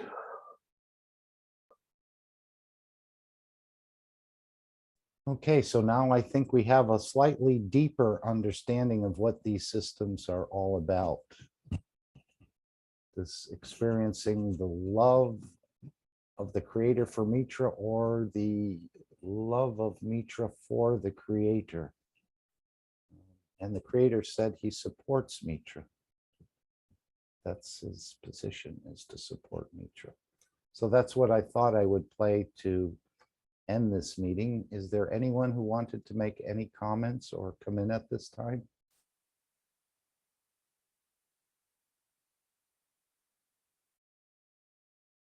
I always have been looking at it mostly with the physicality, but I did know that it can be set in a certain manner that you can meet your own soul. He referred to that about 100 or more workshops ago.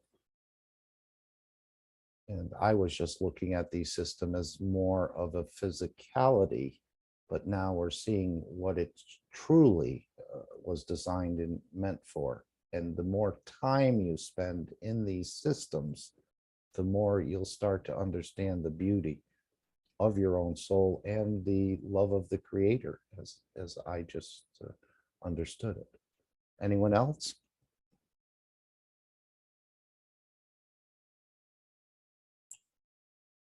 Mark, I just want to say thank you to everybody who's been here today at the North American International Corona Team meeting. And especially I want to thank all of you for allowing me to continue to make these presentations. We're crossing the bridge. We're going on the other side. The other side is the sun shining over there. And we'll pray for peace around the world, all around the world. Thank you all, and I look forward to seeing you all next week. I'm going to hand it over to you, Mark, and be a knowledge seeker in the background. Thank you, Alex. Thank you so much. Yes, it's very beautiful when we all get together. And of course, we're going to be concentrating our soul on elevating the negotiators, which this is a test which no one fails. Remember that. You might think it's silly, or if you've just come to the foundation, this is a lot of hokum or something like that, but you can try it. Your soul has a double PhD in this, and no one fails this test. And this is a way, Mr. Keshe is handling the physicality. He's allowing us to participate, even though he could handle all of these negotiations, both on the soul level and in the physicality level himself. He's allowing us to start to see what we have learned from the teachings about the soul over the last couple of years, as I understand it. So I think we'll also be focusing on other things as the future starts to become the present. And we'll need to maybe focus in on certain other things that need enlightenment as we go along. So it's a very beautiful process. I don't think any of us are totally aware of what is about to happen. And again, this is on an individual basis. I'm not going to meet your soul, but I'm going to meet my soul, and vice versa. But again, it's all connected with the soul of the Creator and the love for the Creator. And if the Creator is serving Mitra, I guess we will also serve Mitra. And Mitra, I think, being humanity, or the dimension of physicality, wherever you find it across the universe.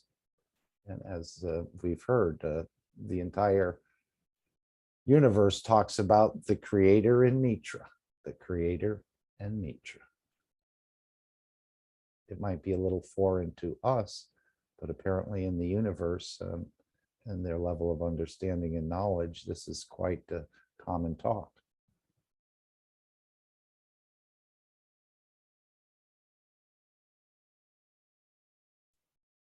Okay, we'll ask one more time if anyone would like to come in and convey anything else, bring a thought, an observation, add to the knowledge.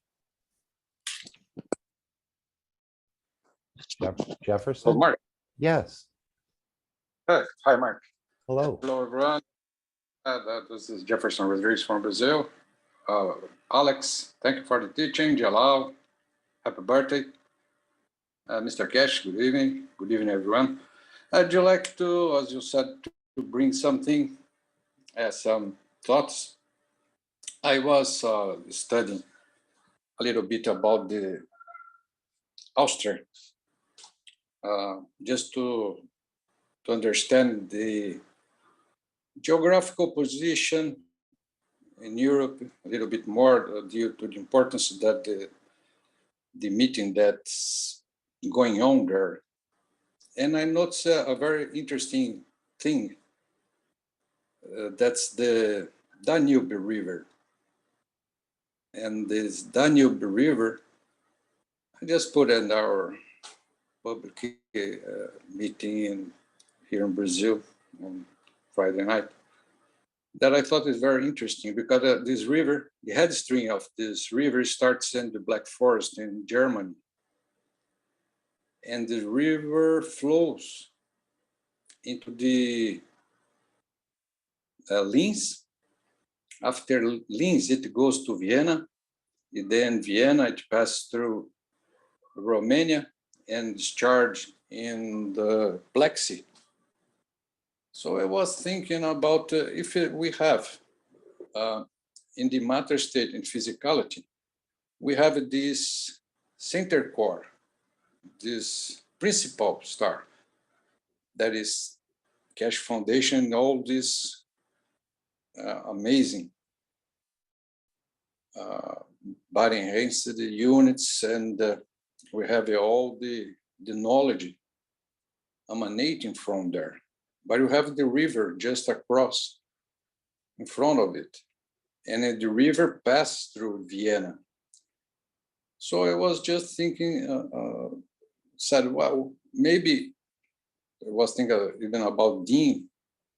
Said, well, maybe we can put some plasma water or plasma inside some bottle and put in the river in Linz, so you connect with this, just to bring it to the matter a little bit, and matter gen, as Alex must say, it can maybe goes to the pre-aminogen, that I understood what the way that Alex is trying to connect things.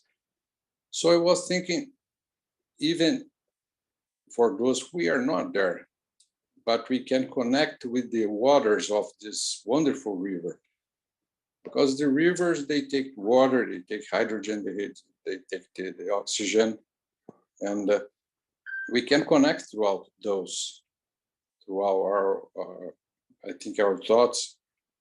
So you can bring, because the river passes throughout Vienna. Everybody drinks the water coming from that river, and maybe the fishes that they take, and so it could bring a kind of connection light throughout the river that will spread not only for those cities, but through the whole Europe, because it's very, I think it's the second largest river in Europe, and it's amazing, beautiful river. And I just something that brought my attention. I said, oh, it's a common denominator to many cities, and it goes to Romania, where we have so many knowledge seekers, very advanced. Maybe they can put some Gans water inside a bottle as well, just to create a kind of connection line, you know. So I would like to bring this. Let me see. It was a find for me that I noticed. So maybe we can strengthen the elevation that we've been directing or focusing to the negotiator. We have they are discussing. Maybe you can give this. It can help all the environment and the animals and as well, and the fishes and the people that lives there.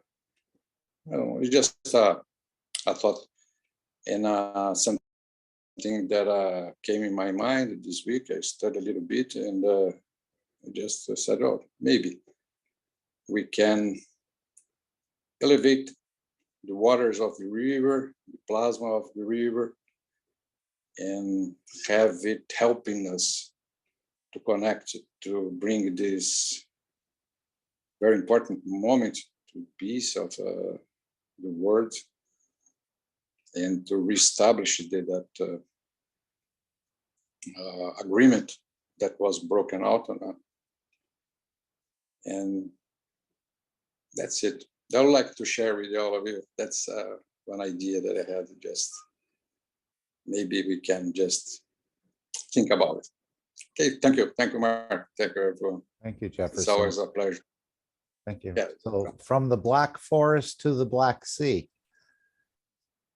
Yes, that's interesting. Yes, it's quite a large river. I've actually taken a boat. I was in a conference in Germany at some point a number of 20 more years ago there. And they have many boats as far as transporting goods as well as pleasure, where you can go to different points and get off. And we did some sightseeing and had a little couple of meetings there for a number, maybe a week or so. I don't Yeah, remember. that's amazing. That's almost 3,000 meters, 3,000 kilometers of river. I think all the souls are, you know, if you tell one soul, obviously all the rest of the souls in the universe probably know and hear. So I think the souls, whether they're the fish or the animals or us or the plants and so on, I think they all are aware of what's about to take place on the soul level, let's say. Most of the citizens and others don't really know in their physicality, but I think the souls know what's about to happen across this universe and on this planet specifically.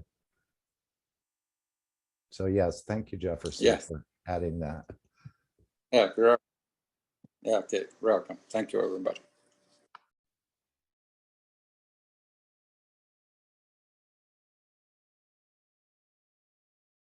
Okay, if no one else wants to come in, I think I will play the final disclaimer and then we will end the meeting. I want to thank you all from all of our teachers on different levels.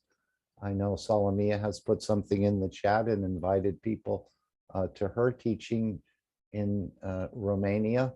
I think we're going to hear something from Barbu on Wednesday in the reactor group. I think he's contacted Rick and Gail. If you'd like to light a light, hopefully you'll join the reactor group. He's compared his notes, he said, with Alex, and basically they're working pretty much the same.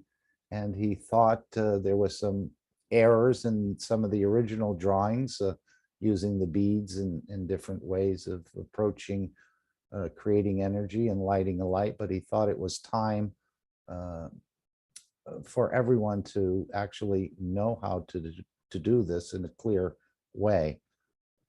So if you're around for 7 a.m. on the Wednesday morning, you can join the Kesh Plasma Reactor Group, and I think you'll be quite delighted to hear the explanation more of the Alex beads and how we move energy to create this light and more.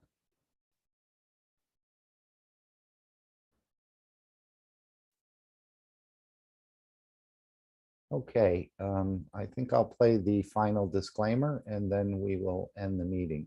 Again, is there anyone else who wanted to bring anything else? I want to thank you all for contributing, whether verbally or on the silent line of communication, we call it. And just for your presence here today and all the work each and every one of us are doing in different ways around the foundation. Again, we give a big applause to the Brazilian Portuguese language community, and all the work that they're doing there is inspiring many of us to go and reach a much higher level. So we want to thank all the people working there and for all the work they're doing, and congratulations on the university that will be developed and set up. Again, there's a university, and then there's also did he call it an institute? The one is going to be for teaching like the university, and the institute I think will be for research. So there's almost a two-track. And the beautiful part about whatever's taught in the university, it'll sort of get transferred to among the other universities or to anyone else who may be listening across the planet. So we're in for some beautiful, beautiful times ahead.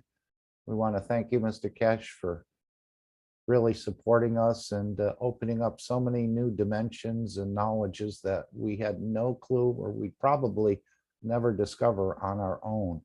Even you could read 1,000 books and not really come across this knowledge in the way that you've presented it so clearly and in such a short time. I think these systems will help us to understand the totality more and understand the work of our souls and get a very clear picture that we can convey it to the others, and hopefully they'll experience it as well. So again, the systems and the knowledge is in a way connected to this Vienna conference, whether it has to do with borders or flight systems, space travel and everything.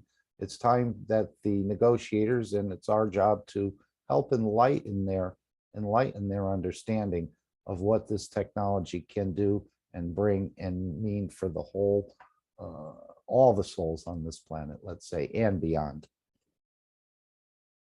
So thank you, every one of you.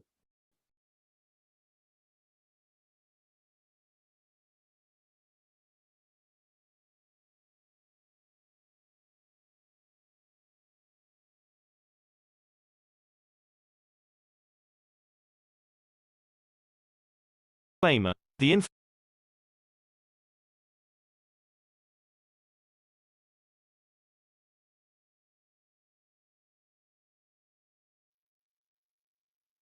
Disclaimer. The information and education material contained herein is meant to promote the general understanding and dialogue of GAN's processing. Such information is not meant or intended to serve as a substitute for a healthcare professional's clinical training, experience, or judgment. For patients and individuals, such information is not to be a substitute for professional medical, therapeutic, or healthcare advice or counseling. For medical issues or concerns, including decisions about medications and other treatments, readers, viewers, listeners should always consult their physician or, in serious cases, seek immediate assistance from emergency personnel. Prescription information, procedures, and use of medical devices information should be undertaken only by properly trained and certified medical personnel. We specifically disclaim any warranties, express or implied, including implied warranties of merchantability or fitness for a particular purpose. Such information is provided, as is, and is believed to be accurate at the time of its publishing, but it is the viewer's job to evaluate the accuracy of any information found in this presentation. Every case presented is of their own experience, applied by themselves for themselves, and it applies to their case only. Every person experiencing health problems should seek professional medical advice and consult their course of treatment with a doctor. The processes of plasma balancing described herein are a natural process which supports the body but does not replace medical advice or therapies one is already subject to.